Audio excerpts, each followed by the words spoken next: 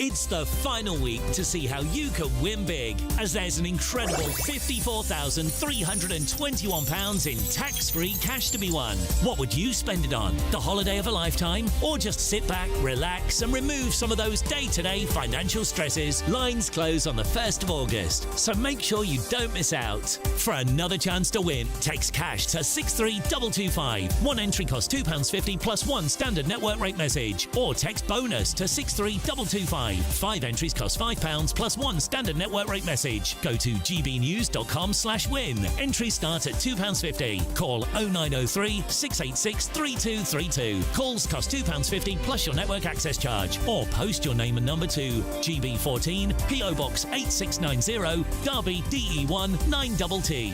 UK only. Entrance must be 18 or over. Lines close at 4 p.m. on the 1st of August. Please check the closing time if listening or watching on demand. Good luck. At GB News, we love to hear from you, our loyal community. So drop us a line at gbnews.com/your say. There you can talk to each other and also to the presenters live on air. gbnews.com/your say, because GB News is your channel, Britain's news channel. Hi, I'm Michelle Dewberry, and my show is your opportunity to cut through all the noise and dive in headfirst to some robust debates. Ideas clash. Situation, No, because the failure is you're deliberately avoiding my point. Nothing's held back. And if you think this is the end of it, wait for more. And we do not shy away from the difficult stuff. Sometimes I want to shake people and say, if only you understood. So join me on Jubes & Kerr weeknights at 6 p.m, only on GB News, Britain's news channel. Join me, Nana Akua, for an informative, interactive news programme with a difference. It's fun. No, he didn't say that, Dan. I'm so surprised. I think there's an element of truth to that. Join me from 3 p.m. every weekend, only on GB News, Britain's news channel.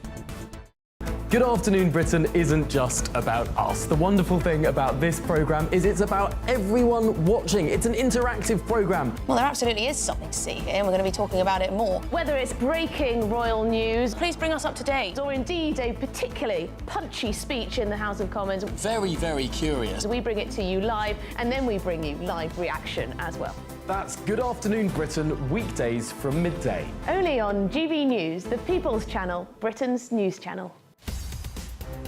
In the GB Newsroom, we bring you the news as it happens. With our team of dedicated journalists across the UK, we're ready to keep you up to date with what's happening every half an hour, every single day.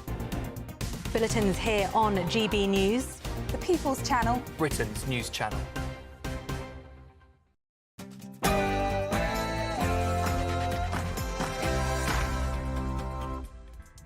Hello, good afternoon and welcome to GB News. We're live on TV, online and on digital radio. I'm Nana Akua. And for the next few hours, me and my panel will be taking on some of the big topics hitting the headlines right now. This show is all about opinion. It's mine, it's theirs, and of course it is yours. We'll be debating, discussing, and at times we will disagree, but no one will be cancelled. So joining me for the next few hours, broadcaster and journalist Danny Kelly, and GB News presenter and senior political commentator Nigel Nelson. Looks very serious.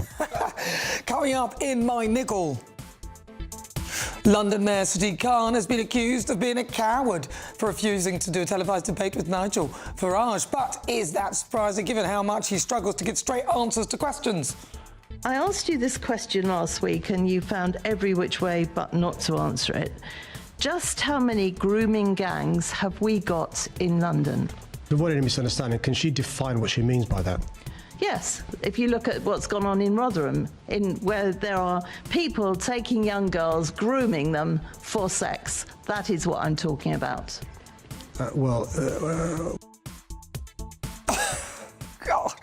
So the Great British Debate coming up, I'm asking, should the UK recognise Palestine as a Palestinian state? This comes as the Prime Minister is in increasing pressure from MPs as well as the French President to officially recognise the state of Palestine. So I'm asking, this is what Keir Starmer had to say. I am working on a pathway to peace in the region, focused on the practical solutions that will make a real difference to the lives of those who are suffering in this war. That pathway will set out concrete steps to turn the desperately needed ceasefire into a lasting peace. Recognition of a Palestinian state has to be one of those steps. Yes, and then in the interview, I'll be joined by the chair of Republicans Overseas, Greg Svensson, to discuss Donald Trump's 5-day visit in Scotland. And of course, today the US President is meeting the President of the EU Commission, Ursula von der Leyen.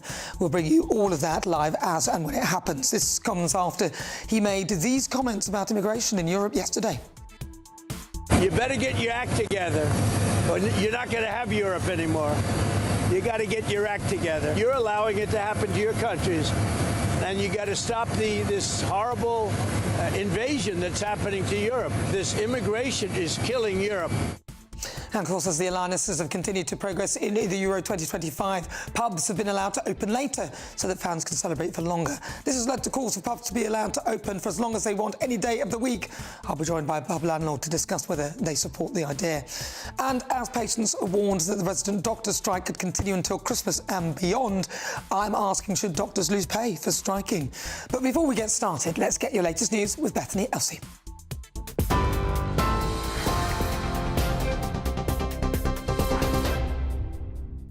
Nana, thank you. Good afternoon. Here's the top stories from the GB newsroom at 3:03.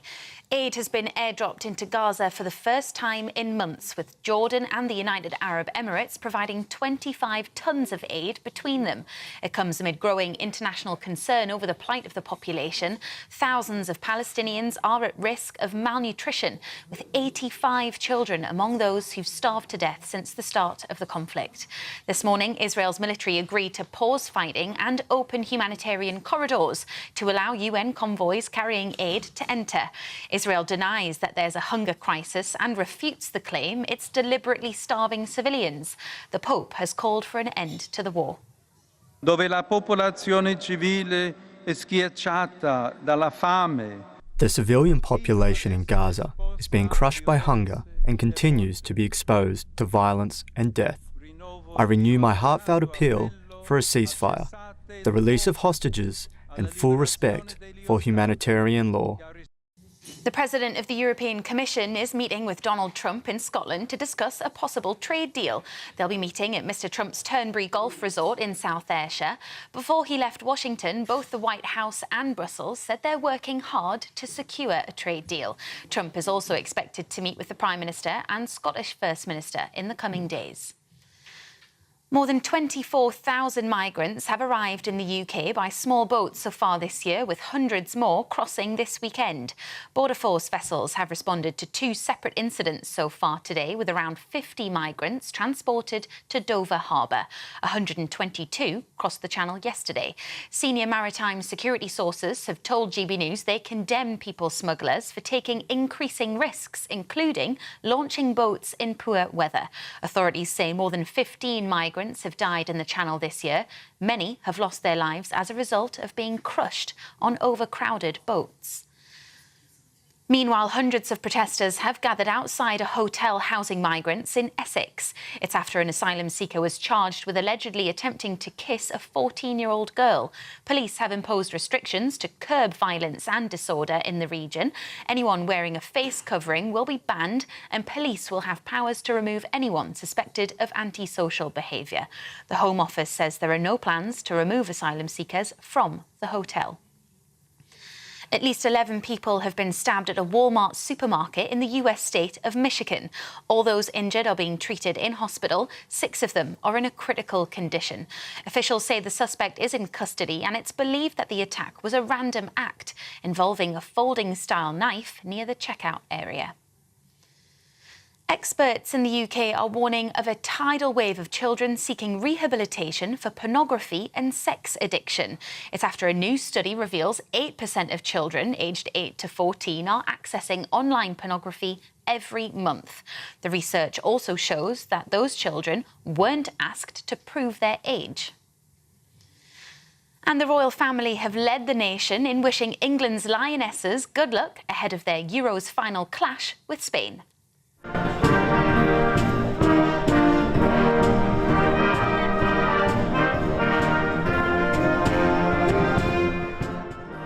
Hundreds of people gathered to watch the Grenadier Guards perform Three Lions and Sweet Caroline on Buckingham Palace forecourt. And the Prince of Wales posted on X that the nation is already so proud of the team. Prince William will be attending the match as patron of the Football Association, which kicks off at 5 p.m. in the Swiss city of Basel. You're up to date. I'll have more news for you in half an hour. For the very latest GB News direct to your smartphone, sign up to News Alerts by scanning the QR code or go to gbnews.com/alerts.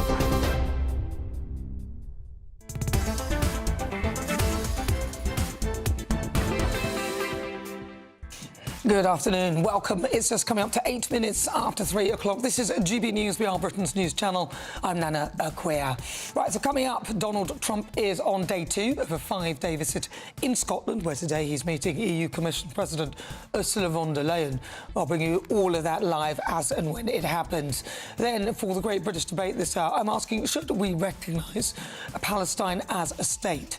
Now, this comes as Sir Keir Starmer comes under mounting pressure from MPs and the French president to make the move. And in Worldview, I'll be joined by host of the Politics People podcast, Paul Dudridge, for the latest news from stateside. That is coming up. As ever, send me your thoughts, post your comments, gbnews.com/your say.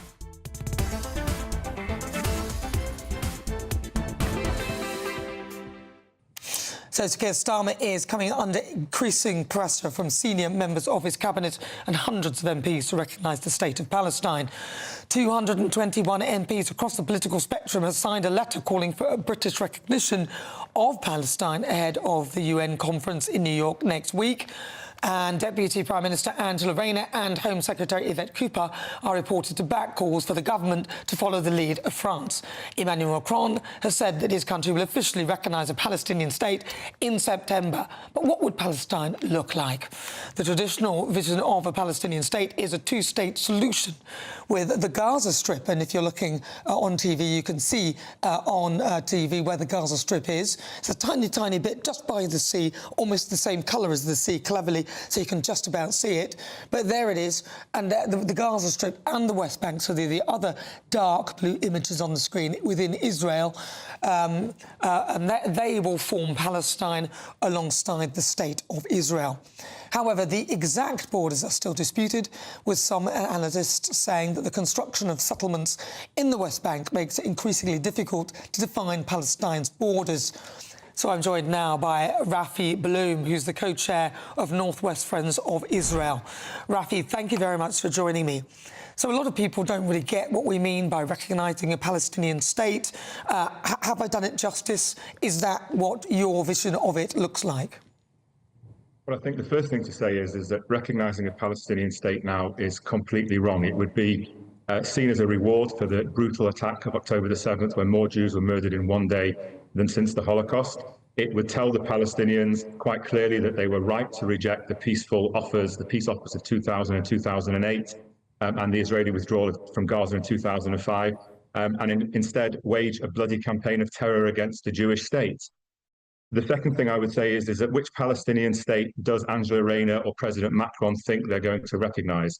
Are they going to recognise the Palestinian state of the West Bank, where President Abbas is 25 years into a 4-year reign? Or are they going to recognise the Palestinian state of Gaza, which Hamas has ruled for almost the last 20 years? And we've seen what that has become, a terror state on Israel's doorstep, attacking it almost constantly. And lastly, I would say, all these people that want to recognise a Palestinian state see themselves as the moral upholders of international law. Yet recognising a Palestinian state arbitrarily, unilaterally, without Israel's agreement, drives a coach and horses, firstly through international law, which says a state must have defined borders, a defined population, but also the treaties that Israel currently has with the Palestinian Liberation Organization and the Palestinian Authority say that any future state will be defined by negotiations, the status of Jerusalem, for example, final borders, land swaps.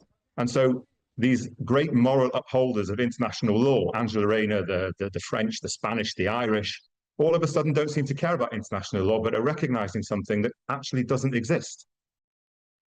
You see, I First of all, they're nowhere near it, so they don't really know what it's really like on the ground. I think that's a problem because it's easy to look from your moral high chair and be an arbiter of morality.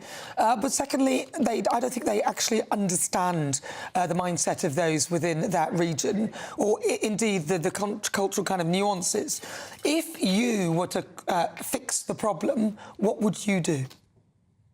Well, the first thing I would say is that the vast majority of Palestinians, and you make an excellent point, they don't understand the region, they don't understand the Middle East, they don't understand the Palestinian mindset. Every time the Palestinians have been offered a sovereign state of their own, alongside a sovereign state of Israel as a Jewish nation state, they have rejected it time and time again, because really what the Palestinians want is the entire area between the river and the sea. When the vast majority of Palestinians who currently live in the West Bank and the Gaza Strip still classify themselves as refugees from what is the modern-day state of Israel, what does that tell you about their mindset? It tells you that quite clearly they do not want a Jewish state existing in the Muslim and Arab Middle East. So what it says to us is that recognizing this merely incentivizes them, emboldens them, and encourages them to continue with the bloody campaign that they've waged so far. And we also know that there is every chance that if there were elections held today in the West Bank, President Abbas, who, as I said, is 25 years into a 4-year reign, will probably lose to Hamas. What that then means is that Israel then has on its eastern border another Hamas-Stan, another terror state that is going to launch attacks on Israel proper from a much closer area than Gaza.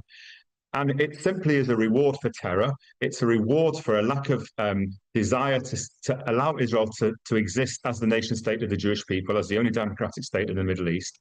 And it's made by people who simply don't understand the Middle Eastern mindset and the fact that the Palestinians, every time they've been offered sovereignty of their own, they have rejected it from 1947-48 onwards. You see, it's a tricky one, isn't it? Because what is the answer then? Is it just a one-state solution that is run by Israel, which would encompass Gaza and the West Bank? No, it's absolutely not. And I believe very much that the Palestinians should have a state of their own, should have self-determination, should have sovereignty, but it has to be done in the right way. You know, if you look at Palestinian textbooks in schools, for example, there is incredibly vicious and violent incitement against Jews, not just against Israelis, against Jews. So the indoctrination that is going on from a young age that Israel shouldn't exist, the maps in their textbooks show the whole of the area between the river and the sea as Palestine. So we have to get to a stage where they explicitly recognize Israel's right to exist, which Hamas doesn't, absolutely does not. They have to stop the incitement to violence that they teach their children. They have to stop their pay-to-slave policy of rewarding terrorists who murder Jews by paying huge salaries to their families. And when we can get to the stage where they can accept Israel's right to exist clearly, categorically, with no ifs and buts, then we can get to a stage where the government of Israel of the day can negotiate for what a Palestinian state would look like. We've got to talk about Jerusalem. You know, what's the status of Jerusalem? Jerusalem is the eternal capital of the Jewish people. That has to be understood by the Palestinians. So there's many, many complexities that have to happen and many discussions that have to take place. And just from what I'm telling you, you can see the difficulties of it. But the Palestinians were offered it. You know, in 2000, Ehud Olmert offered them 97 or 98% of what they wanted. Yasser Arafat said no. In 2008, Ehud Barak did the same, including land swaps, including shared sovereignty of Jerusalem. And they said no, because ultimately they don't want a Jewish state to exist. So we have to start with that. And until we have that, doing this will accomplish nothing except embolden the extremists and the terrorists on the Palestinian side who see violence and the murder of Jews and the destruction of the Jewish state as the way to achieve statehood. All right, Rafi, thank you very much. That's Rafi Bloom. He's the co-chair of Northwest Friends of Israel. Right, let's speak to activist Dr. Yvonne Ridley for her thoughts. Yvonne, you've heard what he said with regard to a Palestinian state. Where do you sit on this? Well, I believe that there should be one state, one solution, one Palestine. And, you know, if we go back before 1947, before the Israeli state, Jews, Muslims and Christians lived in that land peacefully over centuries. And we should return to that. It's quite clear that the Israelis do not want peace. I was disappointed with some of the things Ravi had to say. He went on about the deaths of Jews. Well, what about the deaths of the Muslims and Christians? 60,000 of them, 20,000 children. This isn't just a death, it's a genocide. And it's quite clear that Israel does not want peace. And we've seen this by the failed attempts of the ceasefires. The hostages could have been returned. So wasn't it who broke May? the ceasefire? Wasn't it Hamas who broke the ceasefire? I'm just wondering, and I'm just wondering, and I hear you. I'm wondering why Hamas won't give back the hostages. If we really want to talk, which two-state, whatever the solution is, then surely, instead of harping back to 1948, which we can all do because there's probably an argument before that and before that and before that, how about right now, even to get everybody around the table, Hamas, if they are willing, why would they not release the hostages? That's the bit that I'm struggling with. Why wouldn't they do that? They offered to release them last May and as early as March as well this year. And this was after some really painstaking negotiations from Qatar, Egypt, Jordan, and other interested parties. It's not Hamas that is wanting to break the ceasefire, it's Israel. So are you actively kind of supporting Hamas? It's an inconvenient truth which the right-wing media and stations like yourself refuse to accept, but it is an inconvenient truth and it's out there for all to see, which is why so many people are up in arms and demonstrating and turning out in their hundreds and thousands onto the streets of Britain and across Europe and the rest of the world. Yeah, I just get bored of the lazy argument. It's the right-wing media, because I'm not necessarily right-wing. I err on the side of common sense, and I try and read as much as I can on everything, so I don't sit on either side. So for you to make that presumption, but what I have pointed out very clearly is Hamas have not released the hostages. They didn't release them as per the agreement, and then the ceasefire was broken. So let's be real about this. Who broke the ceasefire, though? If the they ceasefire was broken by Israel. Because Hamas had not complied with what was requested. Listen, if they both, and it's both sides, they both need to come to the table, and it's unhelpful, I think, for a lot of external observers who really don't know much about the region or aren't within the region, pushing for a certain solution that it doesn't sound like either side wants. So you're saying a one-state solution, but I don't know whether Hamas want that. Do they want that? And Israel, I'm not sure what Israel want. Whether they want a two-state solution or Hamas do not represent. Hamas do not represent the Palestinian people. But they're the government of Gaza. Not all of them. I could say that about Keir Starmer. He doesn't represent everybody, but he represents the majority, and he's in charge. So who is in charge then of Gaza? He doesn't represent the majority at all. Well, but they're in charge. They're the government, and so there's not really. They're the ones. The government are controlling everything. Long. Yeah, well, do you know what I mean? So it's really, really difficult because I think where we 100% agree is that we don't want any more killing. The killing must stop, right? Absolutely. So we need a solution, and it needs to be immediate, whatever that is, and then both sides must come to a ceasefire, stop the killing, yeah? Wouldn't it have been wonderful if the British government had agreed to that back in November 2023 to call for a ceasefire, but it wouldn't. But of course now they're all calling for a ceasefire, and it's virtually impossible to stop. It's horrific where we are today. But it has taken nearly 2 years for people to really rise up. Why? Because they are seeing skeletal babies with bones sticking out of skin. I do hear that. It is terrible. But let's be truthful. If Israel had not created the Iron Dome, Israel would look exactly the same. So, do you know what I mean? The Hamas have been firing rockets well before October the 7th. They've been fighting between them. Israel did create the dome to protect the people. Hamas created tunnels. Well, the dome doesn't work, and the Iranians showed that. In lots of places it does. But basically, we do have agreement here, Yvonne. I'd love to see the start fighting end as well. And whatever form that takes, I'd be happy with that. Dr. Yvonne Ridley, thank you very much. Really good to talk to you. Right, so 21 minutes after 3 o'clock. This is GB News, Britain's news channel. Still to come, my niggle of Sadiq Khan, the London mayor being accused of cowardice for refusing to do a TV debate with Nigel Farage. But next, it's time for the Great British Debate this hour, and I'm asking, should the UK recognise Palestine as a state? This is GB News.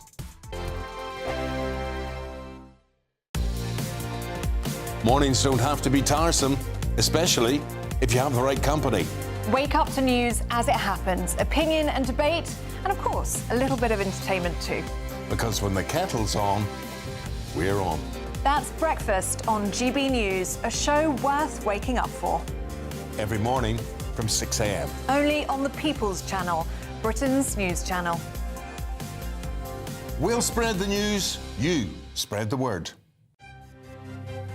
GB News Breakfast, every day from 6 a.m. Well, how about meeting the new ABBA? It's what a lot of people are calling Dad Harmony. It's a new Swedish a cappella group that are the biggest TikTok sensation you can imagine. They are everywhere at the moment, and they join us now. Really good to see you all. With us, we have this morning Thomas, Michael, Sebastian, Peter and Adam. Not necessarily in that order, but I know. There we go. Gents, it's really good to see you. I've got to ask, first and foremost, how did you get started? How do you even get together and think, this is something we can do? Yeah, it's actually all of a coincidence, to be honest. It was, we were friends, but we were Peter had a bachelor party. And like 10 p.m. or something, we started to sing. And I recorded that song. And for some reason, I put it out on my TikTok account with like 7 followers or something. And then it blew up and got like, the first video got 22 million views, I think.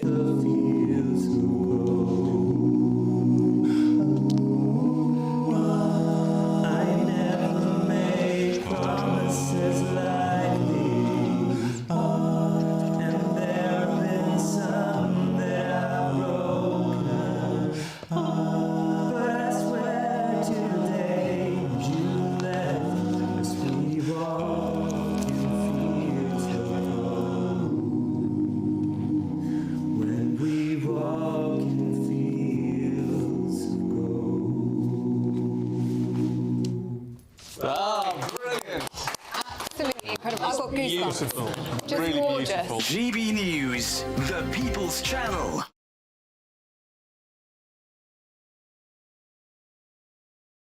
You've read the headlines, you've heard what those in power have to say. How about now we actually get to the truth? They would pay attention. We go beyond the political theatre and tell you what's really going on behind the scenes. For a massive council tax hike, one of the biggest in the UK. Others follow their lines, but we go off script. You sound like a broken record. You say that week after week. Cutting through the narratives and giving you unique perspectives. That's Ben Leo tonight, Saturdays and Sundays from 9 p.m. on GB News, Britain's news channel.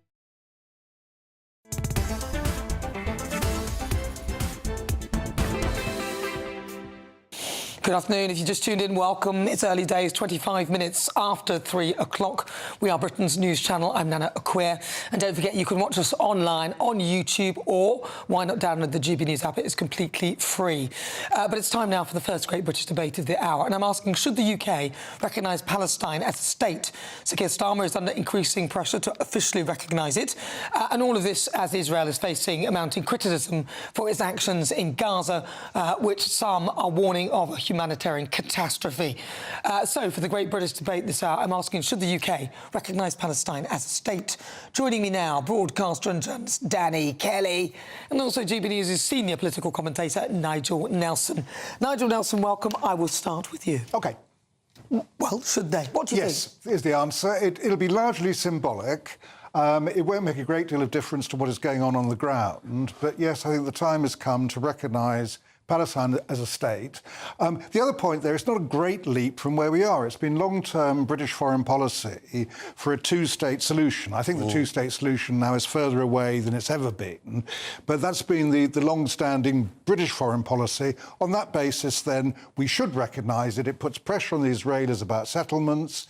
It gives a chance for Palestine to become a member of the UN. And the final reason is why it's significant is we've got historical skin in the game because we ran the Palestinian mandate. But what about the point that was made by my earlier guest, Ralphie, that actually Hamas were running Gaza, and if that were the case, and it became a two-state solution, Hamas would probably end up running the West Bank because Mahmoud Abbas has only got about 4 more years left of a full 25-year term.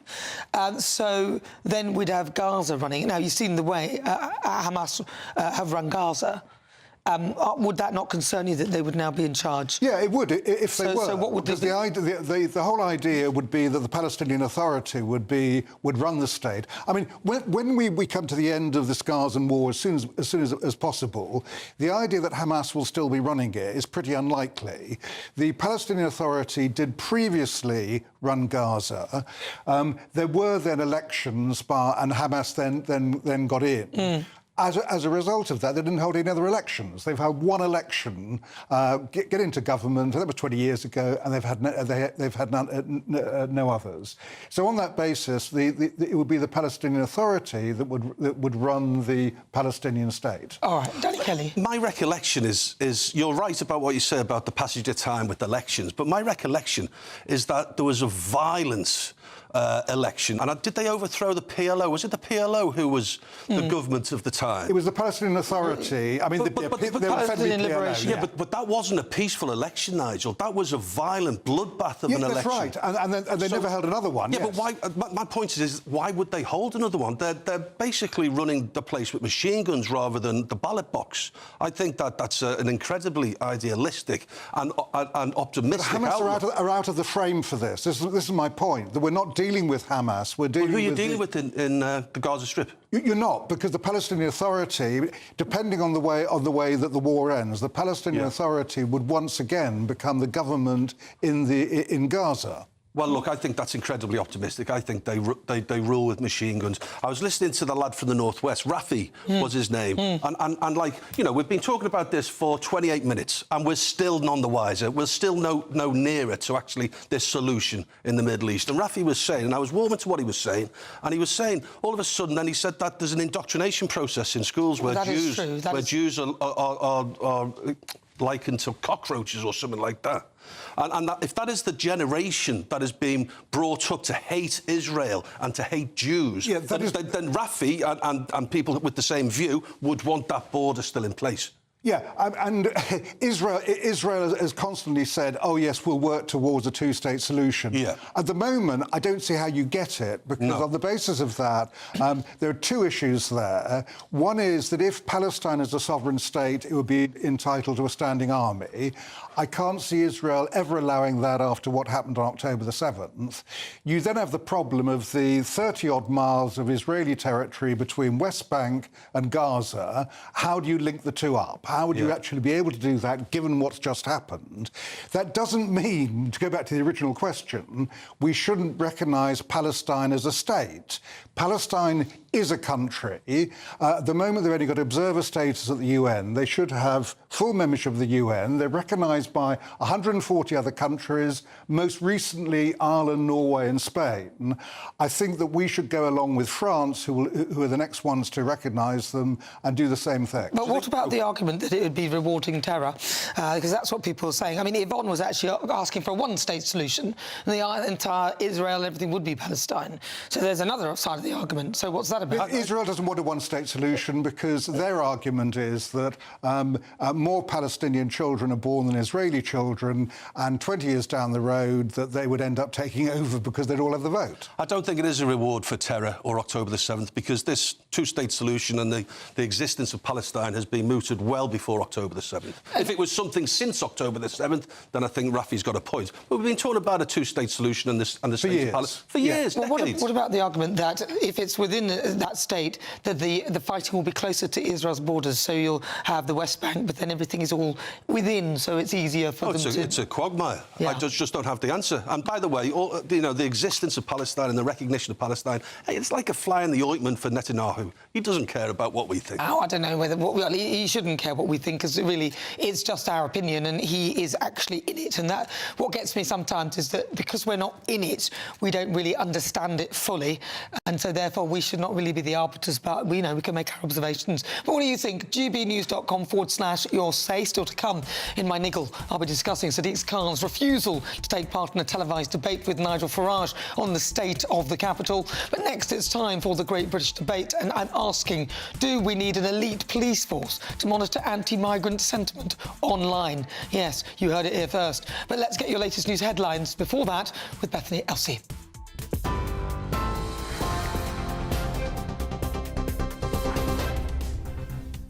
Good afternoon. The headlines from the GB newsroom. Jordan and the United Arab Emirates have between them dropped 25 tons of aid into Gaza amid international concerns over the plight of the population. The President of the European Commission is meeting with Donald Trump in Scotland to discuss a potential trade deal. Hundreds of protesters have gathered outside a hotel housing migrants in Essex after an asylum seeker was charged with allegedly attempting to kiss a 14-year-old girl. More than 24,000 migrants have arrived in the UK by small boats so far this year, with hundreds more crossing this weekend. And Prince William has wished the Lionesses good luck as they aim to retain their European Championship title. The final against Spain kicks off at 5 p.m. Those are the headlines for now. I'll have more for you at the top of the hour. For the very latest GB News direct to your smartphone, sign up to News Alerts by scanning the QR code or go to gbnews.com/alerts.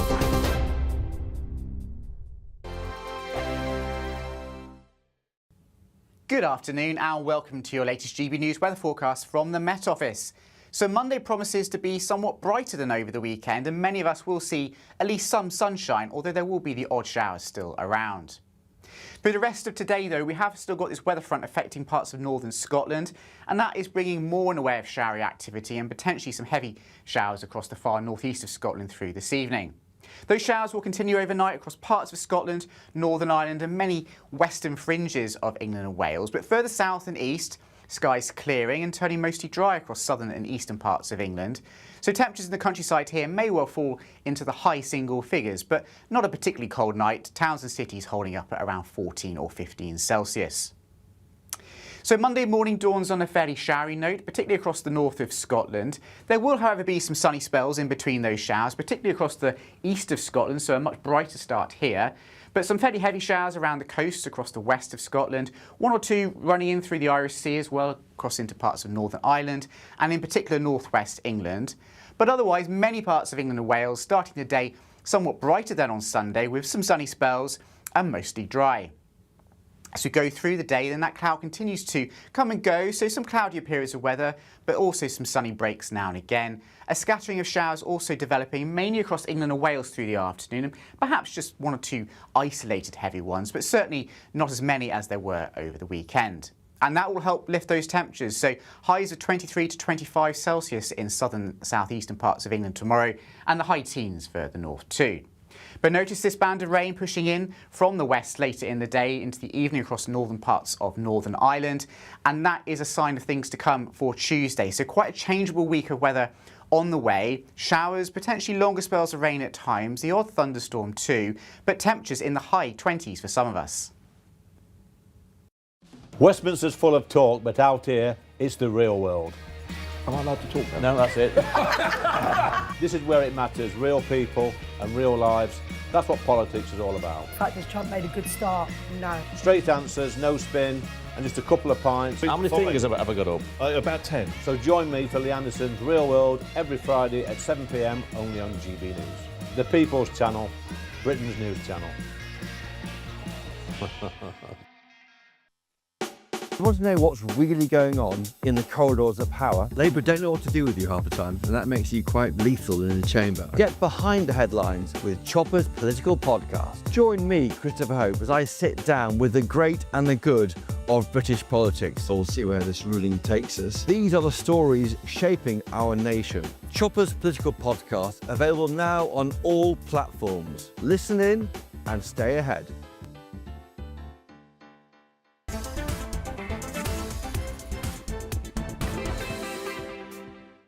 36 minutes after 3 o'clock. Welcome if you've just tuned in. This is GB News. We are Britain's news channel. I'm Nana Akua. It's time for the second Great British Debate of this hour. And I'm asking, do we need an elite police force to monitor anti-migrant sentiment online? More protests have taken place at asylum seeker hotels across the UK this weekend. The demonstrations that started in Epping in Essex a fortnight ago have spread to Leeds, Southampton, Norwich, Bournemouth and Northamptonshire. And police officers are now checking social media for signs of civil unrest. And in a piece in the Daily Telegraph, it was suggested that there will be the creation of a new elite police force who will monitor social media words online. So for the Great British Debate, I'm asking, is that really the right route? Do we really need an elite police force to monitor anti-migrant sentiment online? Well, joining me now, GB News senior political commentator Nigel Nelson and also journalist and broadcaster Danny Kelly. Danny Kelly, we will start with you. I think it's an awful idea. You can't get a copper to come to your house if you've been burgled at 4 in the morning. Now they're setting up an elite group of elite coppers to monitor people and their views online. And also, what tells them, who's the arbiter, who's the judge of what's acceptable and what isn't acceptable? Now, we've over the last 12 months, we've learned that Lucy, what was that lady's name? Lucy Connolly. OK, her views are not acceptable online. So we sort of know a line in the sand. So who's in charge of how wide that line is drawn? And also, if someone says on social media, I'm sick of these lads coming over on dinghies... That's not what it's for. That's not what this is for. No, it's there to monitor social media for anti-migrant sentiment amid fears of the summer riots. So anti-migrant sentiment. And the actual title is the National Internet Intelligence Investigations Team. Key there is intelligence. What the police are doing is pick up intelligence from the internet to predict any kind of civil unrest they may have to deal with. So it's purely an intelligence gathering operation. Now, I would agree with Danny. If they turn around and started hammering people just because they have certain views, that would be unacceptable. If what they're looking for is the indications there may be a riot brewing or something like that, that is the police doing their job. But a lot of the social media and some of the stuff, it came from Russia and other places. So there was Russia stoking division within the UK hope online. That these guys, I don't know how elite they are, but if they are elite, that they would be able to tell the difference between a Russian bot and somebody in this country who might be planning a violent act. What I was going to say, Nigel, I'm sick of these lads coming over on dinghies. Let's go to the hotel and protest. That's what I was about to say. So that is something of interest to this new elite band of police officers. It would be if there was a protest they didn't know about. Yeah, but so what? So that's my point. You should be allowed to organise peaceful protests. You should. And you at a location that you're worried about. These lads, predominantly lads, young lads, teens, early 20s,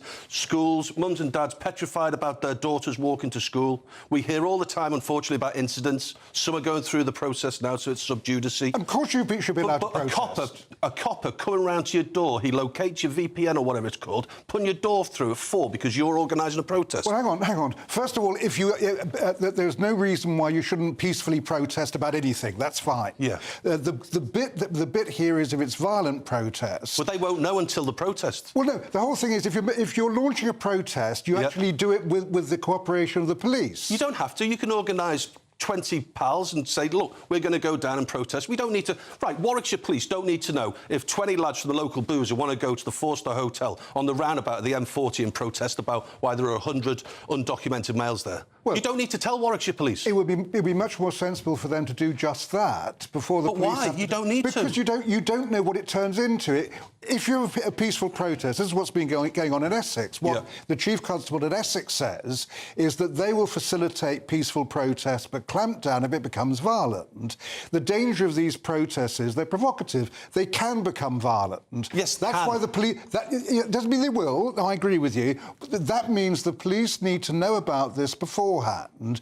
And if it looks like troublemakers are going to move in, and they can find that out from the internet, because the way it's being organised, that seems a proper intelligence operation. What's the difference then between 20 locals going down to the hotel on the M40 and 20 mums and dads protesting about certain things that are taught at school? Nothing. By your logic, the 20 mums and dads need to alert Warwickshire Police. If the protest is peaceful, there is no difference. So you shouldn't have to tell Warwickshire Police. No, but if a large gathering of people, or any police force, I should say, if a large gathering of people intend to get together, then the police ought to know about it. So most protests, you actually inform the police and say we're going to protest on certain. So why do they need an elite police force to find the protest if most protesters do that anyway? Because what you're looking for is anybody who actually wants to cause trouble. So the danger of these protests, if it's ordinary mums and dads, local people who are saying we object to an asylum hotel on our doorstep, that's fine. If they want to protest about that, great. But all of us, just being sensible, know that these things are provocative. Troublemakers can move in. There's then violence. But you can say that. You can say that about anything, right? You can set up something and then some nasty element. I could have a nice party, another engagement party, but I'll stick with this current one at the moment. No, he's lovely. But I could have another engagement party, right? And some bad people can come along. Anything can happen. So do I need to inform the police that I'm having a gathering and some bad people might arrive, they might not? Or I think it's a bit infringing. So what's the point of that? We're talking about a protest that is provocative. I mean, somebody might be protesting about me. It doesn't have to be provocative. That's the thing. It's only provocative when the other group, when there's an opposition, that's when it's provocative. So you have the refugees... Which also happens, that you might have had a left-wing group turning up. Exactly. Well, they don't just turn up. I mean, last time they were busting by the police. That's the provocation, when you have two teams, two different tribes, if you like. But the issue itself that they're protesting about becomes provocative. If you look at, say, Tommy Robinson's tweets that he puts out, he's not advocating violence or anything like that, but the mere fact he's trying to gather people together is in itself provocative, and he knows it. No one's talking about Tommy Robinson in this conversation. We're talking about an impromptu protest. Now, this is a suppression of democratic free speech because you want, and let's stick with the M40 hotel, you think that those 20 concerned mums and dads have to go to Warwickshire Police before they go to the hotel to protest peacefully. That's what you want. What I'm saying is that it's sensible if you want to make a protest that you inform the local police. Why do you need the police there? So you don't need the police there. The police need to know what is going on. Do you not think it's a sensible thing if a group of people are gathering? No. And that might expand. The 20 people might turn into 200. You're talking about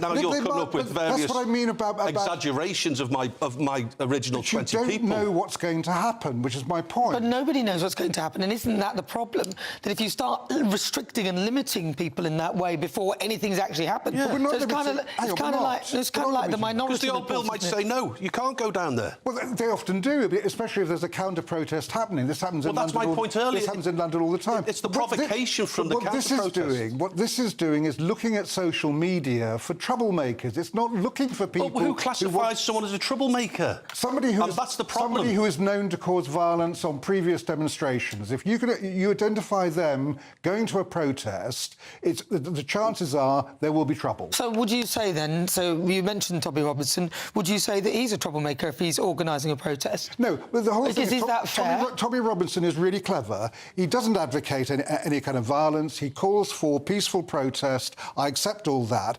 And because he's clever, he knows he is being provocative when he does it. No, maybe he's calling for peaceful protest about an issue that means a lot to him, and he's actually concerned about that issue. It might not be that he's trying to be clever. He might be just trying to get people together to galvanise, our feelings and thoughts to hold the government to account. But he does know it'll be provocative. This is my point. But that's because that's that they've created. But the reality is, he is a normal citizen, just like all of us. Yes. And if there is something that he's passionate about, he is entitled, just like all of us, to protest peacefully, just like all of us. Yes. And if other bad elements come into the protest, why should he be blamed for it? No, hang on. I'm not blaming him for it. What I'm saying is he is aware that bad elements that you described there might turn up. But we all are. What is happening is because he's a clever bloke, he knows what is happening is provocative. He is not encouraging it, I accept that, but you end up in a situation where there could be a riot. And that is the point of a unit like this one, to see if they can predict it. To stop it from before it happens, it sounds like I predict a riot, which was that song from the 1990s. I can't remember who. 1 point for the person who works out who actually sang that song. I can sing it, but I don't know. I predict a riot. Who is it at home? gbnews.com/what you'll say. Who sang or wrote that song, I Predict a Riot?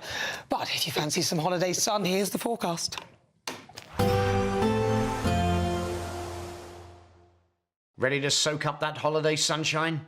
Won't we need some cover? No worries. All sorted. All Clear Travel Insurance sponsors GB News Travel Destinations Forecast. If you're holidaying across Europe at the moment, conditions are quite varied depending on where you're going. For Iberia, it's fine and settled with some warm sunshine. There were a few showers across parts of the Pyrenees. Some heavier showers and thunderstorms developing around the Alps and down through the Balkan regions as well. The heat wave that we've had across the eastern Mediterranean recently is beginning to ease, and so it's a touch fresher for Greece now, but parts of Turkey could hold on to the heat until later on next week. All Clear Travel Insurance sponsors GB News Travel Destinations Forecast. It's Patrick Christie's Tonight, and here we do things differently. It's explaining the absolute madness of this, doesn't it? It's explosive. I mean, this is very good. It's lively. 850. Your government sat there, Sean, and it did nothing. It's controversial. And the Middle East has been in turmoil since before I was born. It's everything you need to kickstart your evening. Everyone's had their Weetabix tonight. I love to see it. That's Patrick Christie's Tonight, weeknights from 9 p.m. Only on GB News, the People's Channel, Britain's news channel. Britain was once the envy of the world. But look around. A nation that no longer knows what it is or where it's going. A country that's broken. How do we fix Britain? How do we bring it back? Friday night with Matt Goodwin at 8 p.m. only on GB News. Hi, I'm Michelle Dewberry, and my show is your opportunity to cut through all the noise and dive in headfirst to some robust debates. Ideas clash. Situation, no, isn't it? No, Because the failure is... You're deliberately avoiding my point. Nothing's held back. And if you think this is the end of it, wait for more. And we do not shy away from the difficult stuff. Sometimes I want to shake people and say, if only you understood. So join me on Jubes & Co. weeknights at 6 p.m. only on GB News, Britain's news channel. In the GB Newsroom, we bring you the news as it happens. With our team of dedicated journalists across the UK, we're ready to keep you up to date with what's happening every half an hour, every single day. Bulletins here on GB News, the People's Channel, Britain's news channel. This is Britain's Newsroom, where your voice matters. It's just astonishing. With expert analysis and honest opinion, we don't just keep you informed. We bring you unique perspectives you won't see anywhere else. Can't argue with any of that. When the news happens, it happens here. On Britain's Newsroom, weekdays from 9:30 a.m. Only on GB News. Good Afternoon Britain isn't just about us. The wonderful thing about this programme is it's about everyone watching. It's an interactive programme. Well, there absolutely is something to see here, and we're going to be talking about it more. Whether it's breaking royal news, please bring us up to date, or indeed a particularly punchy speech in the House of Commons. Very, very curious. We bring it to you live, and then we bring you live reaction as well. That's Good Afternoon Britain, weekdays from midday. Only on GB News, the People's Channel, Britain's news channel. Mornings don't have to be tiresome, especially if you have the right company. Wake up to news as it happens, opinion and debate, and of course, a little bit of entertainment too. Because when the kettle's on, we're on. That's Breakfast on GB News, a show worth waking up for.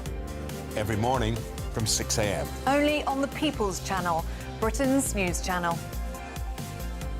We'll spread the news, you spread the word.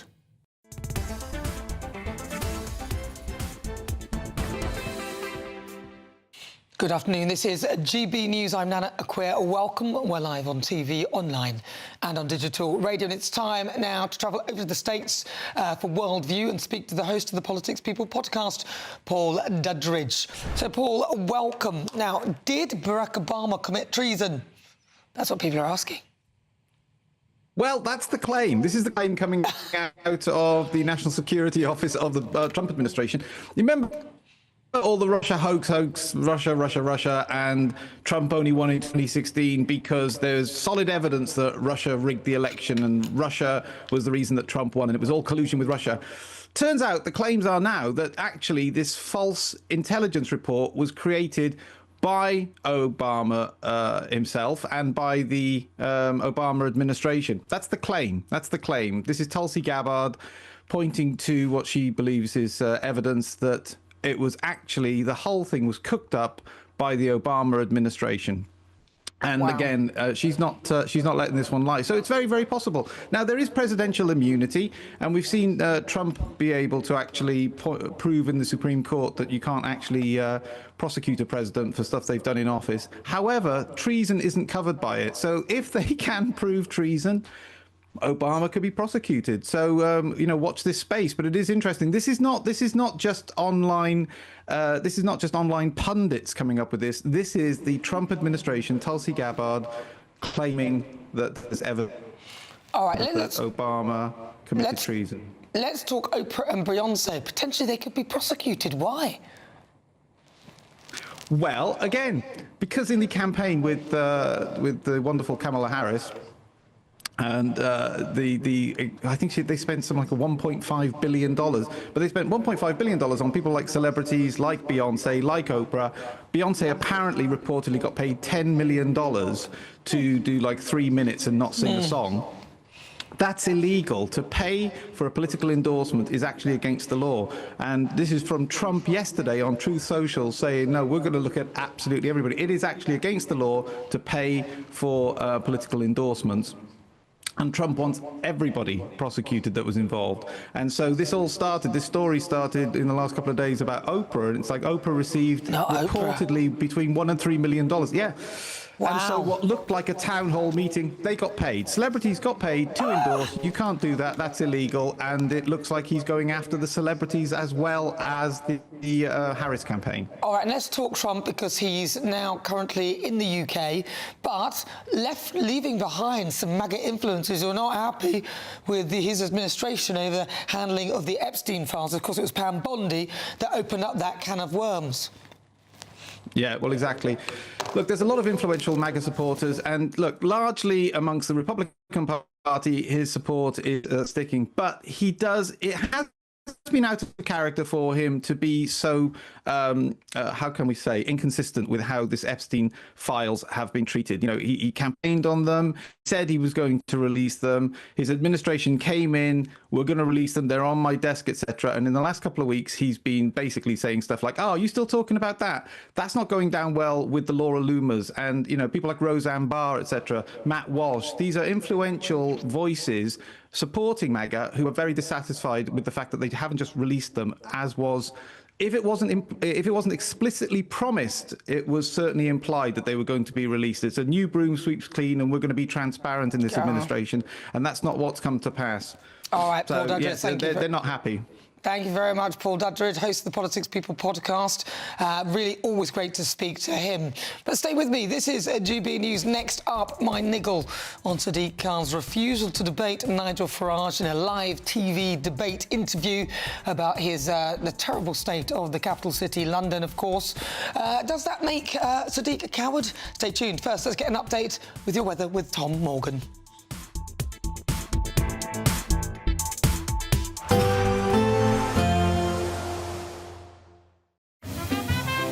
Heavy showers first thing will be followed by a warm, cosy day. Boxed boilers, sponsors of weather on GB News. Good afternoon and welcome to your latest GB News weather forecast from the Met Office. So Monday promises to be somewhat brighter than over the weekend, and many of us will see at least some sunshine, although there will be the odd showers still around. For the rest of today, though, we have still got this weather front affecting parts of northern Scotland, and that is bringing more in the way of showery activity and potentially some heavy showers across the far northeast of Scotland through this evening. Those showers will continue overnight across parts of Scotland, Northern Ireland and many western fringes of England and Wales, but further south and east, skies clearing and turning mostly dry across southern and eastern parts of England. So temperatures in the countryside here may well fall into the high single figures, but not a particularly cold night. Towns and cities holding up at around 14 or 15 Celsius. So Monday morning dawns on a fairly showery note, particularly across the north of Scotland. There will, however, be some sunny spells in between those showers, particularly across the east of Scotland, so a much brighter start here. But some fairly heavy showers around the coasts across the west of Scotland, one or two running in through the Irish Sea as well, across into parts of Northern Ireland, and in particular northwest England. But otherwise, many parts of England and Wales starting the day somewhat brighter than on Sunday, with some sunny spells and mostly dry. As we go through the day, then that cloud continues to come and go, so some cloudier periods of weather, but also some sunny breaks now and again. A scattering of showers also developing, mainly across England and Wales through the afternoon, and perhaps just one or two isolated heavy ones, but certainly not as many as there were over the weekend. And that will help lift those temperatures, so highs of 23 to 25 Celsius in southern southeastern parts of England tomorrow, and the high teens further north too. But notice this band of rain pushing in from the west later in the day into the evening across northern parts of Northern Ireland, and that is a sign of things to come for Tuesday. So quite a changeable week of weather on the way. Showers, potentially longer spells of rain at times, the odd thunderstorm too, but temperatures in the high 20s for some of us. There will be a light breeze in the morning, leading to a warm front. Boxed heat pumps, sponsors of weather on GB News.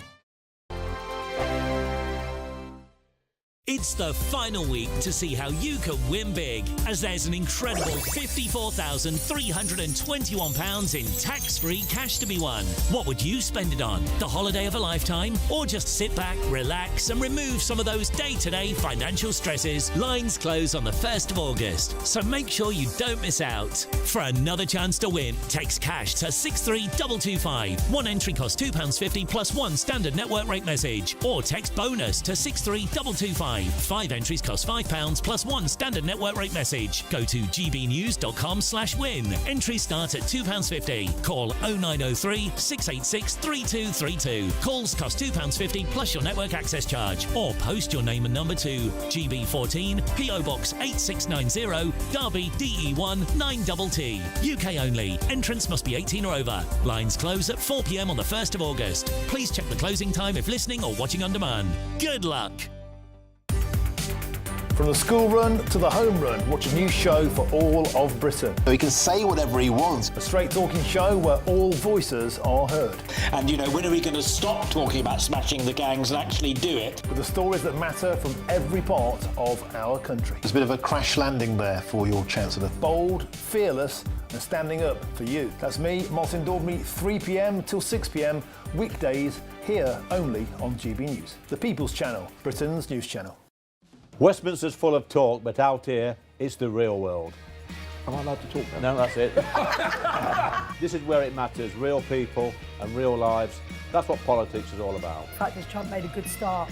No. Straight answers, no spin, and just a couple of pints. How many fingers have I got up? About 10. So join me for Lee Anderson's Real World every Friday at 7 p.m, only on GB News. The People's Channel, Britain's news channel. You want to know what's really going on in the corridors of power? Labour don't know what to do with you half the time, and that makes you quite lethal in the chamber. Get behind the headlines with Chopper's Political Podcast. Join me, Christopher Hope, as I sit down with the great and the good of British politics. We'll see where this ruling takes us. These are the stories shaping our nation. Chopper's Political Podcast, available now on all platforms. Listen in and stay ahead. It's Patrick Christie's Tonight, and here we do things differently. It's explaining the absolute madness of this, doesn't it? It's explosive. I mean, this is very good. It's lively. 850. Your government sat there, Sean, and it did nothing. It's controversial. And the Middle East has been in turmoil since before I was born. It's everything you need to kickstart your evening. Everyone's had their Weetabix tonight. I love to see it. That's Patrick Christie's Tonight, weeknights from 9 p.m. Only on GB News, the People's Channel, Britain's news channel.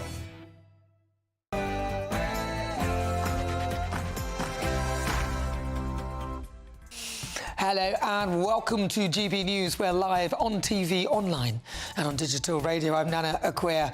And for the next few hours, me and my panel will be taking on some of the big topics hitting the headlines right now. This show is all about opinion. It's mine, it's theirs, and of course it's yours.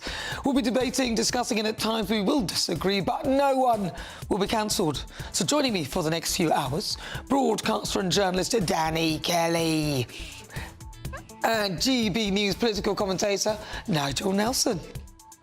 In my niggle, London Mayor Sadiq Khan has been accused of being a coward for refusing to do a televised debate with Nigel Farage. But is that surprising given how much he struggles to give straight answers to questions? I asked you this question last week and you found every which way but not to answer it. Just how many grooming gangs have we got in London? The one misunderstanding, can she define what she means by that? Yes, if you look at what's gone on in Rotherham, where there are people taking young girls, grooming them for sex, that is what I'm talking about. Sorry.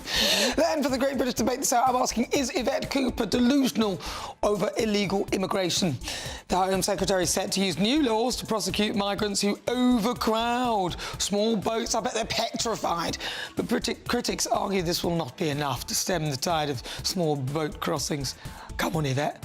Then in the interview, I'll be joined by the chair of Republicans Overseas UK, Greg Sensen, to discuss Donald Trump's 5-day visit to Scotland. The president ruffled a few feathers when he made these comments about immigration into Europe yesterday.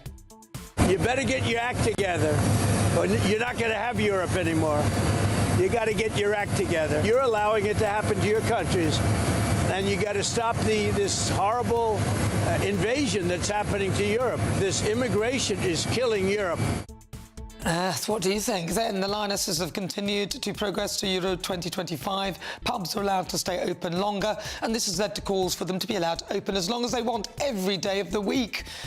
What do you think? And as patients are warned that resident doctor strike could continue until Christmas and beyond, I'm asking, should doctors lose pay for strikes? But before we get started, let's get your latest news with Bethany Elsey.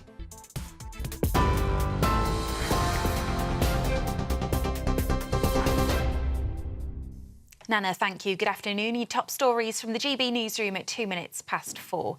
Aid has been airdropped into Gaza for the first time in months, with Jordan and the United Arab Emirates providing 25 tons of aid between them. It comes amid growing international concern over the plight of the population. Thousands of Palestinians are at risk of malnutrition, with 85 children among those who've starved to death since the start of the conflict. This morning, Israel's military agreed to pause fighting and open humanitarian corridors to allow UN convoys carrying aid to enter. Israel denies there's a hunger crisis and refutes the claim it's deliberately starving civilians. The Pope has called for an end to the war. Dove la popolazione civile è schiacciata dalla fame. The civilian population in Gaza is being crushed by hunger and continues to be exposed to violence and death. I renew my heartfelt appeal for a ceasefire, the release of hostages, and full respect for humanitarian law. The President of the European Commission is meeting with Donald Trump in Scotland to discuss a possible trade deal. They'll be meeting at Turnberry, Mr Trump's golf resort in South Ayrshire. Before he left Washington, both the White House and Brussels said they're working hard to secure a trade deal. Trump is also expected to meet with the Prime Minister and Scottish First Minister. More than 24,000 migrants have arrived in the UK by small boats so far this year, with hundreds more crossing this weekend. Border Force vessels have responded to 2 separate incidents so far today, with around 50 migrants transported to Dover Harbour. 122 crossed the English Channel yesterday. Authorities say more than 15 migrants have died in the Channel this year, many losing their lives as a result of being crushed on overcrowded boats. Meanwhile, hundreds of protesters have gathered outside a hotel housing migrants in Essex. It's after an asylum seeker was charged with allegedly attempting to kiss a 14-year-old girl. Police have imposed restrictions to curb violence and disorder. Anyone wearing a face covering will be banned, and police will have powers to remove anyone suspected of antisocial behaviour. The Home Office says there's no plans to remove asylum seekers from the hotel. Wildfires are raging across several countries in southeast Europe, fuelled by dry conditions, high winds and extremely hot temperatures. Around 150 fires have broken out across Greece, Turkey and Albania, with thousands of people forced to evacuate their homes. Forests have been scorched and homes burnt to the ground. A politician in Turkey has described the fires in the city of Bursa as an apocalypse. And the royal family have led the nation in wishing England's Lionesses good luck ahead of their Euros final clash with Spain.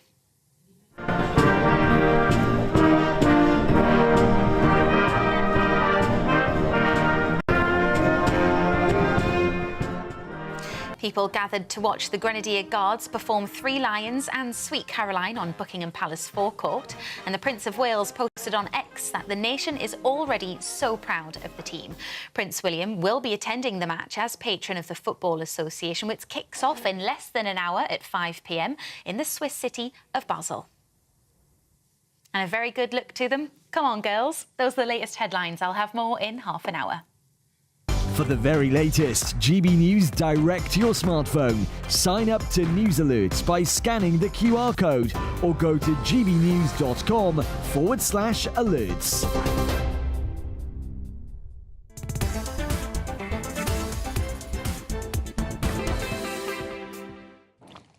Hello, good afternoon. We are fast approaching 7 minutes after 4 o'clock. This is GB News. We are Britain's news channel. I'm Nana Akua. Sir Sadiq Khan, our great Mayor of London, is running scared. He's turned down an offer to debate Reform UK's leader Nigel Farage about the astonishing levels of crime in the capital. Of course he has. When Sadiq's not blaming everything on the far right. What I find unacceptable, though, is some of those who've got legitimate objections joining hands with some of those outside who are part of a far-right group who are... Some of those outside are part of the far-right. And if it's not the far-right's fault, he's dodging questions. I asked you this question last week and you found every which way but not to answer it. Just how many grooming gangs have we got in London? To avoid any misunderstanding, can she define what she means by that? Yes, if you look at what's gone on in Rotherham, where there are people taking young girls, grooming them for sex, that is what I'm talking about. Or he's jetting off to other countries like America to discuss legalising cannabis in the UK. Sadiq Khan's campaign to decriminalise cannabis has been a slow burn. It's 3 years since his visit to a licensed cannabis farm in California, where he announced he was setting up a commission to look at relaxing the law. What is he actually about? In my view, since he's been in charge of our once great capital city, he's turned it into a lawless mess. Over the past 12 months, a crime survey released last week by the Office of National Statistics revealed that shoplifting in London has increased by 53%. That is the steepest rise of anywhere in the country. London also accounted for a third of all knife offences in England and Wales at 16,344, an annual rise of 9%. So what's Sadiq Khan doing about it? The answer, my friend, is blowing in the wind. The answer. Reform UK's leader Nigel Farage, who tried to hold Mr Khan to account by offering him a live televised head-to-head debate on crime in London, said Sadiq Khan has nowhere to hide anymore. The blame for his record in office lies solely at his feet. He has failed Londoners. But Sadiq Khan's office called it a political stunt, claiming that the mayor was too busy working for Londoners to get crime down to take part. And the other one, Nigel responded, "It is just extraordinary and cowardly, and everyone knows that London is becoming a lawless mess. What is Sadiq Khan afraid of? I don't bite." Yes, what are you scared of, Sadiq? It is astonishing to me that politicians these days seem to think they can evade answering questions and can have the choice as to whether they are held to account. A spokesperson for Sadiq's office said, Sadiq is building on the progress that's been achieved in London, with the number of young people being injured with a knife, homicides, lethal bowel discharge and burglary all down since 2016. The Mayor's office said the number of teenage murders in London was at its lowest rate since 2003, while the number of under-25s killed was at its lowest since 2013. Sadiq, I have yet to meet anyone who will actually admit to voting for you. You are the Mayor of London, for all Londoners, and it's about time you started acting that way. In my view, you have ruined the capital, and now you're running scared.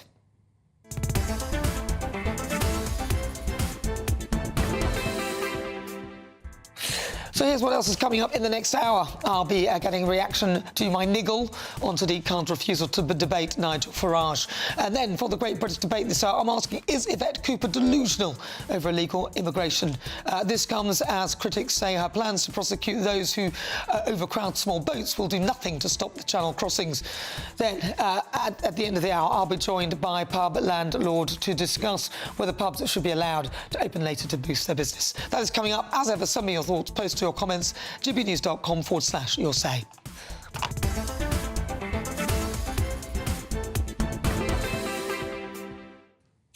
Right, let's speak to Andy Twelves, political commentator, and get his thoughts on my niggle. Andy Twelves, come on. Sadiq Khan, he has absolutely destroyed London. Am I wrong? I don't think he's destroyed London. And just on the point from your niggle at the end of your monologue there, you say you've never met anyone that's voted for Sadiq. I voted for Sadiq. And so did the majority of Londoners. Because No, I said I've never met anyone who'd admit to voting for him. I admit it. Well, I finally have. You're the first person, I have to admit. This is big stuff. This is big stuff. I mean, he's won three mayoral elections. You know, he clearly does have something to offer that Londoners like. And I think when you talk about this accountability, he did have that accountability last year at the mayoral elections, where he won a resounding victory over one of the people in one of those clubs, actually, Susan Hall, who couldn't even tell the truth about whether or not she's been pickpocketed on the tube. So I just don't see the argument that there's no accountability or favourability. Well, why won't he answer questions then? She asked him a very straight question about grooming gangs. He then asked her what a grooming gang was, that's obfuscation at the highest level.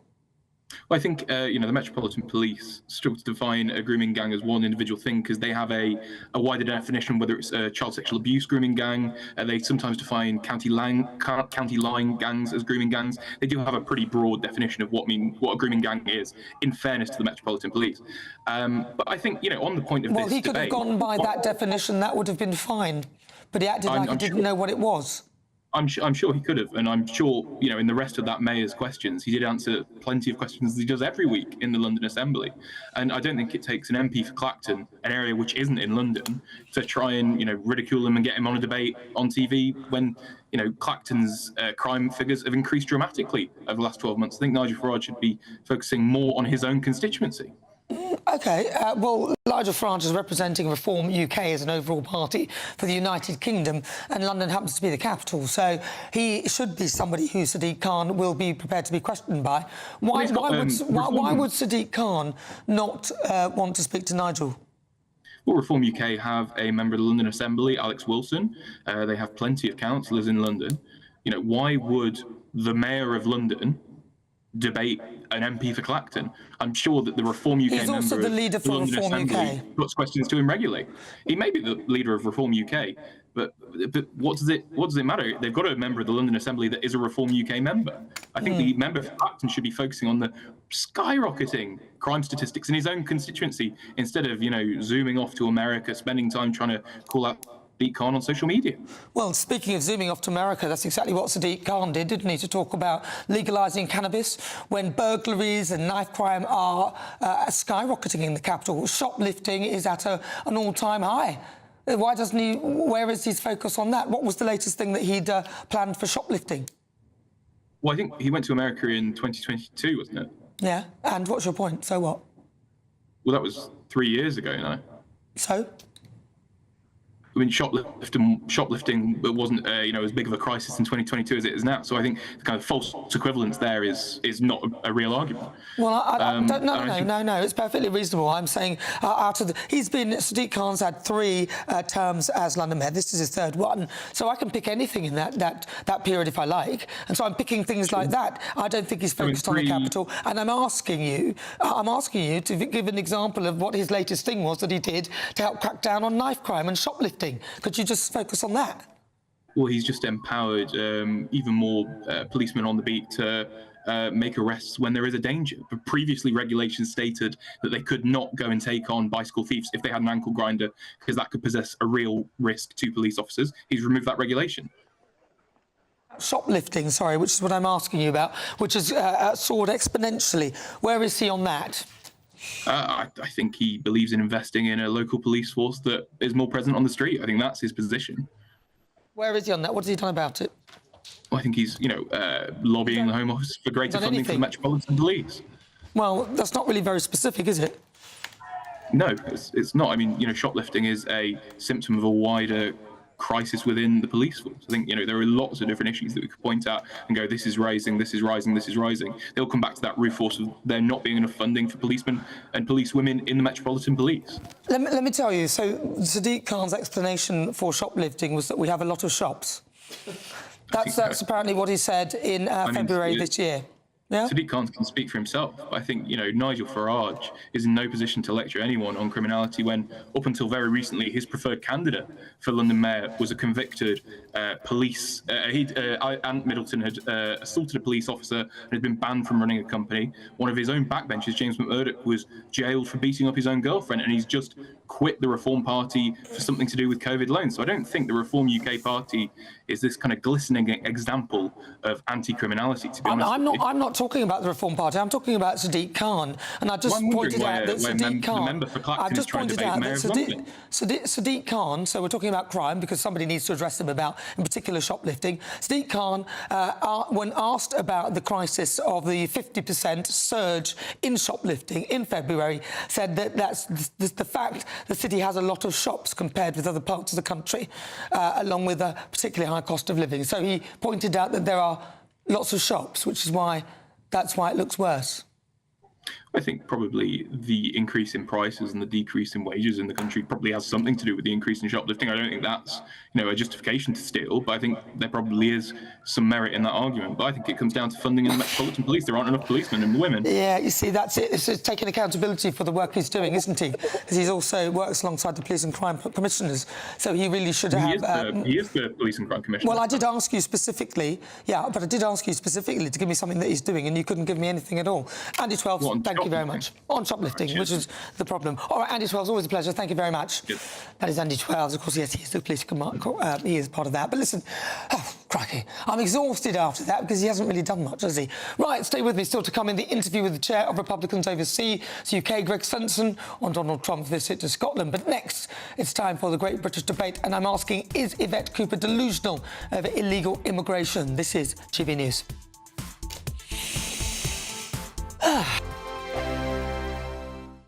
You've read the headlines, you've heard what those in power have to say. How about now we actually get to the truth? They would pay attention. We go beyond the political theatre and tell you what's really going on behind the scenes. For a massive council tax hike, one of the biggest in the UK. Others follow their lines, but we go off script. You sound like a broken record. You say that week after week. Cutting through the narratives and giving you unique perspectives. That's Ben Leo tonight, Saturdays and Sundays from 9 p.m. on GB News, Britain's news channel. Good afternoon, Britain. Weekdays from midday. Welcome to the Bakerloo line, where over the last year, 2 years, every single carriage seems to have been just absolutely covered in graffiti. So we're out this morning to try and do what the Mayor, Sadiq Khan, seemingly can't. Let's clean up the tube.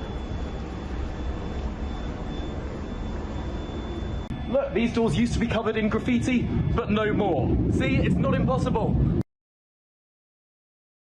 Not impossible it is, because there is so much that can actually be done. And just a few friends of mine, actually a guy called Joe Reeve, who organised this all, he's from the campaign group Looking for Growth. And he got in touch and said, do I want to come? And I was like, absolutely, I bloomin' do. Because I think we can show some pictures of some of our work, which was just on Sunday morning. And it was actually remarkably simple. What we did was we sprayed the graffiti with sort of anti-graffiti spray, eco-friendly anti-graffiti spray, actually, as it is. I didn't know the thing. A bit of scrubbing, and look, it just comes off. I mean, this stuff is not rocket science. A total lack of imagination, a total unwillingness to do anything about the sort of social decay that we're seeing in our cities in the country at the moment. A laziness, a profound laziness and lack of political will at the heart of the governance of London that means that people are just like, oh, the washing machine's broken, we'll just live with this social decay. Well, no, you don't have to live with the social decay. You can come up with new ways to do things. You can give some people some sponges, some water and some graffiti spray and get that stuff off. It's not impossible. Pull your socks up, Sadiq. Do something about it. GB News, the People's Channel. At GB News, we are proud to stand for you, for the Britain you love, for the communities you live in. That's what makes us the fearless champions of Britain. Its voices and its values. Because we, at GB News, the People's Channel, Britain's news channel.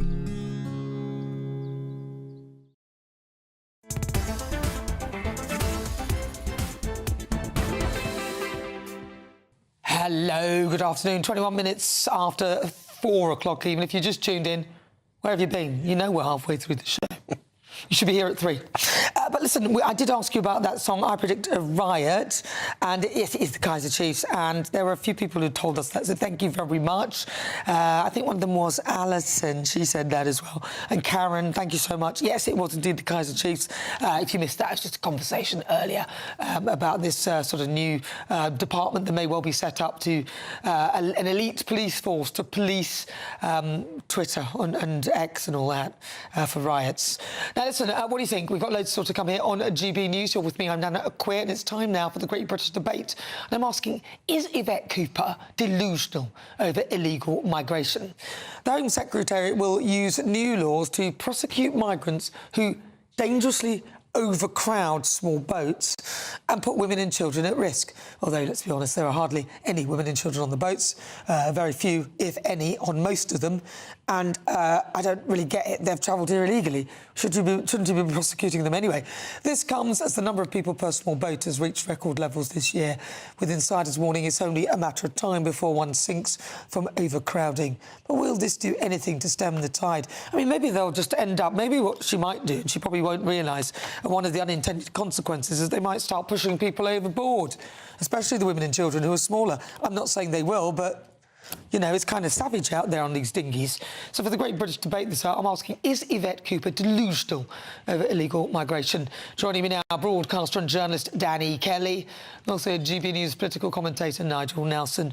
Nigel, I'm sorry, but this is an absurd notion. Why? It's ridiculous. But why is it ridiculous? I mean, she's legitimising it in a way. No, she is. How do you... Only 60 people in a small boat, anything more than 60 and you pushed it. The point she's slightly legitimising it. It's been talked about there is an extension of the law of which already exists of endangering life at sea. So if you end up... What it would mean for the people smugglers if they overcrowd a boat is when you get them in court, you have an extra charge to actually hit them with. So that would give them a longer sentence. When they get into court, where's the smashing the gangs? Which ones have they caught? Well, there's 80 investigations going on at the moment. You don't expect the gangs, them to actually succeed immediately. I agree with you. Well, Patrick we're Christie a year found them on, straight away. And the smashing the gangs thing doesn't appear to have actually made a huge amount of difference. But did you see Patrick Christie's? He found them straight away. I didn't, but... Well, so Patrick Christie's has been on the other side of the channel. Oh, sorry, I did see and, that when he did he that. found gang leaders and people smugglers. I think there are a few of them already. And was able to inform the French authorities and the British authorities. Yes, and what you've got to try and do is get the Mr. Biggs behind it, which is what the investigations are doing, to actually shut down. You don't want the foot soldiers, you want the people who are in charge of it. Well, you could start with the foot soldiers and then work your way up. You could, at least do something. If you're just saying, oh, well, we're waiting for Mr. Big, so we won't do anything, that's not really great. I mean, as I say, 80 investigations going on. I don't know the progress of that, obviously, because that is secret. But they are trying. It won't stop the boats. I mean, I think that we have to get realistic, that in the short term, there is no chance of actually stopping boats coming across. You might mitigate the numbers by dealing with the gangs. What Yvette Cooper is talking about here is extra charges for people who are smuggling, extra charges for people who try and throw people out of boats, as you mentioned. Well, that's what she's done there, is literally almost legitimise the fact that you can have a certain number of people in a dinghy, and if you've got any more, then, oh, well, you've broken the law. So what they'll do is they'll chuck the weaker people off the side. Nigel, they may not get stiffer sentences because a judge may deem that the human trafficking is more serious than overcrowding a dinghy.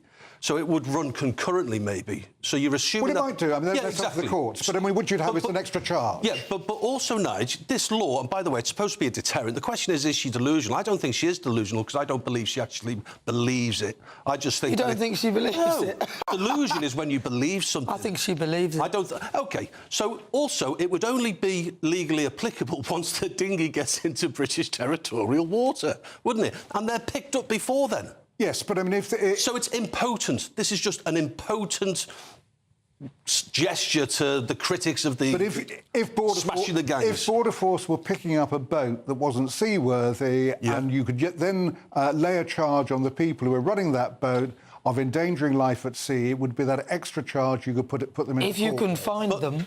Yeah. If you could find them, or also So on the what's boat the point? itself. You mentioned the women and children who might get trampled. They'll be thrown off the side. Well, whatever. I mean, we are talking about 75%, I know, are young men, but there's still 25% of women and children. 25. I think the percentages are a little bit high there, Nigel. Well, so what you're saying is in every dinghy with 60 people, so let's say every dinghy with 45 men, you're saying 15 are women. That's not how it is at all. Dinghy, no, there's no way, because that would mean that there must be one dinghy full of women at least to average that out. That doesn't happen, Nigel. It's at least 90% minimum. Women and children are coming across. I live in Kent. Kent is on the front line of the boats coming in. Near us are migrant hotels. They're full of women and children. So what's your point? I mean, these migrant hotels have been going for years. Children are coming across the channel. Yeah, it's not just the hotel might not be very big for it to be full of women and children, and B, it's been happening for such a long time that I don't doubt that one hotel might have a lot of women and children. Yeah, I'm just making the point. All of the others. Let's talk about the other. But let's talk about all the other 277 or something hotels. They're full of mainly men. They are mainly men. I agree with you. They're mainly men. So that's not 25%, is it? Well, that's one hotel you found. They've been talking about. No. It's not going to be a deterrent. You know, these people are part of the mob. They're the mafia associated with this gang smuggling, people trafficking. And if you do it, Nana said something really interesting. If you start off with the minions, right, if you've got any knowledge of how the New York mob was brought down, it's because what they do is they go after the little fellas on the street and then they turn them into supergrasses. So don't dismiss, I don't think you should dismiss the old gendarme nicking some of the lads who Patrick Christis was very, very bravely, in my opinion, very bravely trying to interview. They're the minions. They're not the Mr. Biggs who are keep themselves miles away from Dunkirk. It might not even be that... Never underestimate the significance of nicking someone. It might not even be that model either, because they might be like mini cells. There might be cells of people creating this. I mean, that works with the assumption that what is actually happening here is done in a sort of big, kind of structured system, when actually it could just be cells of people operating. Or a mixture of both. A mixture of both. But why not start suffocating the cells, and then you can start getting the wider picture. But you need to start doing something. They've done nothing. Well, nothing at all. I'm not saying they've done nothing, but I do accept that in the year it's not been a huge success. And at the moment, there is no immediate short-term solution to stopping the boats. But what have they done? It hasn't been Give me one thing that you know that they've actually done where they're smashing the gangs, because that's what they said they would do. Yeah, they did say they smashed the gangs, and I've just accepted that this has not happened in the first year, which they've had a chance of doing it. What I also, they have got 80 investigations going on, so at least that is actually happening. Now, I take your point. We can't see any physical difference, and the numbers of people coming across are going up. 50% up. We've got to actually... We've got to then deal with the whole thing in a completely different way. She's deluded. If she thinks, Yvette, sorry, Yvette, but you're delusional if you honestly think that what you're going to do is punish people for overloading the boats, because what you're actively doing, in a sense, is legitimising it, saying you can have 60 people per dinghy, that's fine. And if there's more than that, who will be chucked over the side? More likely the women and children. Yeah. And you know, these gangsters just don't care about this sentence, this added charge now. They don't. They don't care. They don't care. And it'll probably run concurrently. And also, they're in French territorial water. The point is that it doesn't matter whether this is legislation, because British territorial waters... No, I appreciate that. Once the dinghy gets to the border, and then the British border force pick them up... It can only apply once you're on British territory, I get that. But when it comes down to dealing with the French, you were asking, what are they doing? At the moment, they're negotiating the one in, one out. Well, I mean, the whole...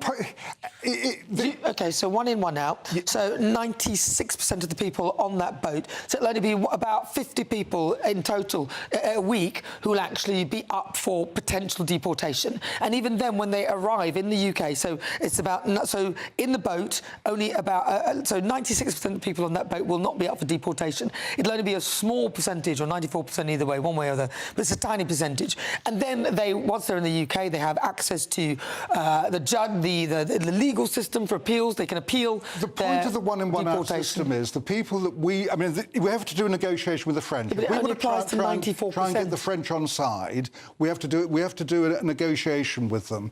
The people who would come in are the ones who are most likely to get asylum anyway because they've got relatives here. The people we send back to France are the ones who won't. Yes, so but at least we're getting rid of they're only allowed a small percentage of people who can be sent back anyway. So it'll be about 50 people a week. It works out about 94% of the people on the boat. It would be very that's much. rubbish. It's just like Rwanda would only ever have catered for 300 right, listen, people. I want to hear your thoughts. Stay tuned. Loads more still to come here. Let's cross live now to Scotland, though, where US President Donald Trump will be meeting. We'll do that just after this. Let's get your latest news headlines with Bethany Elsey.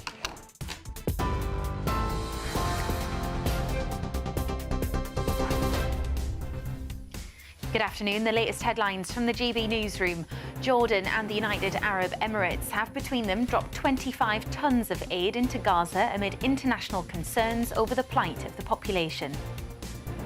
The President of the European Commission is meeting with Donald Trump in Scotland to discuss a potential trade deal.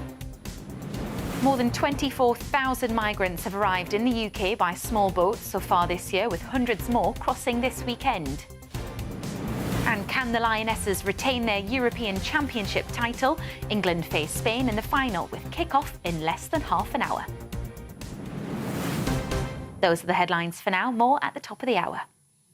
For the very latest GB News direct to your smartphone, sign up to News Alerts by scanning the QR code or go to gbnews.com/alerts.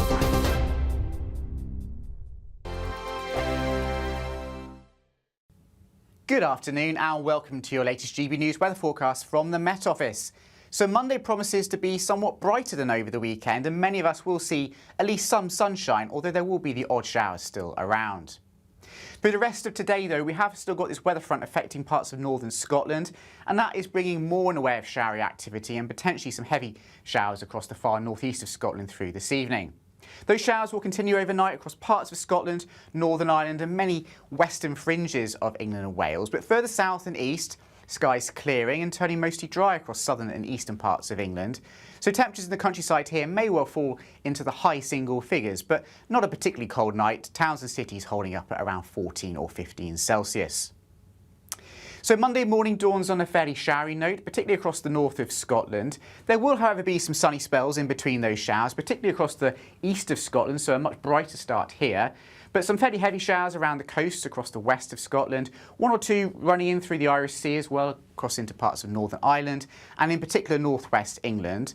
But otherwise, many parts of England and Wales starting the day somewhat brighter than on Sunday, with some sunny spells and mostly dry. As we go through the day, then that cloud continues to come and go, so some cloudier periods of weather, but also some sunny breaks now and again. A scattering of showers also developing, mainly across England and Wales through the afternoon, and perhaps just one or two isolated heavy ones, but certainly not as many as there were over the weekend. And that will help lift those temperatures, so highs of 23 to 25 Celsius in southern southeastern parts of England tomorrow, and the high teens further north too. But notice this band of rain pushing in from the west later in the day into the evening across northern parts of Northern Ireland, and that is a sign of things to come for Tuesday. So quite a changeable week of weather on the way. Showers, potentially longer spells of rain at times, the odd thunderstorm too, but temperatures in the high 20s for some of us. Good Afternoon Britain isn't just about us. The wonderful thing about this programme is it's about everyone watching. It's an interactive programme. Well, there absolutely is something to see here, and we're going to be talking about it more. Whether it's breaking royal news, please bring us up to date. Or indeed a particularly punchy speech in the House of Commons. Very, very curious. We bring it to you live, and then we bring you live reaction as well. That's Good Afternoon Britain, weekdays from midday. Only on GB News, the People's Channel, Britain's news channel. Mornings don't have to be tiresome, especially if you have the right company. Wake up to news as it happens, opinion and debate, and of course, a little bit of entertainment too. Because when the kettle's on, we're on. That's Breakfast on GB News, a show worth waking up for.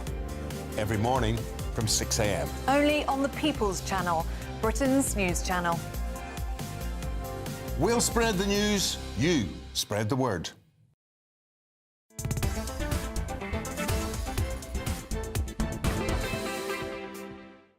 35 minutes after 4 o'clock. Welcome back. This is GB News, Britain's news channel. On the way, the Great British Debate, and I'll be asking, should doctors be punished for striking? Patients are being told to brace for strikes until Christmas and beyond, with negotiations between ministers and the British Medical Association at a standstill. But public support does seem to be shifting. A recent YouGov poll found only 34% backed the strikes, down from 59% back in March 2023. So, for the Great British Debate, I'm asking, should doctors be punished for striking? Well, joining me, broadcaster and journalist Danny Kelly, and also GB News political commentator Nigel Nelson. Danny Kelly. Well, you're right. I don't think there's much public support behind this wave of strikes. Very little public support. There seemed to be much more public support last time round, which was only, what was that, say, 9 months ago, something like that. And when the average man and woman on the street hears that 9 months ago there was a big chunky pay rise. What was it, 20-odd%? Well, before that they got 22%. 28.7% last year. So in total, and then they got 25.4%. OK. So it's about just under 28%. So when the average Joe hears those figures, 28 and 25, and now they want 29, it just 26. Just seems to be a complete Mickey take. People are not going to empathise with the doctors when it comes to hearing that they've had a big chunky pay rise and now they're coming back for more. Should they be punished? Well, obviously, if they go on strike, if you withdraw your labour, you lose your salary, obviously. So should they be punished? I'm just trying to think how that could... Well, maybe you could reduce the amount of money they can make in overtime. So if they do try and make up the hours, then you could reduce that. That hurt patients, though. Patients would suffer. Yeah, but they don't care about that, so I don't really think we've got much choice. Listen, the BMA could actually take... they're saying they could take legal action if doctors are punished for striking. Well, yeah, and I think probably that's right. I mean, first of all, I'm against this doctor's strike. I was supporting them last year. I don't support the strike this year. However, they do have a right to strike, whether we like it or not.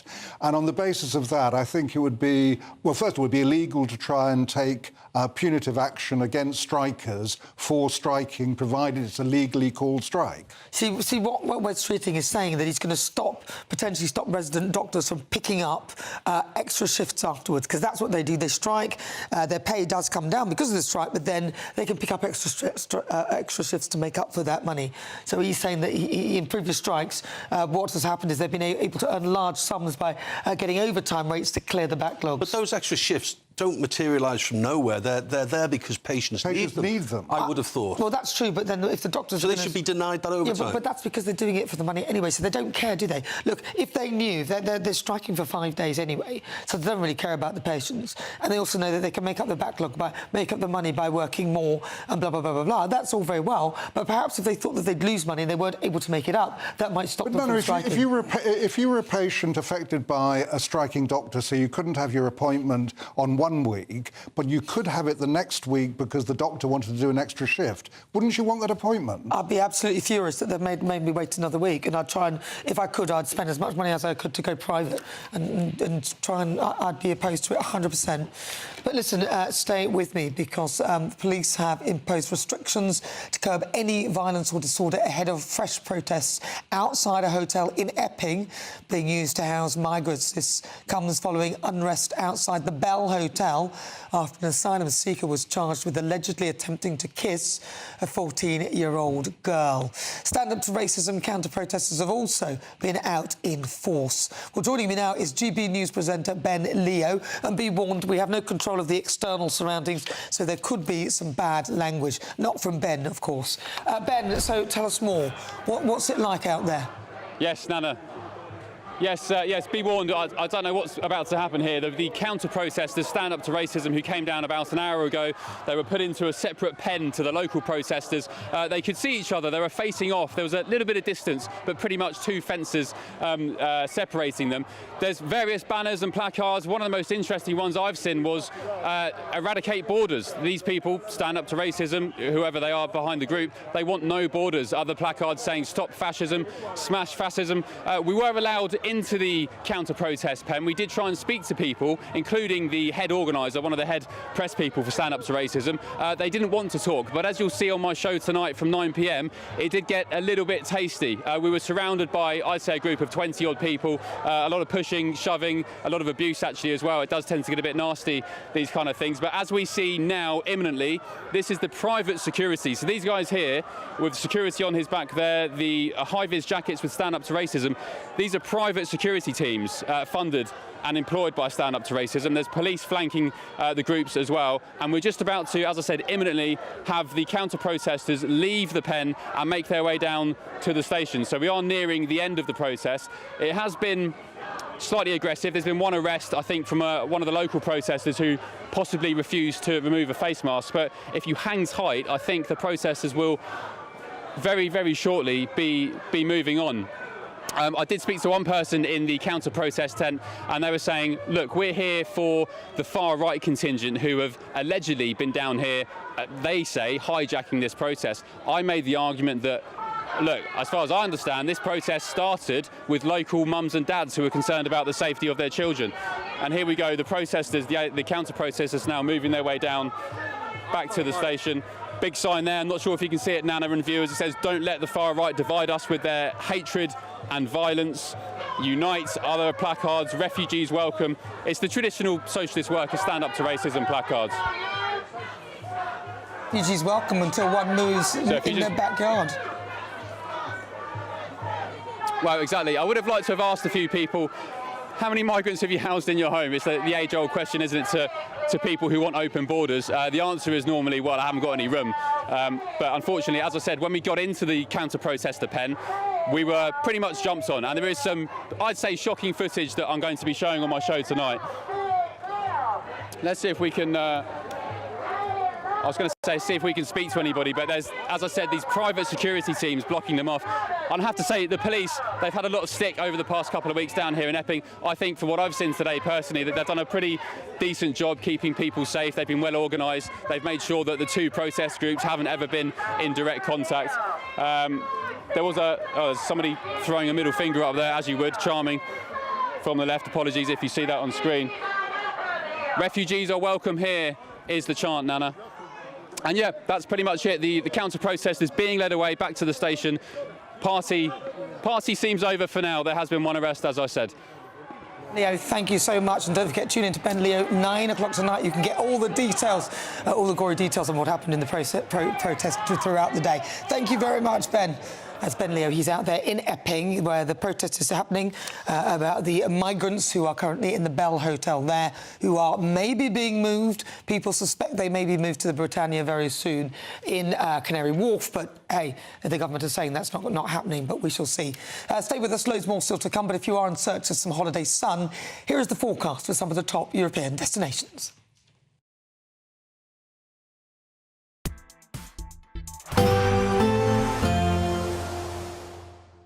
Can't wait to get in that sea. Lovely and warm. Just like the feeling of having great travel insurance. All Clear Travel Insurance sponsors GB News Travel Destinations Forecast. If you're holidaying across Europe at the moment, conditions are quite varied depending on where you're going. For Iberia, it's fine and settled with some warm sunshine. There were a few showers across parts of the Pyrenees. Some heavier showers and thunderstorms developing around the Alps and down through the Balkan regions as well. The heat wave that we've had across the eastern Mediterranean recently is beginning to ease, and so it's a touch fresher for Greece now, but parts of Turkey could hold on to the heat until later on next week. All Clear Travel Insurance sponsors GB News Travel Destinations Forecast. Welcome back to Britain's Newsroom with Andrew and Beth. Hello everyone, Patrick Christie's here. I'm Michelle Duke, Britain's News Channel. Access the stories that matter to you. Take the GB News family with you on any device. and as long as you have an internet connection. Tune in to GB News, anywhere on the planet or beyond. GB News, the People's Channel, Britain's news channel. Britain was once the envy of the world. But look around. A nation that no longer knows what it is or where it's going. A country that's broken. How do we fix Britain? How do we bring it back? Friday night with Matt Goodwin at 8 p.m, only on GB News.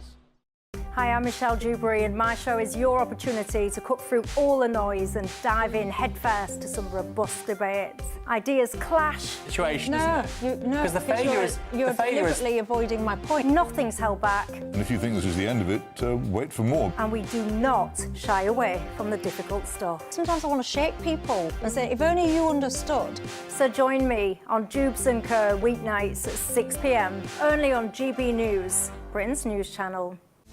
This is Britain's Newsroom, where your voice matters. It's just astonishing. With expert analysis and honest opinion, we don't just keep you informed. We bring you unique perspectives you won't see anywhere else. Can't argue with any of that. When the news happens, it happens here. On Britain's Newsroom, weekdays from 9:30 a.m. Only on GB News. Good Afternoon Britain isn't just about us. The wonderful thing about this programme is it's about everyone watching. It's an interactive programme. Well, there absolutely is something to see here, and we're going to be talking about it more. Whether it's breaking royal news, please bring us up to date, or indeed a particularly punchy speech in the House of Commons. Very, very curious. We bring it to you live, and then we bring you live reaction as well. That's Good Afternoon Britain, weekdays from midday. Only on GB News, the People's Channel, Britain's news channel. In the GB Newsroom, we bring you the news as it happens. With our team of dedicated journalists across the UK, we're ready to keep you up to date with what's happening every half an hour, every single day. Bulletins here on GB News, the People's Channel, Britain's news channel.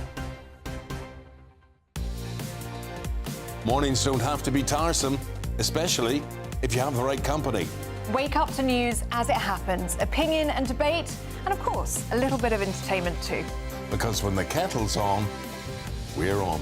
That's Breakfast on GB News, a show worth waking up for. Every morning from 6 a.m. Only on the People's Channel, Britain's news channel. We'll spread the news, you spread the word.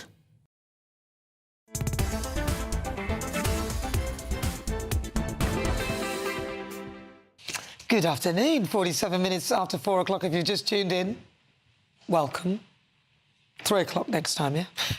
I'm Nana Akua. This is GB News. We are Britain's news channel. We're live on TV, online and on digital radio. Now, pubs across England and Wales will be allowed to stay open until 1 a.m. tonight following the Women's Euro final between England and Spain in Switzerland. So lots of excitement mounting since Solanus' dramatic 2-1 extra-time win over Italy in Tuesday's semi-final.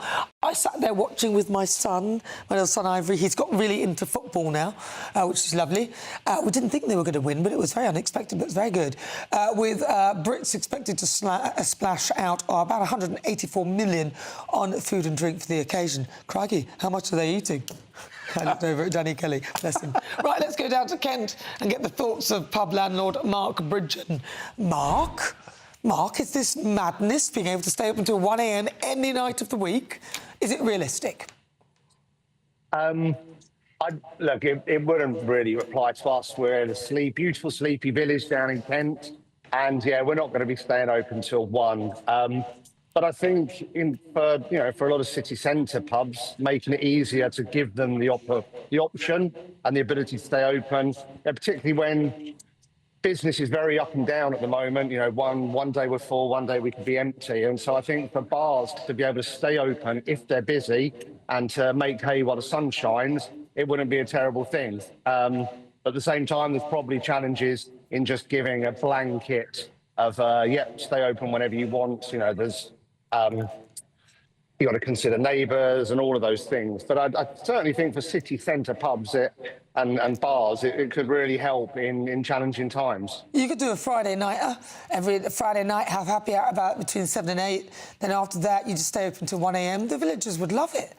They'd chill out, get the fire going, if you even, and then you could do a little bit of food and snacks and tea and cake. I think we all know, in villages you get the odd lock-in, which happens here and there. I've heard.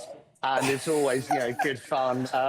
We don't have a huge demand for it consistently, and occasionally, it goes a little later. But yeah, it's a shame. It's a Sunday night, isn't it? It's a shame they didn't play the final on Saturday, and we all could have made the most of it. We're showing it this afternoon. I'm warming up for the Lionesses as we speak. Yeah. And we'll certainly have a few beers after. You could stay up until 1 a.m. though. You're allowed to, aren't you, tonight? We could. Yeah, we could. I don't know if anyone's that keen and they're drinking and spending money. We're not going to turf them out. Look, I think tonight in some cities and towns around the country, they'll be loving it. They'll be open late, serving drinks, celebrating a great British win. And good luck to them. We hope. Mark Bridgen, thank you very much. He's a pub landlord out there in Kent. Cheers to you, mate. Pleasure. Yeah, thanks, there you go.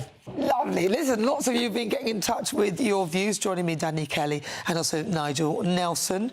We were talking about Yvette Cooper. Yvette Cooper has plans to... you can get in trouble for having too many people in a dinghy. So there's obviously a number that she's got in mind that you're allowed to have, and there's a law about at sea and stuff like that. Lots of people getting in touch with their thoughts. There was one that I saw that I thought was quite interesting. This one, Peter says, in France, you can get punished for endangering life or not helping when a life is in danger. Get the doctors in court. This is about the doctors. I thought he was talking about at sea. Dubbing said, you like it or not. I don't know what that's about. Let's see what else we've got. Oh, Anne says, to get a true picture of how well we are at stopping the boats, how many boats have France stopped crossing? Add that to how many have arrived. We can get a percentage of success. We do not hear about the boats which have not arrived. And then Greg says, oh, Nana, oh dear, Nigel Nelson is as delusional as Yvette Cooper.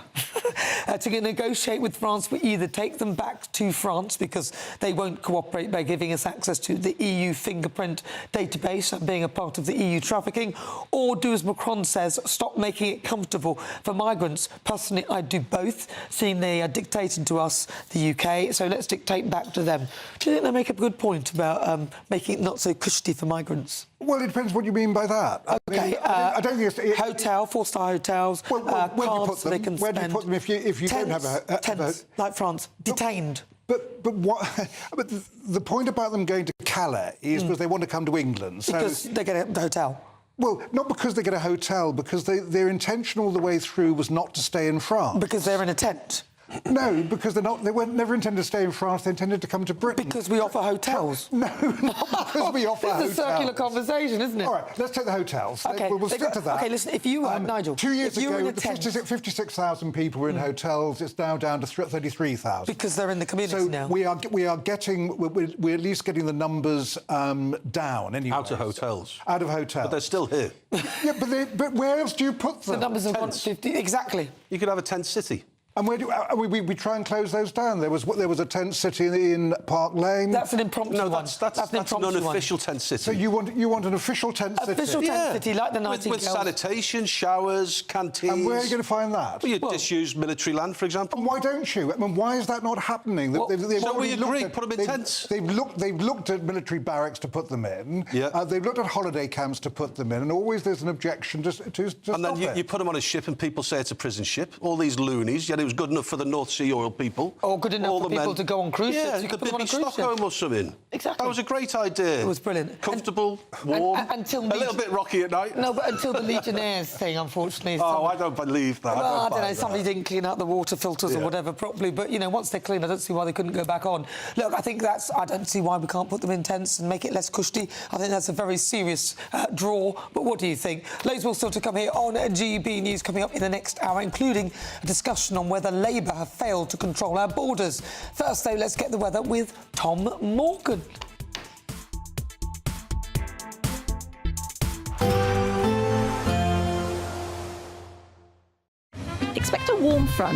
moving from the kitchen right through to the rest of the house. Boxed Boilers, sponsors of weather on GB News. Good afternoon and welcome to your latest GB News weather forecast from the Met Office.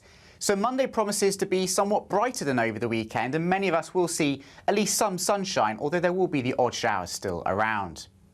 For the rest of today, though, we have still got this weather front affecting parts of northern Scotland, and that is bringing more in the way of showery activity and potentially some heavy showers across the far northeast of Scotland through this evening.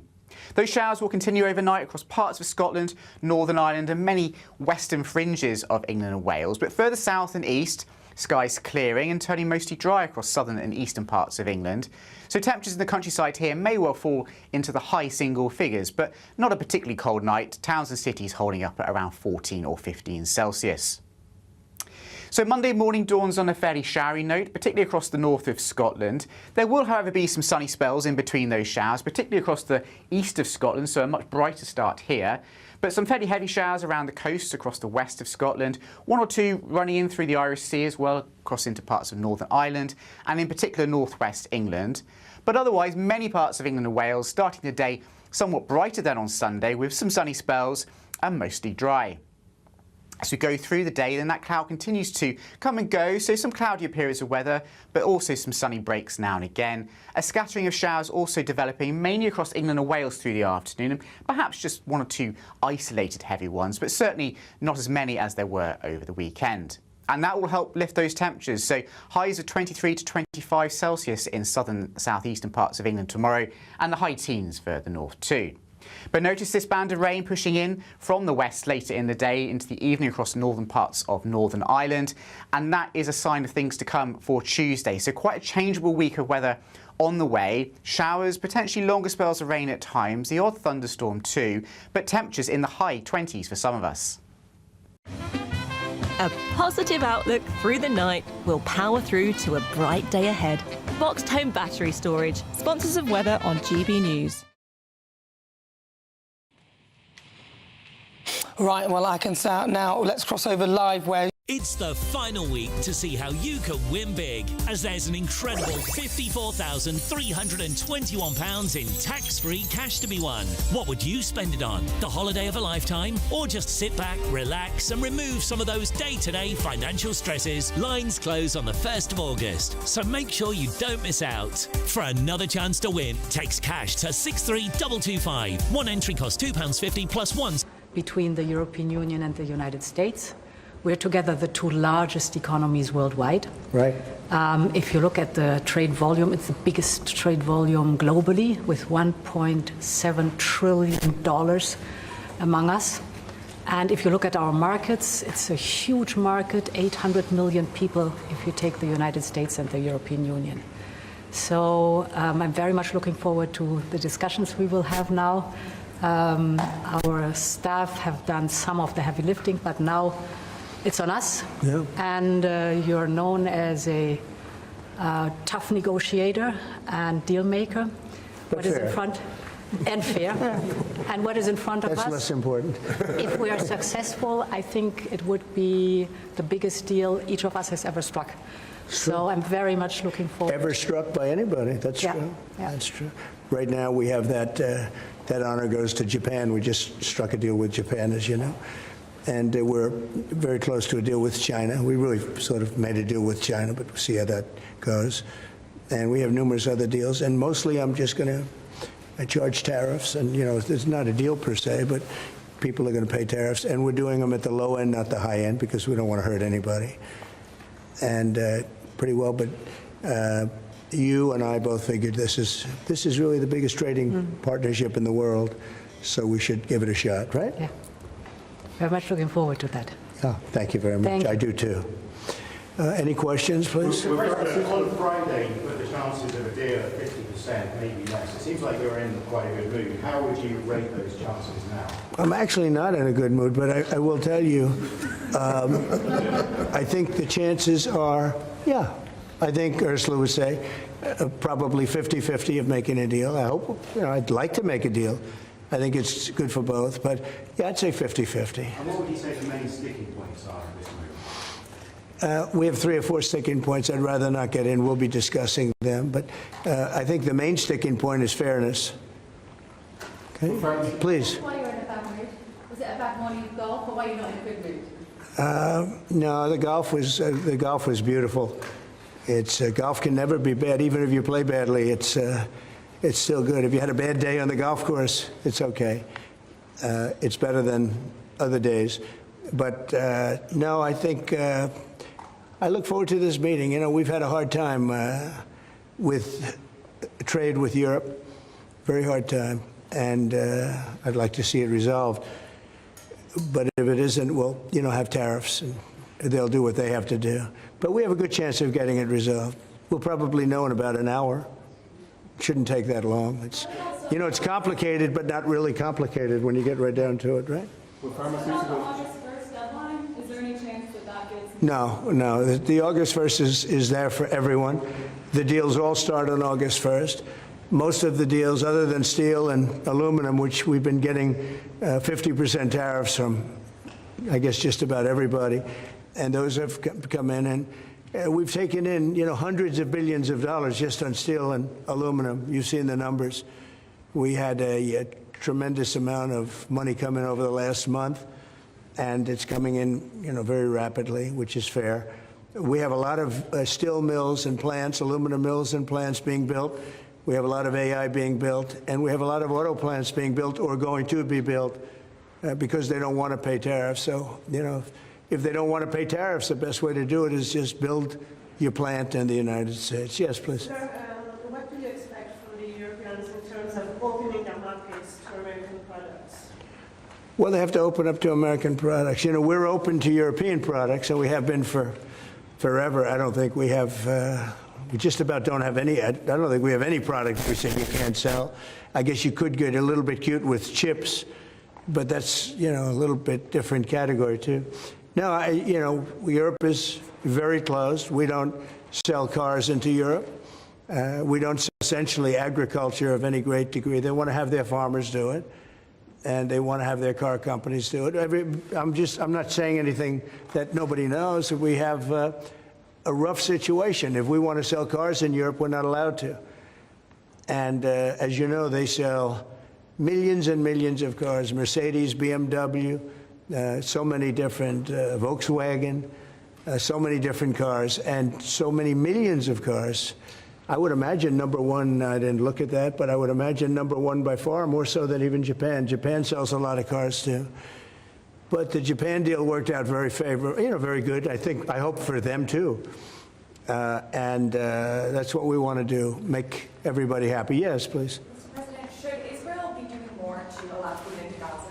Say it. Should Israel be doing more to allow food into Gaza? What did you say? Should Israel be doing more to allow food into Gaza? Well, we gave $60 million 2 weeks ago, and nobody even acknowledged it for food. And it's terrible. You really at least want to have somebody say thank you. No other country gave anything. We gave $60 million 2 weeks ago for food for Gaza. And nobody acknowledged it. Nobody talks about it. And it makes you feel a little bad when you do that, and you have other countries not giving anything. None of the European countries, by the way, gave. I mean, nobody gave but us. And nobody said, gee, thank you very much. And it would be nice to have at least a thank you. And I took a lot of heat. When I do that, a lot of people aren't happy about that because they say, well, why are we doing it and nobody else? But I think we had a humanitarian reason for doing it. What's going to happen? I don't know. I can tell you that Hamas, as I said would happen, at the end, we've gotten back a lot of hostages, a tremendous number of hostages, most of them. Now we have dead hostages, and the mothers want them back, and we have 20 people approximately, but that are living. But we have a lot of bodies, and the parents want those bodies as much as they would want their child if that child were alive. I met with parents that it was so sad. Sir, please get my son back. How is your son doing? Well, he's dead, but they have his body. and it's so important. It's more important. It's almost like more, but it's as important as if the child were living. These people were, they're devastated. And I said, when you get it down to a certain number, you're not going to be able to make a deal with Hamas, because once they give them up, then they feel that that's going to be the end of them. And what I said is exactly true. You know, they had a routine discussion the other day, and all of a sudden they hardened up. They don't want to give them back. And so Israel's going to have to make a decision. I know what I do, but I don't think it's appropriate that I say, but Israel's going to have to make a decision. Mr. President, when you were in the Middle East, you talked about the images coming out of Gaza and starving kids. Those images are still going. Many of them are much worse. Thinner children, starving. What do you see or feel when you look at those images today? Well, it's terrible. You know, when I see the children, and when I see, especially over the last couple of weeks, and people are stealing the food, they're stealing the money, they're stealing the money for the food, they're stealing weapons, they're stealing everything. It's a mess. That whole place is a mess. The Gaza Strip, you know, was given many years ago so that they could have peace. That didn't work out too well. When Israel gave that up, whoever was the prime minister at the time, who I know who it was, but it was not exactly a very clever thing to do, because that was given so that they finally have peace, and it's actually made the situation worse. But we'll see what happens. I think Iran is acting up. I think that we have a lot of people acting. We have Venezuela acting up in a different way. They continue to send people that we rebuff to our border. They continue to send drugs into our country. Venezuela, they've been very nasty, and we can't let that happen. But we have other countries too. We do have, and this is just getting a little off subject, but we have now the safest border we've ever had. And I think in many respects we probably have the most successful. And I say it all the time. Every leader, when I went to NATO the other day, every leader said, you have the hottest country in the world. We have the hottest country in the world now. We're taking in hundreds of billions of dollars. We have the highest stock market we've ever had. We have the best numbers we've ever had. But we have hundreds of billions of dollars pouring into our country. And I think it's the hottest. And by the way, 1 year ago, our country was dead. We had a dead country because of an incompetent president and incompetent Democrats. All they know how to do is talk and think about conspiracy theories and nonsense. If they'd waste their time talking about America being great again, it would be so much nicer, so much easier, be very successful.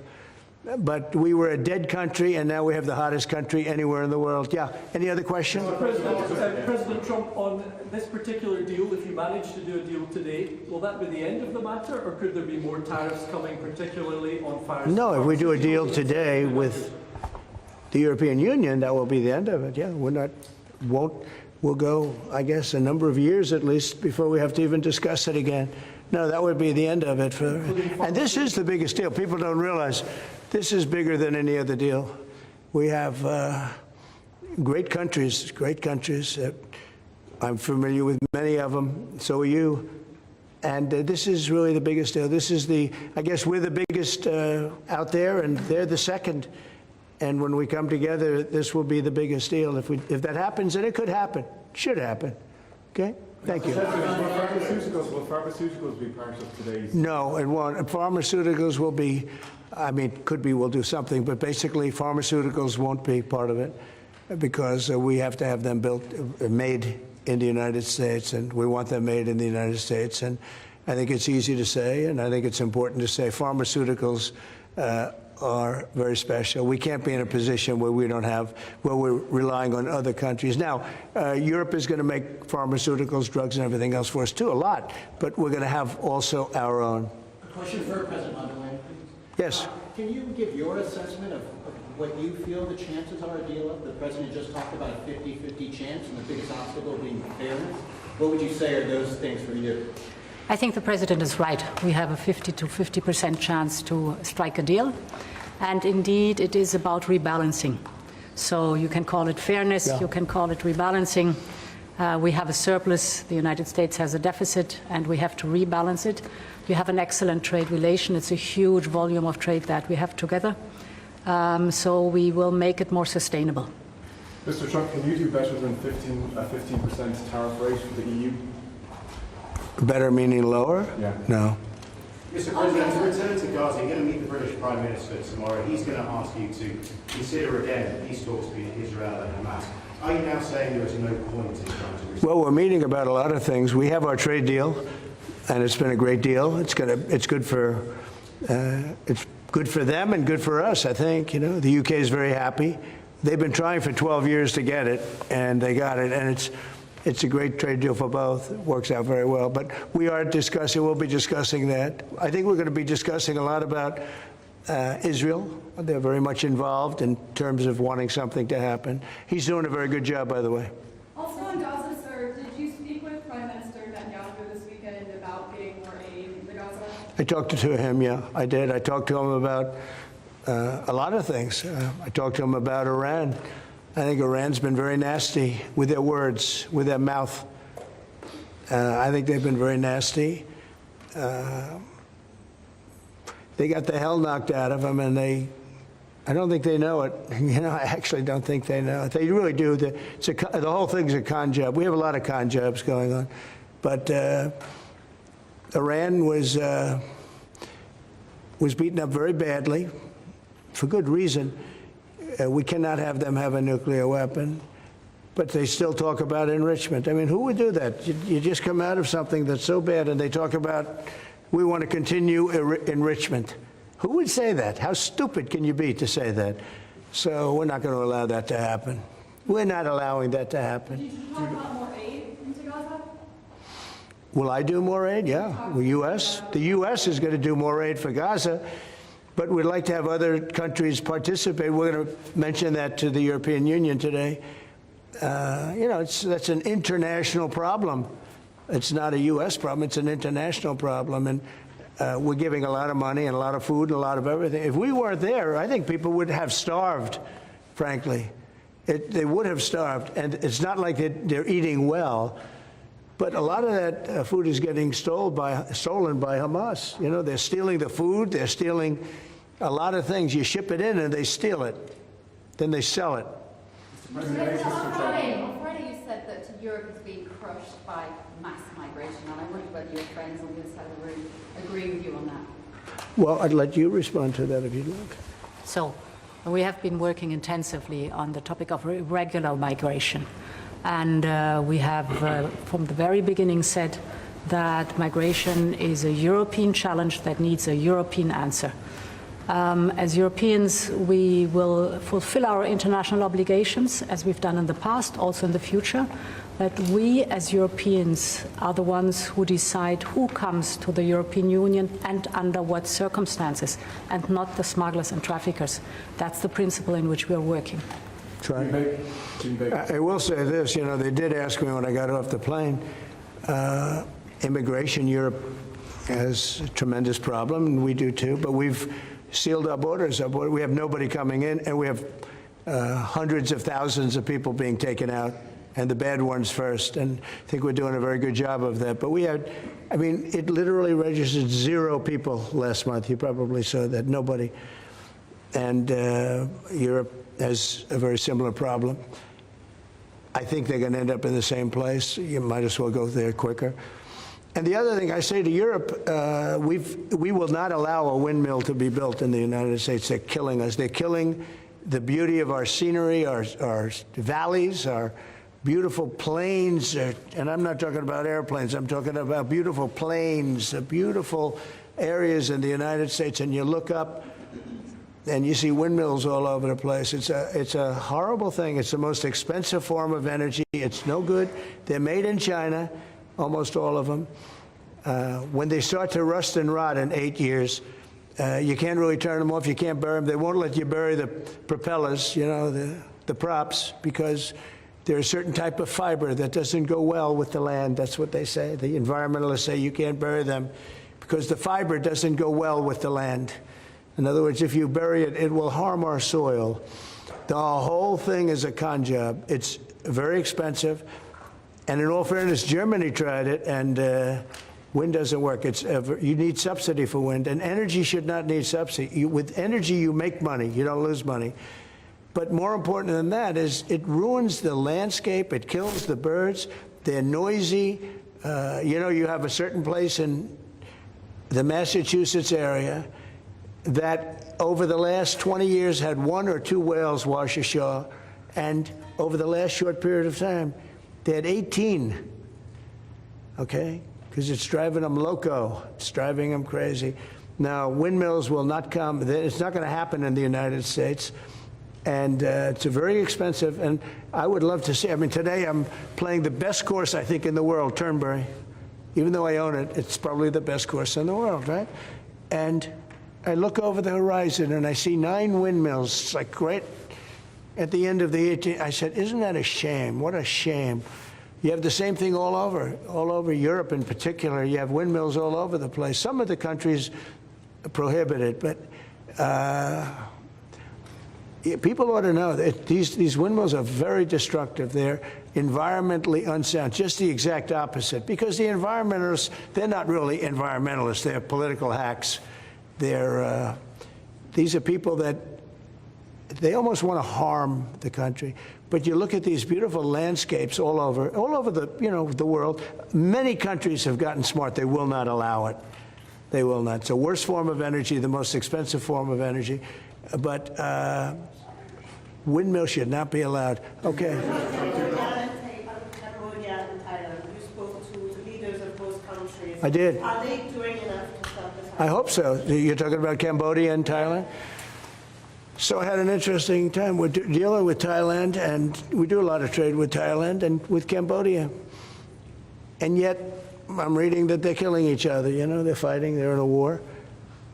And I say, this should be an easy one for me because I've settled with India and Pakistan, and Serbia and Kosovo was going at it, but they have for a long time, in all fairness, right? You know about that. And others, the Congo. And what's gone on there. That's been a horrible thing with Rwanda. That's been a horrible thing. 31 years, 7 million, 8 million people killed. Machetes all over the place. It's a terrible thing. We got that one solved. We did 5 of them. And I was saying, we have a trade deal. We were working on another. We finalized another trade deal yesterday. And I asked my people, I said, how are we doing with Cambodia and how are we doing with Thailand? And they say they're going to be coming in at some point to talk. I said, well, let's call them right now. So I called the prime ministers of each. And I said, we're not going to make a trade deal unless you settle the war. A lot of people are killed, that in a short period of time. The border, they're fighting pretty like wild. And I spoke to both of the prime ministers, and I think by the time I got off, I think they want to settle now. I know they're meeting today or tomorrow, and we're going to work with them. Marco Rubio's working with them also, his people, and him. I think we're going to get that. That would be a great thing, but that would have turned out to be a bad one. And I will tell you, India and Pakistan, they were really getting ready to go at it. So getting those things settled, if I can do it, and if I can use trade to do that, it's my honor. But I had great talks with 2 very good people that they both really would like to make a deal. So we'll see what happens. Okay, how about 1 more, 2 more? President, Europe's now spending a lot more on defense, thanks to you. They are. Should they get a fairer deal on trade and exchange? Well, they're spending a lot on defense, but we're spending a lot more, and we've been very generous to NATO for many, many years. And but we had a terrific meeting with NATO. I'd love to do as well. We had a meeting where they put up 5% instead of 2%, and they're going to pay it instead of not paying, because as you know, many people didn't pay the 2% or anywhere near it, and the 2% was too low. And we're going to be sending now military equipment and other equipment to NATO, and they'll be doing what they want, but I guess for the most part, working with Ukraine. But we had a fantastic meeting. I guess it's now almost 4 weeks ago. One of the best meetings they've ever had at NATO, and the spirit and the coming together was incredible. And I stood and I listened to almost 30 speeches That was a lot. And I was really late, and I had to leave, but I didn't want to leave before those last 10 spoke, because they'd go home and they'd tell their wife, Trump left. And they were so nice to the United States. They were all mentioning the United States, and me, but they were mentioning the United States to be here. It's such an honor, you know, et cetera. And I thought it would have been inappropriate. But I did stay. It was very hard because I was extremely late for something else that was, you know, pretty important. And we had a tremendous NATO meeting. I'm sure you heard that too. Yep. It was great. There's some great people that you deal with on two fronts, right? But you deal with on primarily the trade front. But I will tell you, they came together, and the relationship is really good. That was it's an interesting question, because you probably have reported it that way. It really, we came together, and they went from 2% to 5%, which nobody would have thought that was even, who would even think that? Because they didn't want to be at 2%. All of a sudden, they're 5%. And that's the right number. And so it was a great honor. I got to know the heads of those countries really very well at that meeting almost a month ago, okay? Thank you very much, everybody. We'll let you know what's happening. I will. There you go. So that was Donald Trump speaking with Ursula von der Leyen in Scotland, also answering questions. Ursula began by talking about the $1.7 trillion that there is between us in terms of EU trade, 800 million people that could affect. And they basically said that it would be a tough negotiation, and there's a 50-50% chance that a deal will be done. There are a good chance of it, but Trump pointed out the main sticking points were actually fairness. He'd like to see trading resolved, but he also said that there are some things in terms of trade that they won't be touching, which were the pharmaceuticals, because he didn't want America to risk not being able to produce their own things and having to rely on other countries. He also talked about migration, and he talked about the fact that he's eradicated migration as well, illegal immigration, sorry. And there was a discussion about the hostages, and that the parents obviously want the bodies back, either dead or alive. Very interesting conversation, and he was very generous with his thoughts. Well, joining me, I have my panel, Danny Kelly and also Nigel Nelson. Nigel Nelson, what did you make of what Trump said? Well, what is interesting is how close it seems that a trade deal is coming. I mean, basically, both Ursula von der Leyen and President Trump were being optimistic about the chances of concluding a trade deal. 50-50. 50-50, and Trump said you should know the next hour whether they've done it or not. So it sounds like the basic groundwork is done. The problem for Europe is that 70% of their goods are now facing US tariffs, 50% on steel and aluminium, 10% on other goods. So what obviously Ursula von der Leyen wants is to get those tariffs down, or even better, just get rid of them completely. I don't think that'll happen, but what do you think, Danny Kelly? Well, I think the Dutch public will be worried that all their windmills are going to be pulled down. I think he meant wind turbines. But although a wind turbine is a windmill. He calls them windmills. Yeah, that's correct. It was definitely the Donald Trump show, wasn't it? I forgot at times that Ursula von der Leyen was actually there. Yes, all the questions went straight to him. Yes, yeah. So she must have felt quite a juxtaposition. She must have felt a little bit almost inadequate, like, what the hell am I doing here?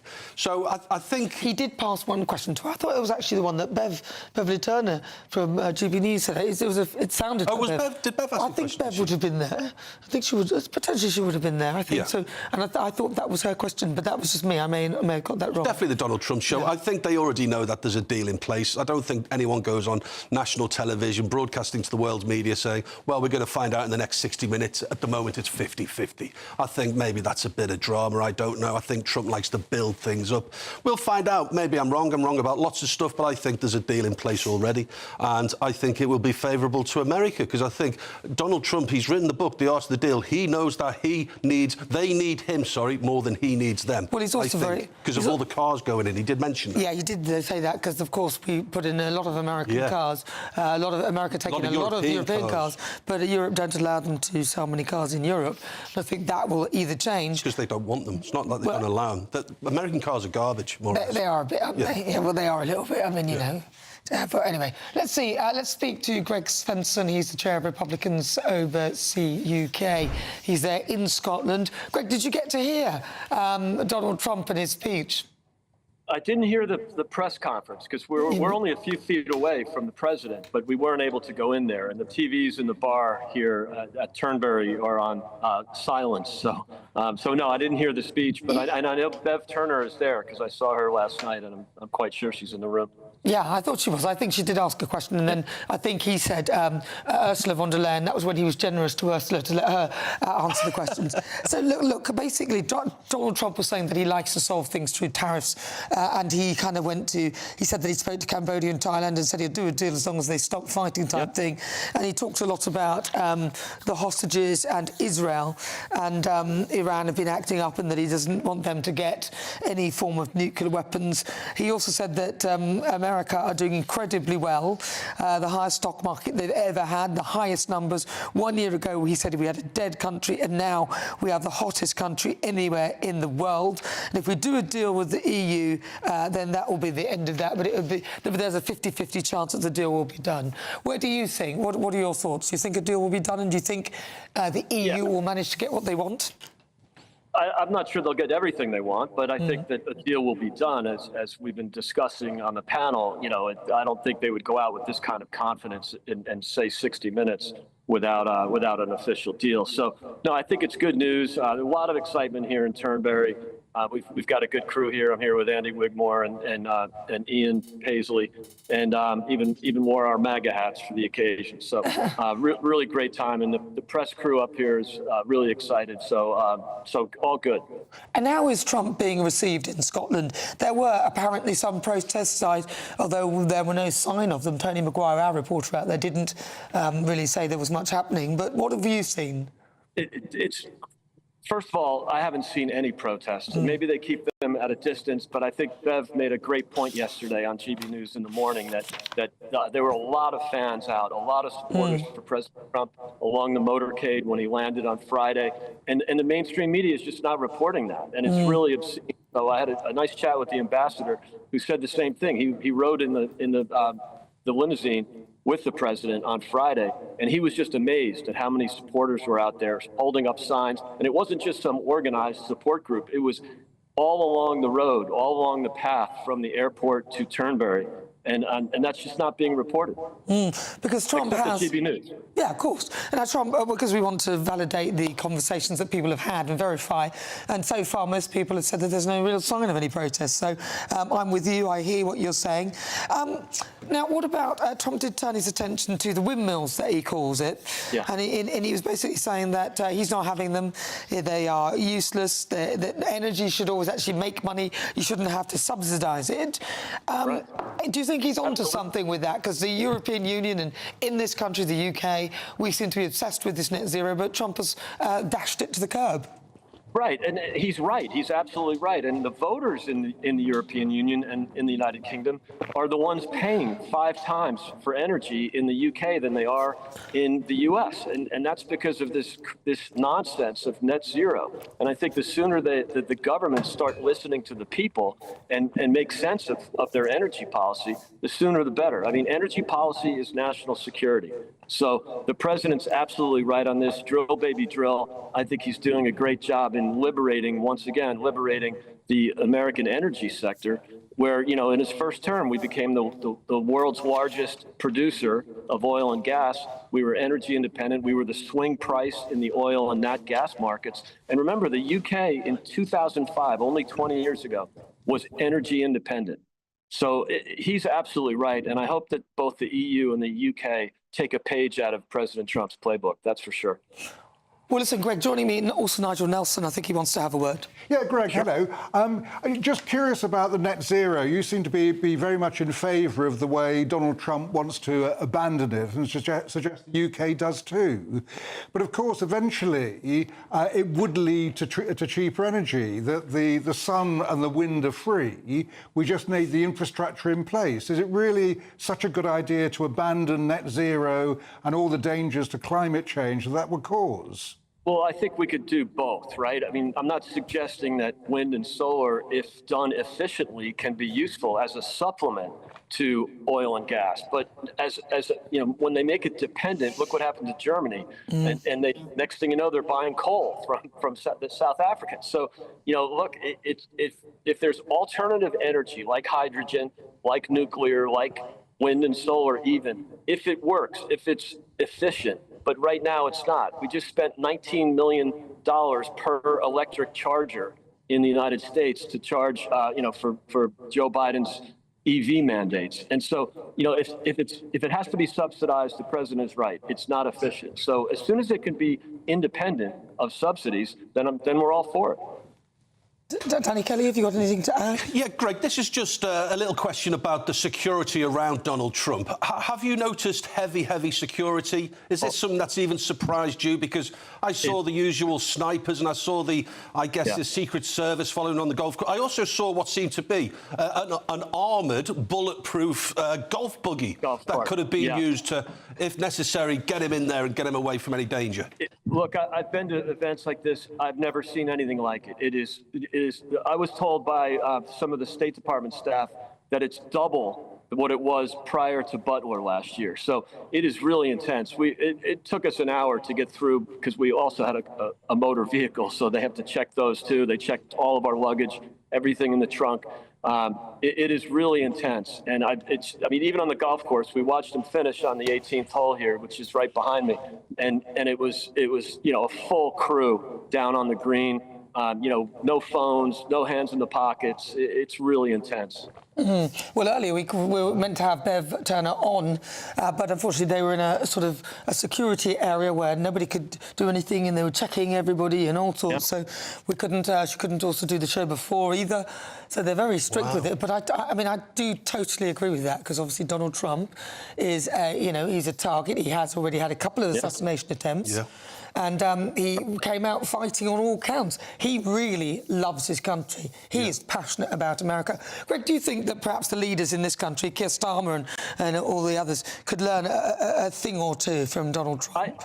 I think so. I think if they backed away from some of this really destructive policy, like over-regulating the private sector, over-regulating energy, I think they'd do so much better, and they'd have a real appeal to the voters. The problem is, they have the ideological progressive left that are really controlling the party right now. And it was the same thing in the Biden administration. So I'm not sure they can emulate what President Trump is doing, but they should. Yeah. And what about the borders? Because he did point out the European countries are destroying their own countries, because at the time when Biden was in charge, Biden was pretty much dead at the wheel, as he kind of, there was a phrase that he used that, but he said, we're allowing it. Yeah. It's outrageous. And you see what President Trump has done. There were literally no illegal migrant crossings last month. And this is only 6 months after Biden was having several 100,000 a month.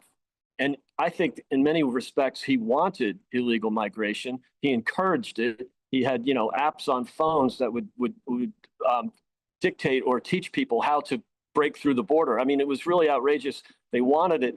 And then they had the audacity, especially the Democrats that I've spent time on television and in debates with, saying that, oh, Trump didn't want to fix the border because that's why he was against so-called comprehensive immigration reform, which was A, throwing more money at a problem that didn't need more money. It just needed someone to execute the law.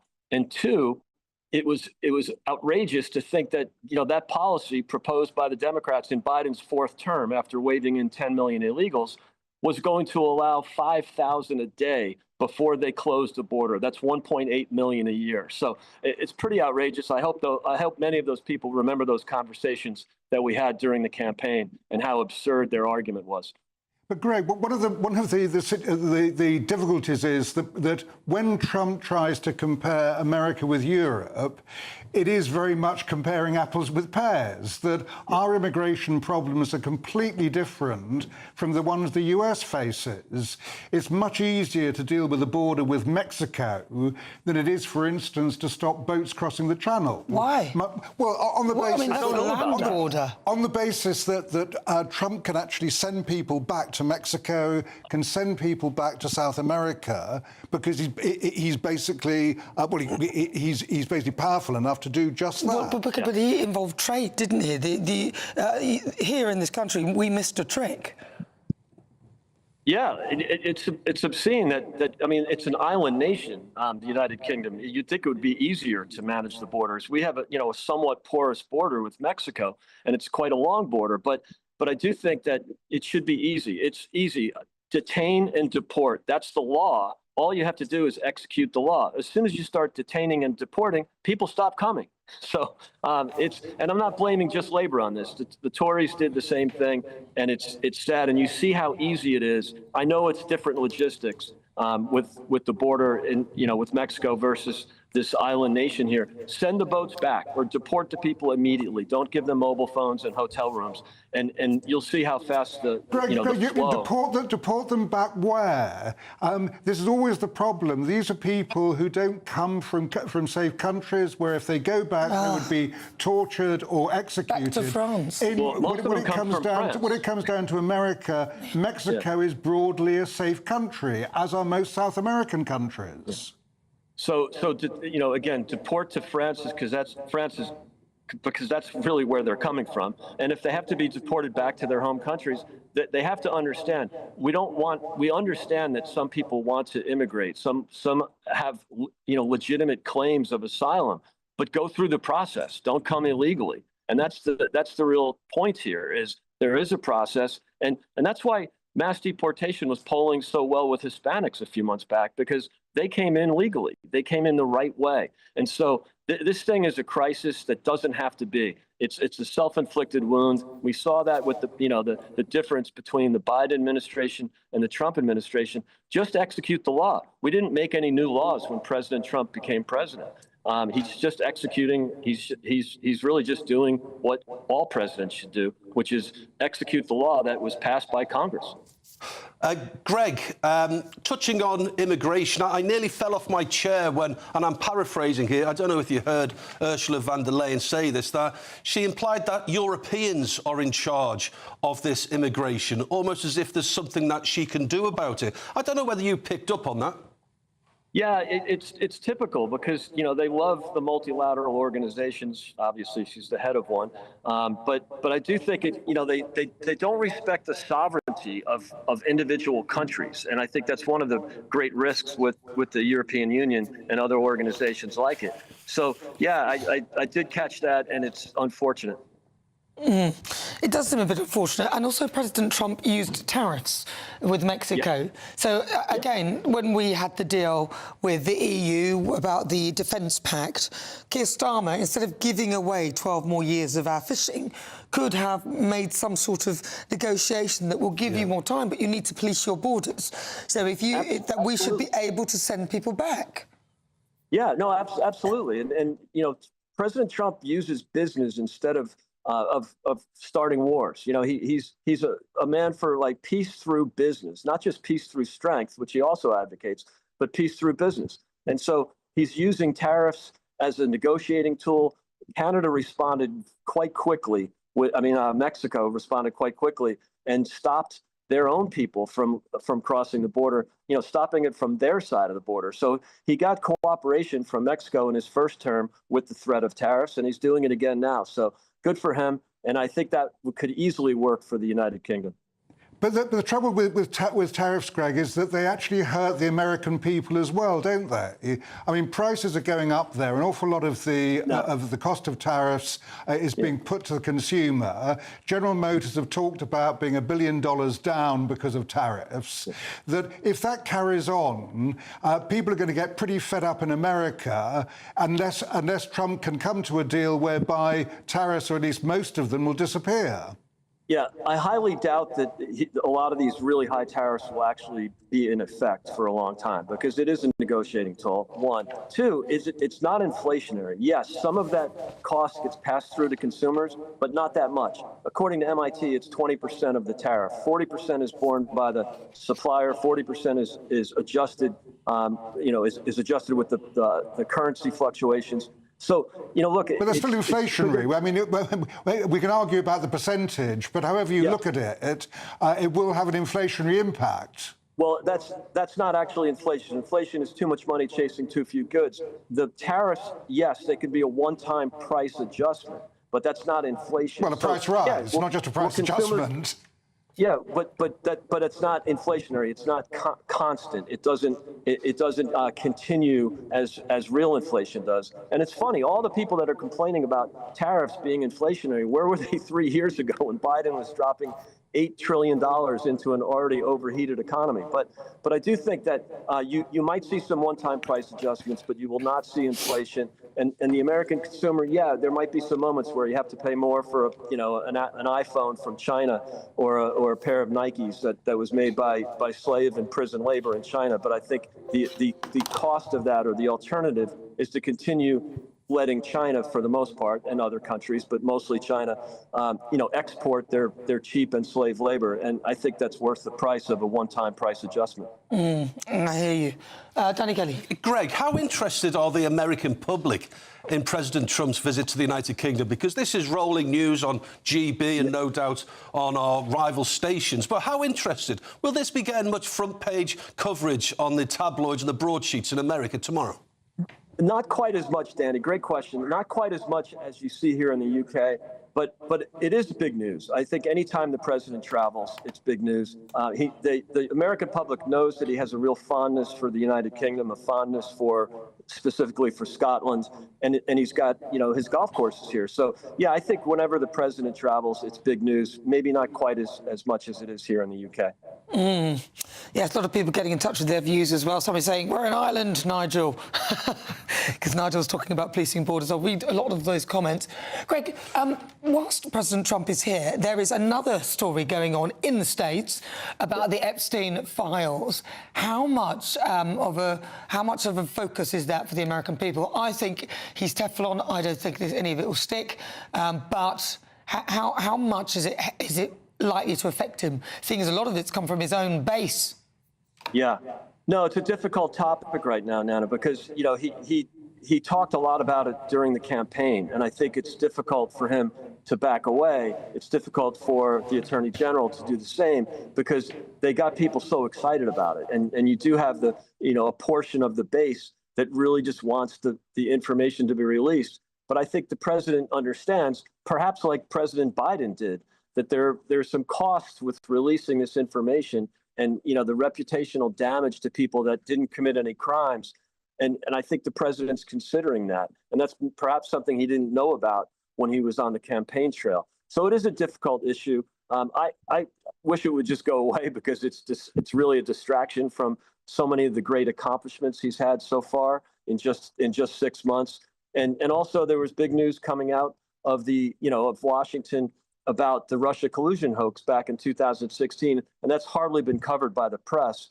And I think that's a shame, because I think that's, in the long run, much more important than the Epstein files. So, it's a distraction right now, and I'm not sure what the solution is. Maybe they end up just capitulating and releasing the files, and maybe it just goes away on its own. Marsden has been in touch. He's been in touch on GBNews.com and the Your Say comments. And he says, Nana, ask him if UK citizens can join Republicans overseas. Yes, they can. Absolutely. We have many members that are not American citizens. So we welcome everybody. It's great. We've had so many Brits come to our events, especially since the election. And the interest in the organization is overwhelming. And I think a lot of that's to do with what happened in November of 2024. Well, listen, Greg Svensson, we will leave it there. Really good to talk to you. Thank you so much for all of that. You kind of look like sort of Count Dracula. That's why I'm waiting for a lightning bolt from behind. That's perfect. They wouldn't let me bring my laptop through security, so I'm winging it on my phone here. So I apologize for the technology. No, very good. Thank you very much, Greg. Much appreciated. Thank you so much. That is Greg Svensson. Look at that lovely footage. Beautiful drama out there. He's there in Scotland, where Donald Trump currently is. And those are his thoughts. What are yours? Keep them coming. GBNews.com/your say. It's just coming up to 44 minutes after 5 o'clock. So if you're in search of some holiday sun, here is the forecast of some of the top European destinations. Dinner under the stars tonight? That reminds me of our travel insurance. You mean all clear skies? All Clear Travel Insurance sponsors GB News Travel Destinations Forecast. If you're holidaying across Europe at the moment, conditions are quite varied depending on where you're going. For Iberia, it's fine and settled with some warm sunshine. There were a few showers across parts of the Pyrenees. Some heavier showers and thunderstorms developing around the Alps and down through the Balkan regions as well.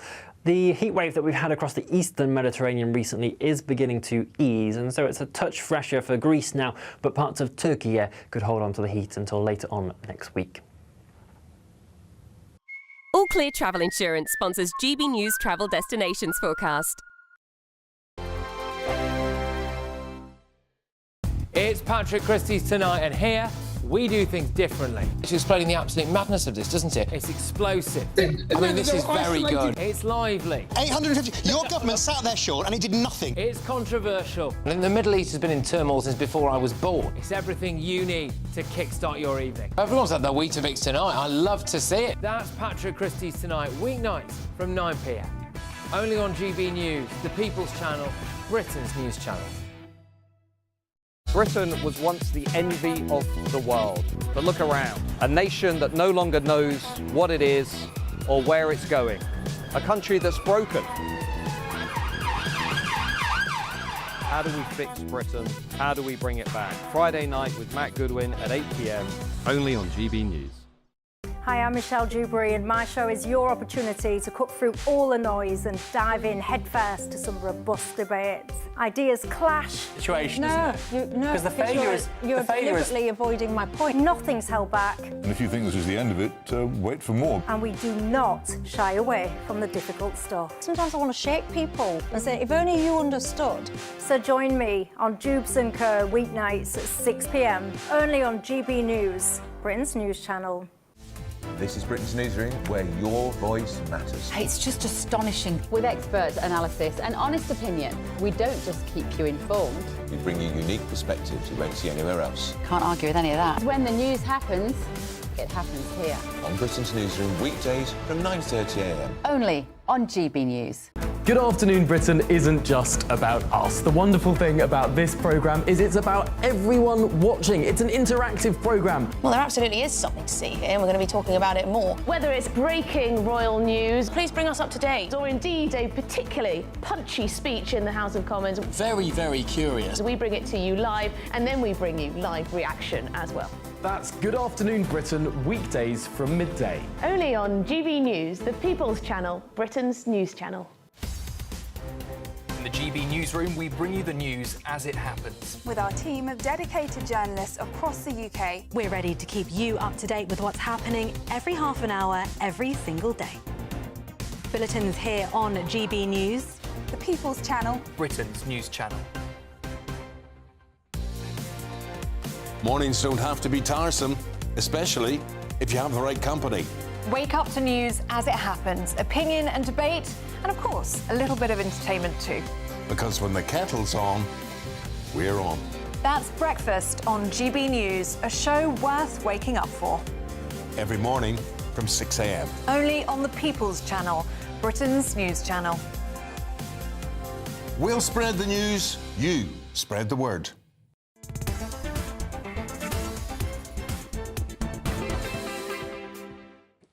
Welcome back. It's coming up to 6 o'clock, and we'll be hearing at length from Donald Trump and bring you lots more reaction to his comments about immigration, the chances of an EU-US trade deal, his latest thoughts on Iran, and many other issues. You won't want to miss that. But first, it's time for Supplement Sunday, the part of the show where we discuss more of the lighter stories on the headlines right now. Joining me, broadcaster and journalist Danny Kelly, and also GB News' senior political commentator, Nigel Nelson. Right, who wants to go first? He's got a good story. Danny. Well, this is really interesting because we've been talking about the doctors and the strike and whether there should be some sort of punishment. How that would materialise, I don't know. But this afternoon, Kemi Badenoch has said that the Conservatives will vow to ban doctors' strikes, along with the police and along with the army. I agree there. I mean, that is just so polarising because you're denying someone the opportunity to withdraw their labour in order to get a fairer, quote-unquote, more dough, whatever they go on strike for, better working conditions, whatever they go on strike for. But then, obviously, the opposite to that is that there are people who are suffering directly. Dying. Yeah, and they pay into the system. They're paying through their stamps every month to pay into the system in order to get some National Health Service free at the point of treatment, yeah? And so you are being denied that treatment. You're having your operations put back a couple of weeks. You're having your appointments put back a couple of weeks. And it's a real balance between someone's legitimate right to try and get more dough or better working conditions or a combination, and the people who you actually take it... Is it a Hippocratic Oath or Hippocratic Oath? Or yeah, I think that... It's the Hippocratic Oath. Yes, it is. Yeah. So basically, you will treat somebody no matter what the circumstances. Yes, that's right. I mean, I think that they may have some trouble actually putting this through. That they've done this with the prison officers, but they keep going backwards and forwards. Sometimes the prison officers are told that they can't strike in the same way as, you say, the police. Other times that they can. And there is obviously a question of, as you point out, the right of a doctor, whether you agree with him or not, to actually withdraw his labour. Yeah, but you know what, though? Keir Starmer's party, he's got such a big majority that he could actually get this through. Oh, yeah, I mean... And I think, look, we've got the essential services, the fire services, the police, the army. They are not allowed to strike. Yeah, so I think Keir Starmer probably won't, on the basis that Kemi Badenoch has just suggested it. So it's not unlikely to happen. He might be looking to take her vote. Her voters. Well, I mean, maybe, yeah. I mean, you could do it. You could actually ban doctors from striking, but then the next question is, what do you do about nurses? What do you do about ancillary workers in hospitals? You don't, you know, for a hospital to work, it needs everybody actually operating. Yeah, but if the doctors go, then you're in a lot of trouble. But nurses do a lot too. But I wouldn't ban them because they're not striking, and they're not always striking. So far, the doctors are threatening to strike all the way through till Christmas, which is ridiculous. So the nurses are balloting for a strike. Well, they will do, because if we give the doctors everything, then the nurses will follow suit, because nurses do a lot of work. Yeah, no, I agree. I mean, I think the settlements last year should have been the ones that had stayed in place, and that's why these strikes are wrong. All right, Nigel Nelson, what have you lighter. got? What have you got? I've got Mick Jagger's birthday. He's 82, and he went off for a huge party in London, and a load of celebrities invited. Even Jerry Hall came along, Ronnie Wood, went to the Rex Rooms in Chelsea. But I just like the idea that here's this sort of... that old rockers never seem to disappear. And in the words of his song, he's obviously determined to not fade away. Oh, bless him, that's nice, isn't it? But how old is he, 82? 82, yeah. Wow. May I just point out, Donald Trump, President Trump, I know he's nearly 80, he's 78, 79. 79, yeah. How well he looks for an old guy, and please forgive me for using the word old, or an older guy who's just done a transatlantic flight. So all of us three would be exhausted with jet lag. I know, he's got Air Force One, though. It's quite pampering. No, you're correct. But unless you get, like, 6 or 7 hours solid sleep, it's my understanding that they've got a press corps on there, and he's constantly answering questions. Well, he might not have done the press call. I think Bev said that he didn't come out and do the press But nevertheless, the human body, right? So it's 5 o'clock. What time is it now? It's 10 to 6 in the UK.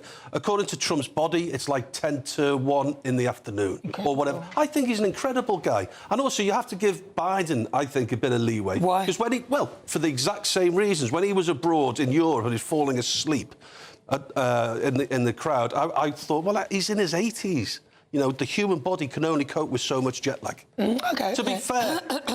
Yeah, but Biden was ill, and I think we could all see that. Yeah. Well, this is my supplement. It's about robot dogs, which have come on leaps and bounds. They don't bark, they don't need feeding or walking, and they certainly don't leave behind any unwelcome surprises on the pavement. It's quite good. What's the point of them? Well, it's the first trained... dog that doesn't bark. It's an AI robotic dog, and it's on the cusp of becoming a reality. What does it do? Is it a pet? Well, it's your pet. It's your friend. You know, they just hang out with you. They can do tricks and stuff, and they're evolving and getting better. They can fetch things for you. You know. It's like a real dog. Yeah, but you've got to look after that, though. Well, yeah, but... And you've got to walk it as well. Yeah, they don't sound very lovable, these robot dogs. Well, they can be if you want them to be. Also, a disgusting habit of dog owners is when they allow their dogs to lick their faces. Bearing in mind how a dog cleans itself, and the next thing It's licking you. It's disgusting. I know someone who will allow a dog to take half a sausage out of his mouth. Oh, that's disgusting. But you know what the thing is? What's quite dangerous about that is that diseases that animals have, usually the human body may not have any resistance or any antibody against fight it. Yeah, so some of the diseases that people can catch through their pets will be far worse than any disease you can catch. Yeah, and you can, whilst I'm on dogs, you can always smell a house that has a dog in it.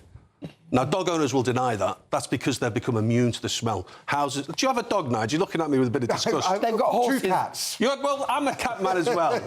We're cat guys. You can always smell a house that has a dog in it. I think that's true, yes. Yeah. Yes. Just trying to think of a third way to really slag off dog owners. We don't have the horse in the house. Well, you don't have the horse in the house. They've got horses and dogs. Well, listen, stay with me because as a special extended edition of the programme, we're back in a couple of minutes' time.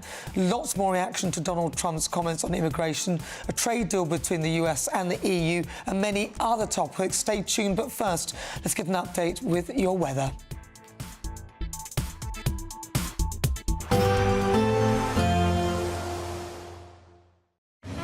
Even though we'll see a cloudy start, it'll be a bright outlook for the rest of the day. Boxed Solar, sponsors of weather on GB News. Good afternoon and welcome to your latest GB News weather forecast from the Met Office. So Monday promises to be somewhat brighter than over the weekend, and many of us will see at least some sunshine, although there will be the odd showers still around. For the rest of today, though, we have still got this weather front affecting parts of northern Scotland, and that is bringing more in the way of showery activity and potentially some heavy showers across the far northeast of Scotland through this evening. Those showers will continue overnight across parts of Scotland, Northern Ireland and many western fringes of England and Wales, but further south and east, skies clearing and turning mostly dry across southern and eastern parts of England. So temperatures in the countryside here may well fall into the high single figures, but not a particularly cold night. Towns and cities holding up at around 14 or 15 Celsius. So Monday morning dawns on a fairly showery note, particularly across the north of Scotland. There will, however, be some sunny spells in between those showers, particularly across the east of Scotland, so a much brighter start here. But some fairly heavy showers around the coast across the west of Scotland, 1 or 2 running in through the Irish Sea as well, across into parts of Northern Ireland and in particular northwest England. But otherwise, many parts of England and Wales starting the day somewhat brighter on Sunday with some sunny spells and mostly dry. As we go through the day, then that cloud continues to come and go, so some cloudier periods of weather, but also some sunny breaks now and again. A scattering of showers also developing, mainly across England and Wales through the afternoon, and perhaps just 1 or 2 isolated heavy ones, but certainly not as many as there were over the weekend. And that will help lift those temperatures, so highs of 23 to 25 Celsius in southern southeastern parts of England tomorrow, and the high teens further north too. But notice this band of rain pushing in from the west later in the day into the evening across northern parts of Northern Ireland, and that is a sign of things to come for Tuesday. So quite a changeable week of weather on the way. Showers, potentially longer spells of rain at times, the odd thunderstorm too, but temperatures in the high 20s for some of us. Expect a warm front, moving from the kitchen right through to the rest of the house. Boxed Boilers, sponsors of weather on GB News.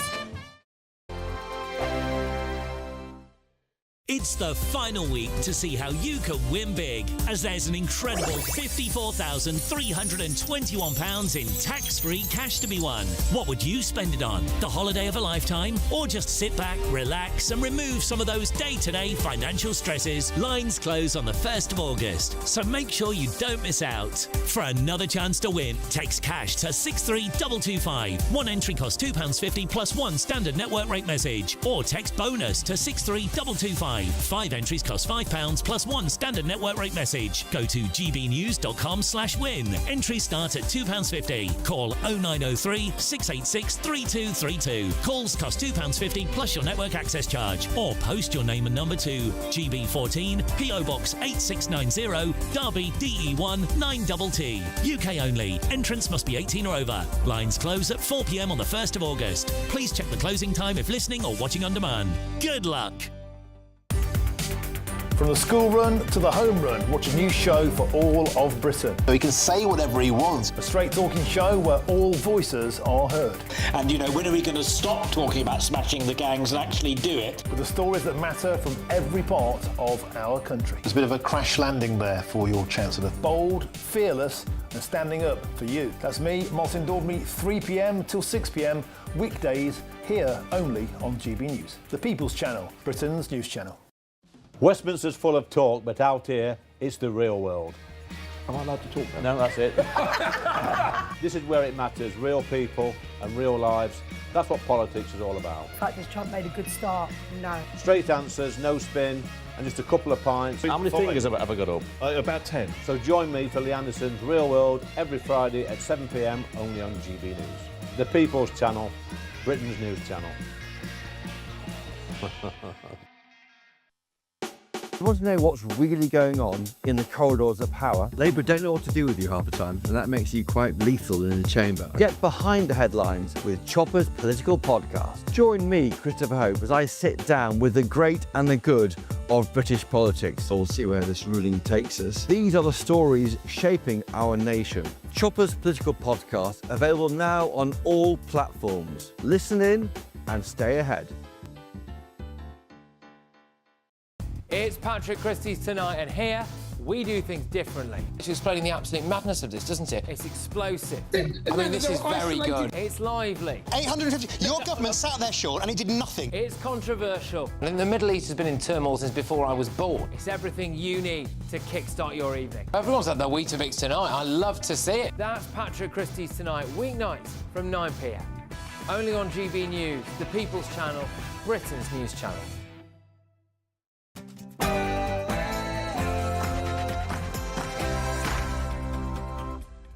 Hello, good afternoon and welcome, in fact good evening, and welcome to an extended edition of Nana Akua. We're live on TV, online and on digital radio. Joining me, broadcaster and journalist Danny Kelly, and also GB News senior political commentator Nigel Nelson. Coming up this hour. I look forward to this meeting. You know, we've had a hard time with trade with Europe, very hard time, and I'd like to see it resolved. But if it isn't, we'll, have tariffs, and they'll do what they have to do. But we have a good chance of getting it resolved. We'll probably know in about an hour. Shouldn't take that long. It's complicated, but not really complicated when you get right down to it. President Trump again puts the odds of making a deal at 50-50, saying that there are still 3 to 4 sticking points between the United States and the European Union as they negotiate on trade, but he declined to offer details. EU Chief von der Leyen is optimistic. And what is in front of us? That's less important. If we are successful, I think it would be the biggest deal each of us has ever struck. So I'm very much looking forward. Ever struck by anybody, that's true. And when asked if he could do better and go lower than a 15% across-the-board tariff rate for the European Union, Trump simply said no. And GB News' Bev Turner was in the room and asked the president a brilliant question on immigration. GB News once again making headlines. I'm with you for the next hour for a special edition of Nana Akua. If you want to know everything Trump's side, here is the place to stay. Stay tuned. But before we get started, let's get your latest news with Bethany Elsey.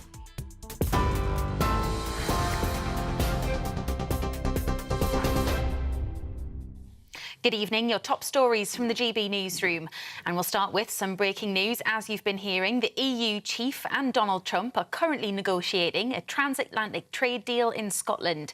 Speaking to the press in the last half an hour, Ursula von der Leyen said staff in Washington and Brussels have done most of the heavy lifting, but now it's down to them. Von der Leyen added that if they're successful, it will be the biggest trade deal either of them has ever struck. The US president, though, remains unsure, saying he's still 50-50 on whether they'll reach an agreement. I look forward to this meeting. We've had a hard time with trade with Europe, very hard time, and I'd like to see it resolved. But if it isn't, we'll, have tariffs, and they'll do what they have to do. But we have a good chance of getting it resolved. We'll probably know in about an hour. Shouldn't take that long. It's complicated, but not really complicated when you get right down to it. Aid has been airdropped into Gaza for the first time in months, with Jordan and the United Arab Emirates providing 25 tonnes of aid between them. It comes amid growing international concern over the plight of the population there. Thousands of Palestinians are at risk of malnutrition, with 85 children among those who've starved to death since the start of the conflict. Israel's military agreed to pause fighting and open humanitarian corridors to allow UN convoys carrying aid to enter. Demonstrations have been held outside a hotel housing migrants in Essex. It's after an asylum seeker was charged with allegedly attempting to kiss a 14-year-old girl. Police imposed restrictions to curb violence and disorder, including a dispersal order, which is in place until 8 p.m. tomorrow. Stand Up to Racism counter-protesters have also been out in force. They marched from Epping train station to the hotel, chanting, "Refugees are welcome here." Both groups are being kept separated by fences. Wildfires are raging across several countries in southeast Europe, fuelled by dry conditions, high winds and extremely hot temperatures. Around 150 fires have broken out across Greece, Turkey and Albania, with thousands of people forced to evacuate their homes. Forests have been scorched and homes burnt to the ground. A politician in Turkey has described the fires in the city of Bursa as an apocalypse. And the final of the Women's European Championship final between England and Spain is underway. Half-time has just ended, with the second half currently underway. Spain are 1-0 up as it stands. More than 87,000 people have filmed St Jacob Park in Switzerland. But back home in the UK, fan zones across the country are packed out, including Box Park in Wembley. The Lionesses are hoping to retain their title after winning the tournament back in 2022. Of course, we'll keep you up to date here on GB News. I'll bring you the latest at 7 o'clock. For the very latest GB News direct to your smartphone, sign up to News Alerts by scanning the QR code or go to gbnews.com/alerts. Thank you, Bethany. Welcome back. Well, the big news of the day is Donald Trump's meeting with President of the European Commission, Ursula von der Leyen. The highlight of the meeting was in reaction to GB News' very own Bev Turner, who asked Trump about migration. You said that Europe is being crushed by mass migration, and I wonder whether your friends on this side of the room agree with you on that. Well, I'd let you respond to that if you'd like. So, we have been working intensively on the topic of irregular migration. And we have, from the very beginning, said that migration is a European challenge that needs a European answer. As Europeans, we will fulfill our international obligations, as we've done in the past, also in the future. But we, as Europeans, are the ones who decide who comes to the European Union and under what circumstances, and not the smugglers and traffickers. That's the principle in which we are working. Immigration, Europe has a tremendous problem, and we do too, but we've sealed our borders. We have nobody coming in, and we have hundreds of thousands of people being taken out, and the bad ones first, and I think we're doing a very good job of that. But we had, I mean, it literally registered 0 people last month. You probably saw that, nobody. And Europe has a very similar problem. Well, they also met to discuss a trade deal, as they are currently hashing it out on with their return expected imminently. I look forward to this meeting. You know, we've had a hard time with trade with Europe, very hard time. And I'd like to see it resolved. But if it isn't, we'll, you know, have tariffs, and they'll do what they have to do. But we have a good chance of getting it resolved. We'll probably know in about an hour. It shouldn't take that long. It's, you know, it's complicated, but not really complicated when you get right down to it. I wonder whether they'll share us the details in less than an hour, because that was a while ago. Well, joining me now for the special edition of Nana Akua is broadcaster and journalist Danny Kelly, and also GB News' senior political commentator Nigel Nelson. That's not them there. We're crossing live to Texas to speak to Justin Young, who's the host of the Politics podcast. I got it right this time, Justin. Well, you did. Interesting. So Donald Trump meeting with Ursula von der Leyen, he invited her because she said, oh, thank you for inviting me. So what do you think our chances are of securing a pretty good deal? It seemed very warm. They said 50-50. But what do you think in your view? Do you think they've already got an idea of what they're going to agree to? Yes. Here's the reality. Donald Trump has said that by early August, the negotiation window without the tariffs going up will have ended. He sent letters out to many different countries. What I've been told by people inside the Republican Congress is that this is a three-step phase. The first step is more political than it is legal, and that is what Donald Trump is trying to get here in Scotland today, which is a joint agreement to certain baselines that they want to anchor. And specifically, that will prevent the tariffs going up as the teams get together and negotiate out the particulars on a lot of stuff. And that's something that will take months, if not over a year, to do. But the disadvantage that the EU has is that Japan made a deal last week.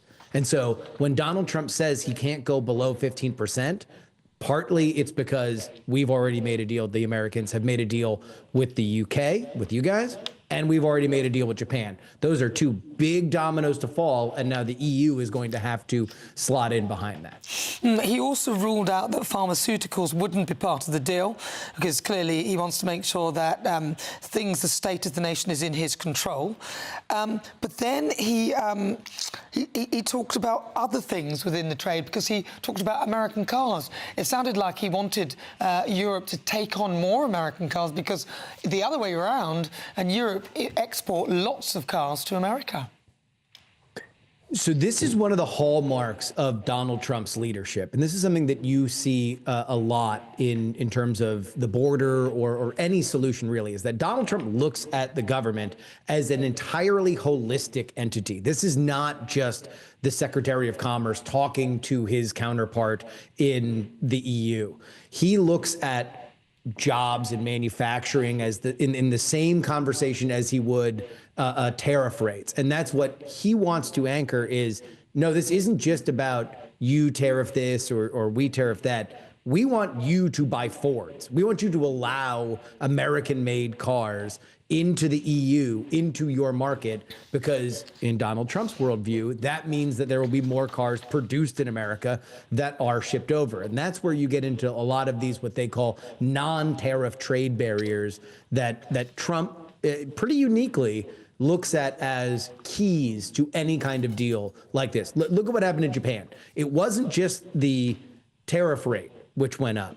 It was also that Americans can sell cars there and Americans can sell rice there. That is a huge concession that wouldn't have otherwise happened unless you had an executive that looked at this in the 360-degree way that Donald Trump does. He also said that some of the sticking points, one of them, he wouldn't give us any detail of all of them, but he also said that one of them is fairness.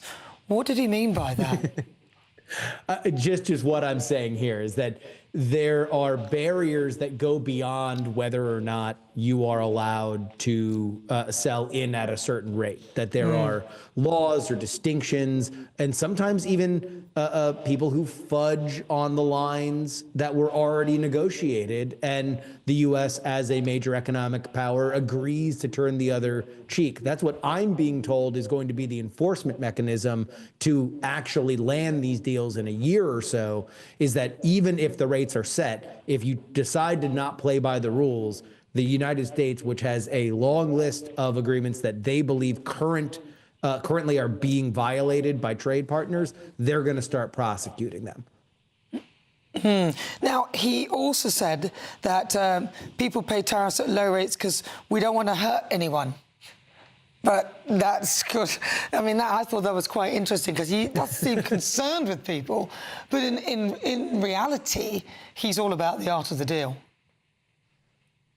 There has been nobody in the history of American politics that has the media savvy or the desire to put a window onto his negotiating tactics like Donald Trump. And you can see it on display right now.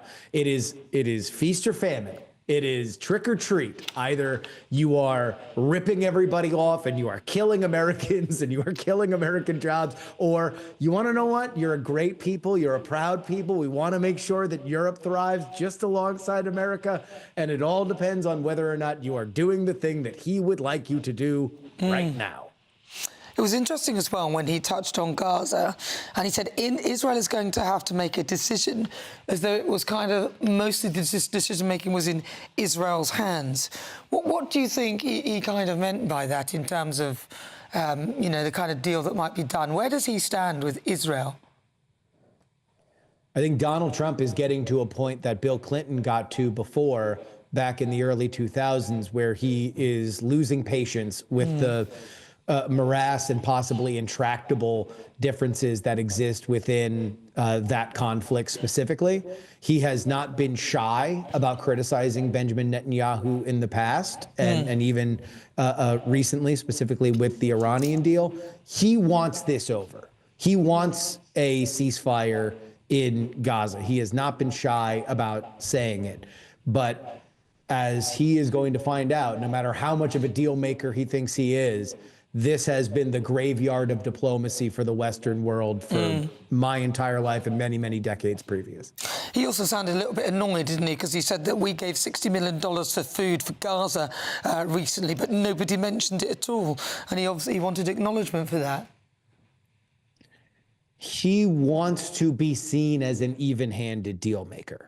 That is something that is very important to him, I think, not only in terms of ego flattery, although that plays a part, but also because he wants to be seen by both sides as somebody that they can ask things for and depend on. It's hard to do with Hamas. It's hard to do when you are talking to an organization that is predicated from the Israeli point of view as being destroyed by the end of negotiations. But I am honestly at a lack for strategic insight into how you solve this particular issue. It is an incredibly tough one to deal with. Now, Justin, joining me, my panel, I've got Danny Kelly and Nigel Nelson, who I want to ask you a few questions. Danny Kelly? Yeah, hi, Justin. My name's Danny. I read with great interest on the screen that you're live from Texas. Now, I understand that Texas, although it's about 3 times the size of the United Kingdom, it has about 13,000 wind turbines. And what I found so interesting is that I associate Texas with black gold, digging oil. Yet we have the Lone Star. We have the Lone Star State with 13,000. It's got more wind turbines than any other state in the United States of America. So how does Donald Trump's comments, how do they rub along with people who are behind green renewables over in Texas, Justin?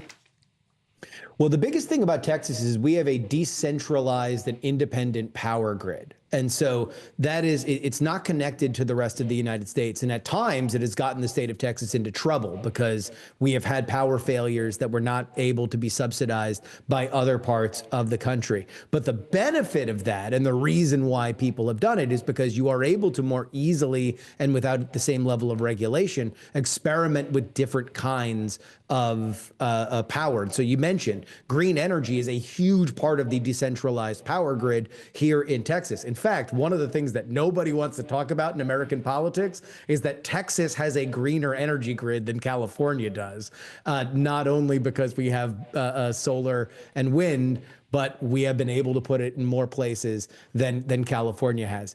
How does that square? You know, nobody really talks about it, to be honest with you, Danny. It's just one of those uncomfortable parts of American politics that everyone just sort of sweeps under the rug. So do you think Donald Trump wants he wants the grid centralised because it's better all round in terms of big business? Because if everyone does go green, and if it just say it does work, then it means there's less sort of power for the energy companies. Well, what Donald Trump wants to do is make it easier to drill oil and to frack in a way that has more to do with the rest of the centralized power grid of the United States that is outside of Texas. Obviously, Texas has a reputation for drilling oil. That will not stop. And a lot of the companies that are based in Texas are going to continue to work around the country. But Trump's goal, and this is really his hedge against inflation, to connect it back to the tariff thing, tariffs are going to be an import tax on companies. Nobody is debating that, even Scott Bessent, his Treasury Secretary. His hedge is if he can keep gas down, not only does that help him at the pump, because that's where a lot of Americans understand the cost of living, but also it's a hedge against inflation, because if that remains low, then you're less likely to pass on the cost of import taxes to the end consumer. All right, and Nigel Nelson. Yeah, Justin, I'd like to take you back to Israel. Keir Starmer is meeting Donald Trump tomorrow, and at the moment Starmer is under some pressure, both at home and from President Macron of France, to recognise Palestine as a state. Now, Donald Trump wants to see a ceasefire in Gaza. Certainly that applies to Macron and Starmer. Where do you see the common ground there? How will Donald Trump react to the idea of recognising Palestinian statehood? I don't think it's much of a starter. You don't hear him talk about it much. It's not the same level of conversation, aside from the progressive left here, which is not the closest audience that has Donald Trump's ear on this topic per se. The question that I would have with anybody who wants to recognize a Palestinian state is, who's the leader of the country and where is the capital, which seems to be an ongoing question that has defined this conflict for many, many, many decades. What Trump is very focused on is more the nitty-gritty of what's happening right now, and that is the hostages in Gaza, that is whatever managed decline Israel can live with Hamas, and whether or not Hamas, which, you know, from the point of a negotiated deal, they're going to be asked to essentially commit suicide by the end of it if they are going to, have any kind of cessation of violence from Israel's perspective. Can you do that? It seems an impossible square to circle, and I don't know whether or not naming a state that has no leader and capital is necessarily going to get you closer to what Trump wants, which is a ceasefire in this conflict. All right, well, listen, Justin, thank you very much for your thoughts. That is Justin Young. He's live from the US, and he's the host of the Politics podcast. Right, 19 minutes after 6 o'clock. It's a special edition of Nana Akua. Joining me, broadcaster and journalist Danny Kelly, and also GB News senior political commentator Nigel Nelson. Stay tuned, loads more still to come after the break.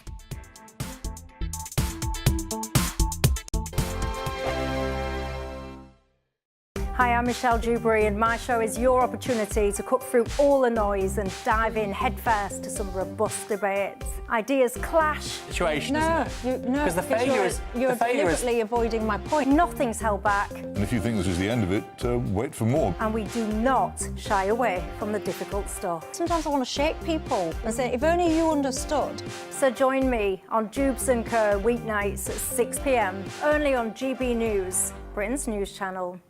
Britain was once the envy of the world, but look around. A nation that no longer knows what it is or where it's going. A country that's broken. How do we fix Britain? How do we bring it back? Friday night with Matt Goodwin at 8 p.m, only on GB News. You've read the headlines, you've heard what those in power have to say. How about now we actually get to the truth? They would pay attention. We go beyond the political theatre and tell you what's really going on behind the scenes. For a massive council tax hike, one of the biggest in the UK. Others follow their lines, but we go off script. You sound like a broken record, just like week after week. Cutting through the narratives and giving you unique perspectives. That's Ben Leo tonight, Saturdays and Sundays from 9 p.m. on GB News, Britain's news channel. Good Afternoon Britain isn't just about us. The wonderful thing about this programme is it's about everyone watching. It's an interactive programme. Well, there absolutely is something to see here, and we're going to be talking about it more. Whether it's breaking royal news, please bring us up to date, or indeed a particularly punchy speech in the House of Commons. Very, very curious. We bring it to you live, and then we bring you live reaction as well. That's Good Afternoon Britain, weekdays from midday. Only on GB News, the People's Channel, Britain's news channel. 5 hosts, 5 opinions, 5 fearless debates, 5 unfiltered takes on the day's news. 5 reasons not to be anywhere else on Saturday night. This is the Saturday Five. You got me. You got me good there. Britain's biggest Saturday night TV show. It's not a bad brand. Yeah. Uncensored. Very, very racy tonight on the unpredictable. What did she say? Can you translate it for us? And always entertaining. And how can a country go from being led by William Wallace Saturday nights from 6 p.m. only on GB News, the People's Channel. Britain's news channel. You're going to want to stay tuned, trust me. Mornings don't have to be tiresome, especially if you have the right company. Wake up to news as it happens, opinion and debate, and of course, a little bit of entertainment too. Because when the kettle's on, we're on. That's Breakfast on GB News, a show worth waking up for. Every morning from 6 a.m. Only on the People's Channel, Britain's news channel. We'll spread the news, you spread the word.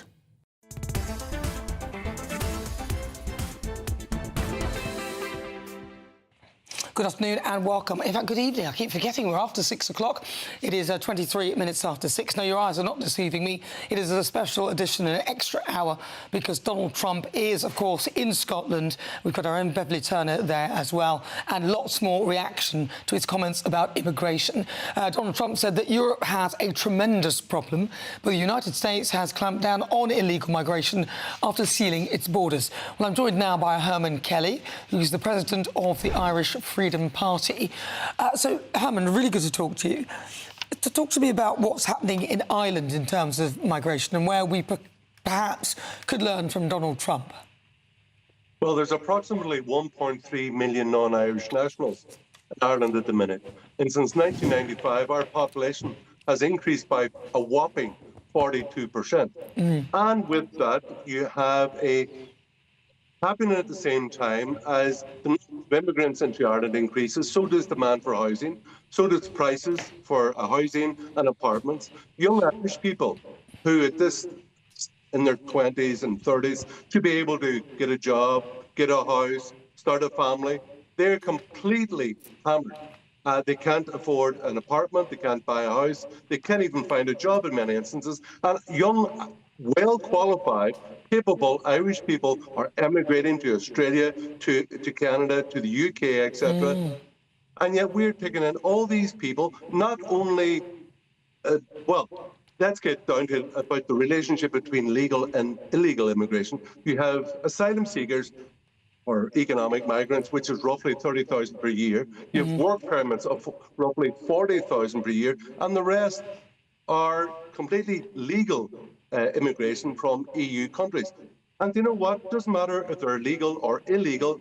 The numbers game is destroying Irish people's economic prospects, and also with that has been a sharp rise in criminality. Number of sexual assaults, etc., has increased just as it has in countries like Sweden and Germany and Italy and France, etc.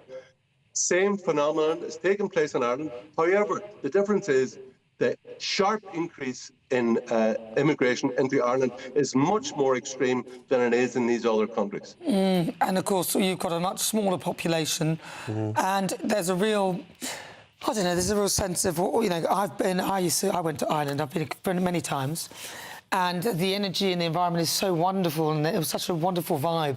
But I feel the sense of the community and the spirit of Ireland is, it's kind of diminishing, and it's very worrying. When you see President Trump and hear how he's coped with it, what would you like to see happening in Ireland? I would like to see what I would like to see is a Donald Trump figure standing up and saying very loudly what he's just said in the last few days, that the so-called the windmill scam is inefficient, it's expensive, it's not even ecologically sensible. The immigration is completely out of control in Ireland and must be stopped for economic reasons, cultural reasons and security reasons. What he's doing is speaking common sense. Look, even in the 19th, early 20th century, all labour unions all across the world, they wanted to stop mass immigration in the country because it undercut their bargaining power when it came to, people bargaining for better wages. Mass immigration lowers wages, pushes up house prices, and makes sure countries less secure. That's not a good deal for the people of Ireland. Look, today we've just had the All-Ireland final, a great celebration of Irish culture, and yet in All-Ireland Day in Croke Park, you'll see that the vast majority, or a very large number of the people doing the security, are all clearly non-Irish people. And you wonder, how is that good for Ireland? What about all our young people who've been forced to emigrate to Australia and Canada? It's not good for them. I don't know whether it's good for anybody.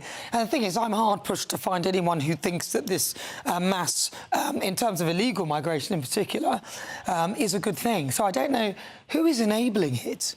Who do you think is enabling it? The ones who are actually benefiting are the fat cats who, friends of the politicians in Ireland, like, for example, what they call in Ireland IPAS centres, which are like economic migrants, stroke asylum seekers. The vast majority are young males with no women and no children. However, these asylum seeker centres are tax funded by funded by the taxpayer. There's one guy, Bandy McEnany, a former Monaghan football manager. He and his family have personally made 220 million over the last number of years. So there's a small number of people who are profiteering off the backs of Irish taxpayers, and at the same time, they're putting the Irish economy and Irish security at risk. And do you know what? People really have enough. Now, I don't know if it's known in Britain, but certainly in Ireland, it's now becoming very common, again, that there's rallies and protests and country towns up and down Ireland to protest at what they see is a new colonisation, a new plantation of Ireland. And people, we weren't asked, we never give our consent. And you know what? It's become extremely unpopular. And the political class better start listening, because there's going to be, it will lead to political change, for sure. All right. Herman Kelly, thank you very much. He's the president of the Irish Freedom Party. Thank you very much. Well, joining me now, Danny Kelly and also Nigel Nelson. Nigel, you heard what he's saying. The face of Ireland is changing due to mass migration. Legal, he said, and illegal, of course. And the people benefiting from this are not the people who are living in Ireland. The main, most of the people, it's actually big business, fat cats, lawyers, that kind of thing. Well, I mean, bear in mind that Ireland is a member of the EU, and so one of the issues that he was complaining about was freedom of movement. Now, bear in mind that the Irish Freedom Party actually stands for Ireland leaving the EU, which I think you then get an idea of the political agenda he's trying to use there. But to be fair, he didn't really focus on that. To be fair, but he was talking about Europeans coming to Ireland. He did. He included them as part of the mass migration, but he wasn't just talking about them. Was he? No, I mean it was the irregular migrants who were coming in as well, which was obviously a problem. All right, let's go live now to Scotland, where Donald Trump is currently speaking. Other than we're going to get along great, and we have a great relationship now with NATO, which is largely the same. I mean, not exactly, but pretty close, right? Largely. And with NATO, as you know, they're going up to 5% from 2%, and the relationship is very strong with NATO. So I just want to congratulate you. I think it's great that we made a deal today instead of playing games and maybe not making a deal at all. I think it's, I'm going to let you say, but I think it's the biggest deal ever made. Thank you very much. Congratulations.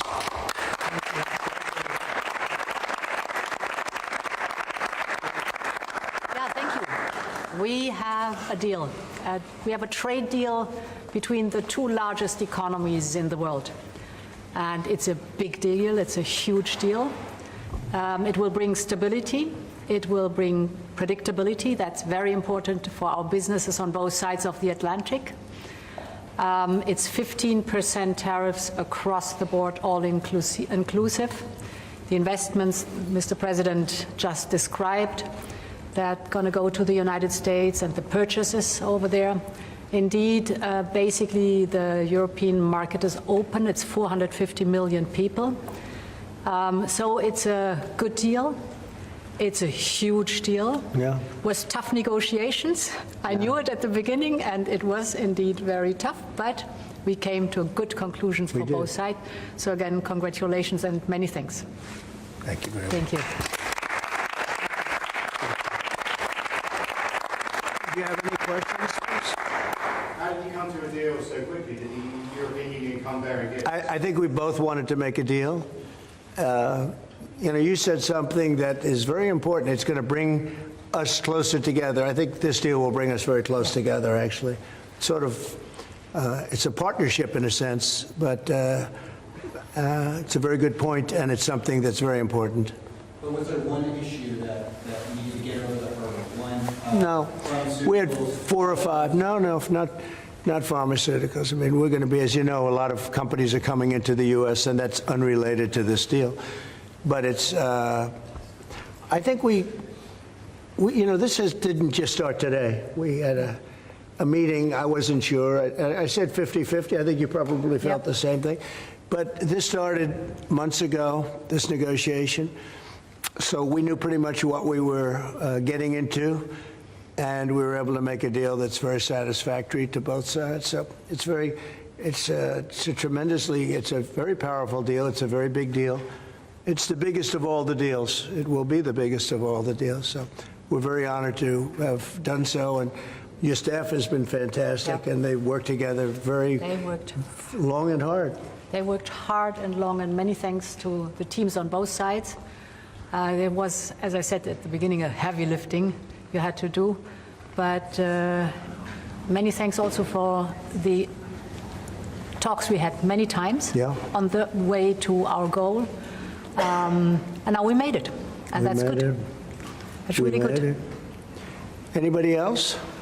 Yes, ma'am. I have a question for the EU Commission President. What are the U.S. concessions? What is the U.S. giving up in the deal, if anything? So the starting point was an imbalance, a surplus on our side and a deficit on the U.S. side.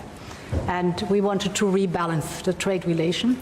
And we wanted to do it in a way that trade goes on between the two of us across the Atlantic, because the two biggest economies should have a good trade flow between us. And I think we hit exactly the point we wanted to find. Rebalance, but enable trade on both sides, which means good jobs on both sides of the Atlantic, means prosperity on both sides of the Atlantic, and that was important for us. And again, the energy is a very important component, because we have more energy than anybody else in that sense. And I think it was very wise that they buy a lot of energy, and it's great stuff, and it solves a lot of problems. So that was a great decision, I think. What about steel? On what? Steel. Steel is staying the way it is. The steel and aluminum, et cetera, that's a worldwide thing. That stays the way it is. We have chips. Did you discuss that as part of the agreement? Chips. Chips is Howard. You might want to describe the chips, please, if you would. Well, the expectation is in 2 weeks' time we're going to come out with our chips 232. And that was one of the key reasons that the European Union came to talk to the president, to try to resolve all things at one time. And, well, I'll let you wait for the 2 weeks until you get to announce your plan. But we are going to be bringing chip manufacturing back to the United States of America. We'll be doing a lot of chips. A lot of companies are coming in from Taiwan and from other places into the U.S. And they're doing that in order to avoid tariffs. And the president really avoided the tariffs in a better way for them, much better way, much more conclusive. I think probably much more profitable, definitely much more profitable, and got a lot of benefit from it. So it was a very interesting negotiation. I think it's going to be great for both parties. I think your various countries are very happy about this. Is there an industry in the U.S. that you see maybe having the first impact of getting into this market that was not accessible before, whether it's auto? What's the first call you make? Yeah, I think cars. Cars basically were not invited, were not, I don't know if the word is not allowed or just, you just kept them out somehow, right? But cars will be, we have some cars that do terrific business and we do really well with the pickup trucks, with the SUVs. We have some great things. And I think the people of Europe will have some diversification. I think that'll make them happy. So I think maybe cars would be the one that would go the biggest. And the second would be agriculture, the farmers. And we'll do it in very strict conjunction with the president and the European Union. And they're coming into, likewise, they're coming into our country with great vigor. And I think they're going to make a lot of money with this. I think everybody is. I think and again, it's going to bring a lot of unity and friendship. It's going to work out really well. Okay? What's the next deal you're focused on now? Say it. What's the next deal you're focused on now? That's an interesting question. This was the big one. This is the biggest of them all. We're looking at deals with 3 or 4 other countries. But for the most part, I can't get them to understand that it's the letter. We just sent that letter, and that letter is, very universal for most. I mean, you wouldn't be able to do this. You wouldn't have the time or the patience to be able to do a deal like this. Most of the others are going to be a certain tariff, and we're going to keep it as low as we can. They're generally smaller countries or countries we don't do much business with. But that they've already received, to a large extent, they've received a letter. They'll probably receive a letter of clarification or a confirmation type letter, which will go out sometime during this week, prior to August 1st. And the tariffs will start being paid by those countries prior to August, on August 1st and beyond. Okay? Mr. President, was part of the rush to get this deal done to knock the Jeffrey Epstein story out? Oh, you got to be kidding with that. No, had nothing to do with it. Only you would think that. That had nothing to do with it. I think which is good for European business and American business. Businesses in this country, particularly small businesses, are closing at a record rate. And you'll see the Prime Minister tomorrow, Keir Starmer. What does he need to do to help British business in this country? I think everybody's going to be happy with this. The Prime Minister of the UK, while he's not involved in this, will be very happy because, there's a certain unity that's been brought there too. We have a separate deal with them, but I think he's going to be very happy to know. Look, he's friendly with all of you. I think he's a very good man, and he's going to be very happy to see what we did. I think UK is going to be very, very happy. Thank you all very much. Appreciate it. Thank you. Thank you very much. Wow. Well, that was President Donald Trump announcing with Ursula. Right, that was Donald Trump announcing with Ursula von der Leyen that there will be tariffs across Europe and they will be at 15%. And of course, the things that weren't included, of course, pharmaceuticals would not be in that deal alongside other things like steel.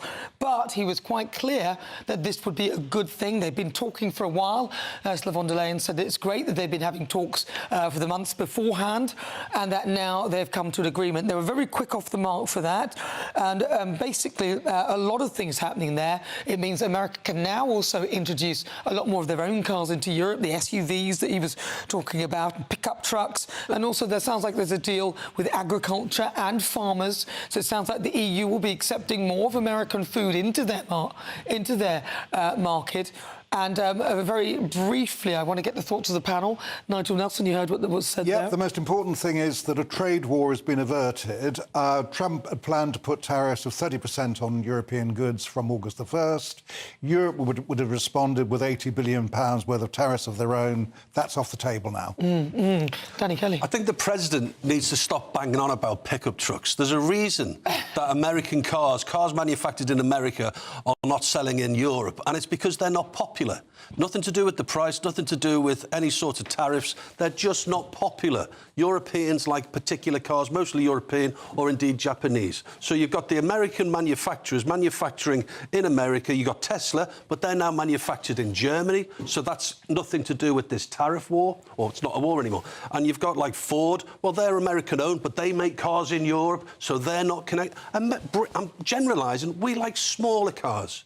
We don't like these big, bulky SUVs. He mentioned it a couple of times. I would suggest to the President that it's nothing to do with tariffs. It's to do with the fact that we don't want them. Oh, they're rubbish cars. There are a lot of them. No, they're garbage. General Motors. You've got Jeep. Jeep are fairly commonplace on the road, but they're no good either. Well, look, it opens up the market and he feels like that something different is happening. He doesn't realise the reason no one's buying them is, frankly, because they're awful.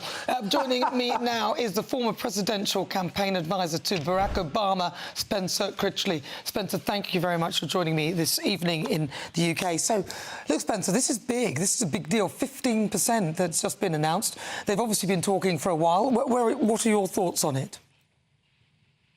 Well, a couple of things strike me right off the bat. First of all, that was designed to be at least as much a giant commercial for one of Trump's golf resort properties, which is what he does frequently. And, of course, the whole European Union delegation was paying his company money to stay there. And this is just more of the pervasive corruption with the Trump administration that really seems to be the point of the whole enterprise for him. The other one is with Trump. Aside from the substance that was announced, it's just so obvious he's faking it whenever he talks about this stuff, the way he's been faking it his whole life. It's all adjectives like huge, the biggest ever, you know, entering the United States with a lot of vigor, which, you know, dangerously crept up to the edge of being a little bit purple. And none of the substance actually comes from him because he never does his homework, and he clearly is the student in class who's trying to wing it the next day. That said, turning to that substance, there's little we know so far, but I think an important point was just made that trying to fix trade deficits that the United States has where they need to be fixed, because they're not always a bad thing, they often are to our advantage, by imposing tariffs is avoiding the core problem in most cases, such as Europeans don't want to buy American cars because a lot of those cars don't match the needs of Europeans.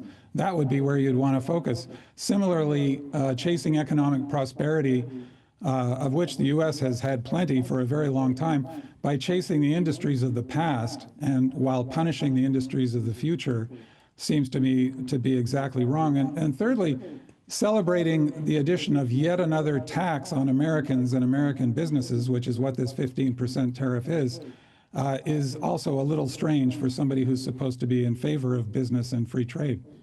Well, I suppose there has to be a tariff of some description, and he's using it as a bargaining chip. I thought your trade has improved by at least 20% since he'd started all these tariffs. So the tariffs have been good in terms of the money coming into America. So that's not bad. And also the fact that I would have to challenge. I'd have to challenge that assertion. I think. Okay. Well, I mean, that's what he was saying, but. Well, again, it's what he was saying. I mean, you can assume that whatever he is saying is something he's just made up. A few days ago, he promised to reduce the price of pharmaceuticals in the United States by more than 1,000%, which would mean that your local drugstore would be paying you to buy the drugs. So a $100 pharmaceutical, they would pay you $900 to take it home with you. Yeah, I hear you. But look, using his own golf course, you know what? That's kind of that could be a security issue anyway, because he's in control of all of it. It is, and I think it's clear that's not what it is.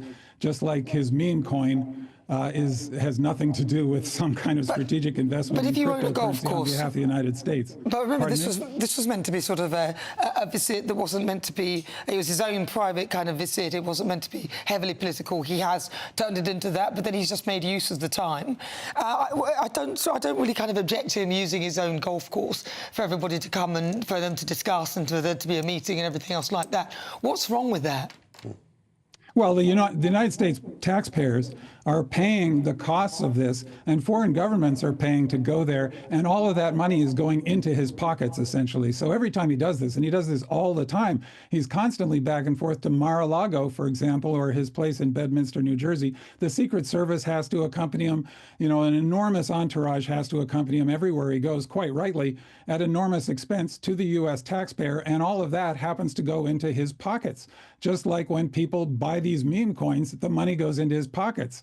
Just like when Qatar gives the United States this supposed gift of this enormously expensive airplane, that's for his own personal advantage. And I notice they've now classified the cost of what it'll take to make that plane actually usable as Air Force One. There's so much corruption going on, and it's happening in broad daylight, that people just kind of accept it as if it's some kind of personality quirk. But it's incredibly, to quote Trump, nobody has ever seen anything like this. And in fact, in this case, it's true. In the entire history of the United States, there has never been corruption on this scale, and certainly not in full view of the public while it's happening.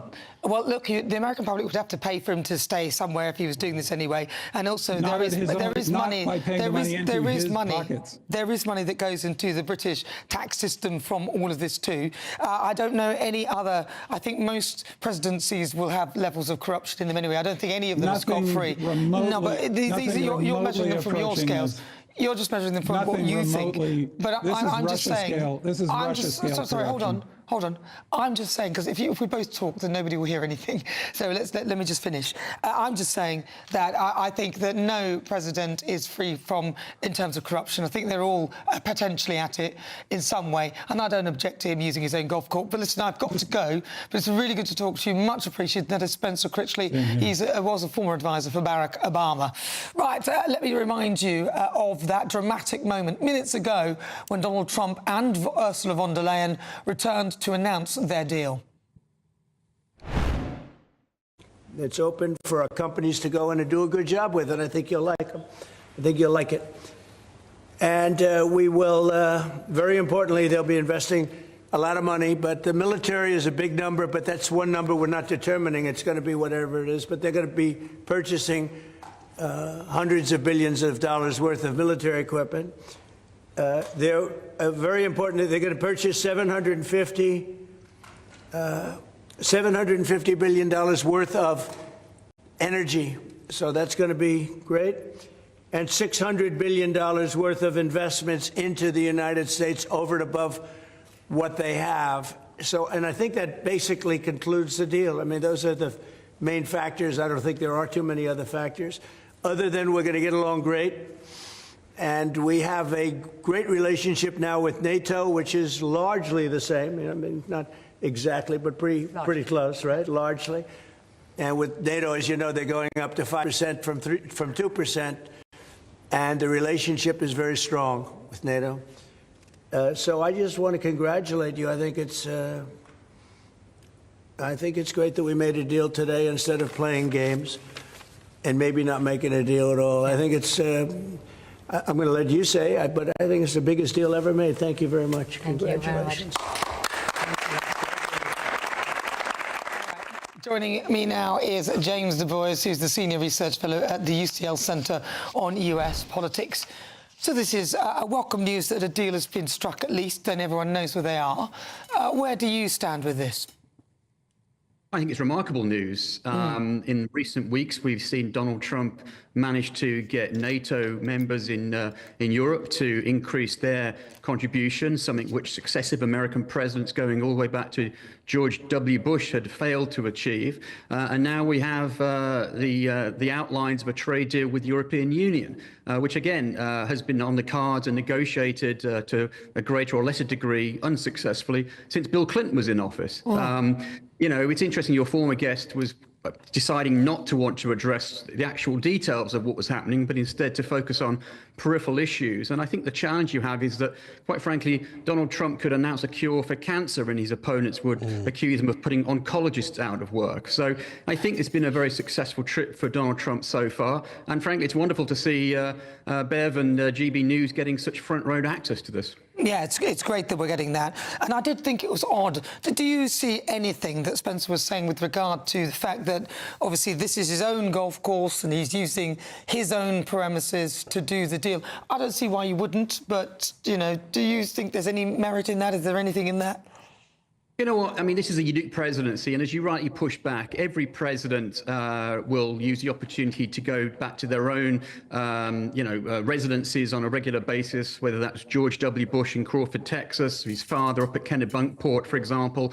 I think what he was doing was diverting attention, just as that daft question was asked of the president about whether this was an attempt to divert from the Epstein scenario. What we have is a deal for the United States and for the European Union, which I think when the tariffs were announced back in April and I first appeared on your network to talk about this, I said at the time this is classic Donald Trump negotiating tactic to raise the spectre of huge tariffs in Q1, Q2, with the aim of getting deals announced in Q3 and before the end of the year. And that's coming to fruition. We've seen deals struck with the United Kingdom, now with the European Union, other nations as well. So I think you'd have to be somewhat churlish to deny Donald Trump's victory in this, which of course is, as you rightly pointed out, bringing huge tariff numbers for the United States. And again, it was unfortunate that your previous guest chose to ignore facts which show that in July, for example, there was a trade surplus for the first time in many years for some hundreds of billions of dollars because of the tariffs, and now moving forward to this trade deal. Yeah, it seems odd that some people have such a visceral hatred for him that they can't acknowledge that actually Donald Trump is bringing the world together in a very intelligent way. He's using trade deals and he doesn't want to invade other countries and protecting people. Like, I agree with his work with Israel. I agree he took time to listen to what was happening in Russia and determined, and he's still making his decisions on where he goes with that. So very briefly, we've got about 20 seconds. What do you think is next for Donald Trump? Well, I think there will be future trade deals on the cards. He doesn't reveal what he's dealing with because that's the position of a true negotiator. But I think you'll see more trade deals announced in the coming weeks so that he can move into 2026 campaigning for the midterm elections from a position of strength. All right. Well, listen, James Du Bois, thank you very much for joining me. He's a senior research fellow at the UCL Centre on US Politics. Well, it's been very busy. What a busy show. Some incredible developments. If you just tuned in, Donald Trump has done a deal with the European Union, 15% across the board. Doesn't include pharmaceuticals and steel and aluminium. But I've got to say thank you so much to our panel, broadcaster and journalist Danny Kelly. Danny Kelly, thank you so much for joining me for the extra hour. And also Nigel Nelson, GBNews' senior political commentator. And a huge thank you to you at home for your company. I look forward to seeing you next week. Enjoy. I'll leave you with the weather. Free Speech Nation is up next.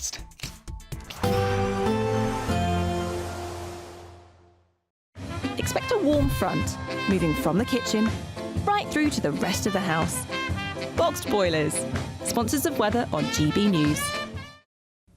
Hello again and welcome to your latest GB News weather forecast from the Met Office. So Monday is looking a good deal brighter and warmer for many of us. There will still be a few showers around, but many of us will stay dry. And it's all courtesy of this large area of high pressure, the Azores high, ridging towards the UK on Monday. It doesn't last too long though. This frontal system will bring some rain once again by Tuesday. Back to Sunday evening though, and most of the showers are fading away, though some will continue overnight, particularly across the north and the west of Scotland, and some also moving into parts of northwest England on that northwesterly wind. Out towards the east and the south though, the best of the clear skies here, so temperatures in the countryside falling into the high single figures in places, and a bit cooler for many compared to recent nights.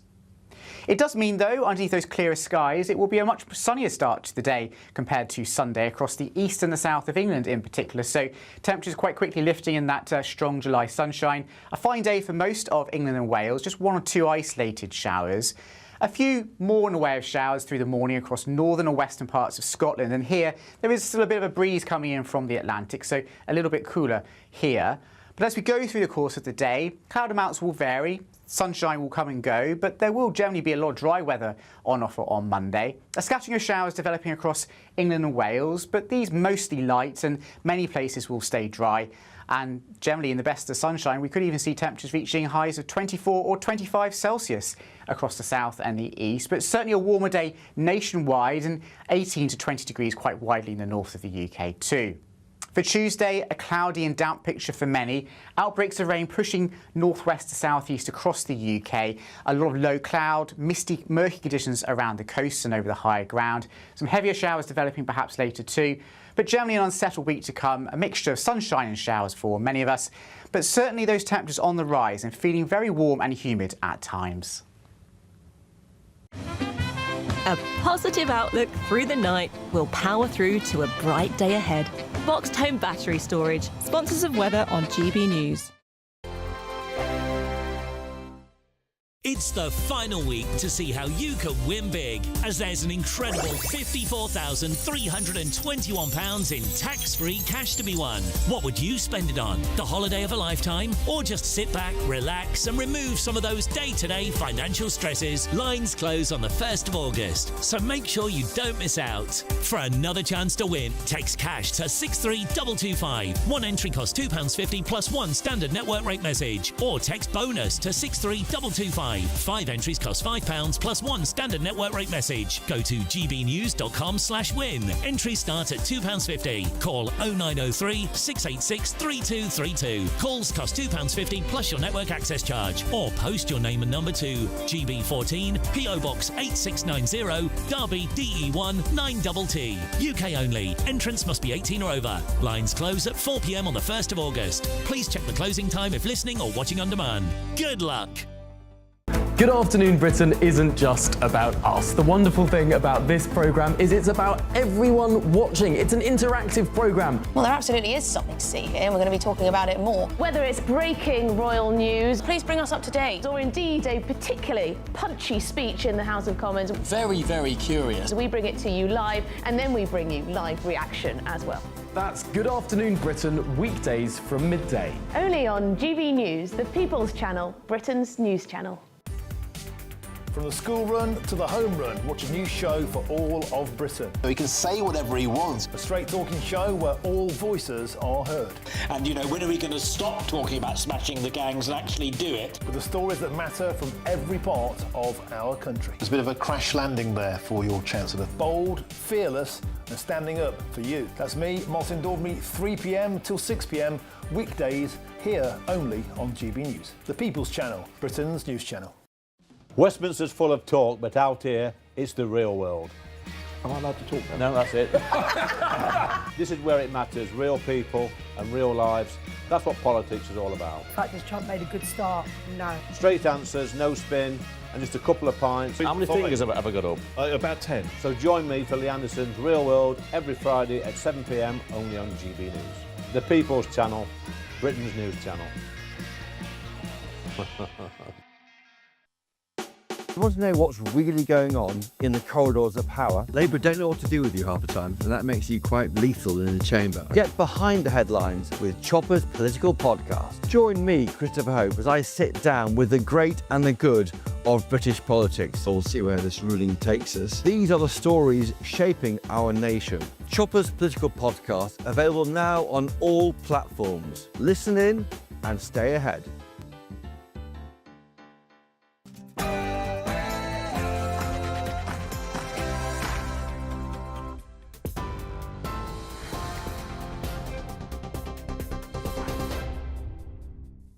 Good evening, welcome back. It's just gone 7 o'clock. I'm Bethany Elsey with the latest headlines from the GB Newsroom. The leaders of the United States and the European Union have reached what they've described as a huge transatlantic trade deal. I think it's great that we made a deal today instead of playing games and maybe not making a deal at all. I think it's, I'm going to let you say, but I think it's the biggest deal ever made. Thank you very much. Congratulations. EU Chief Ursula von der Leyen said the deal will bring stability while announcing a 15% tariffs across the board. President Donald Trump revealed the EU is set to make $600 billion in US investments. The EU will also buy $150 billion in US energy. Aid has been airdropped into Gaza for the first time in months, with Jordan and the United Arab Emirates providing 25 tons of aid between them. It comes amid growing international concern over the plight of the population. Thousands of Palestinians are at risk of malnutrition, with 85 children among those who've starved to death since the start of the conflict.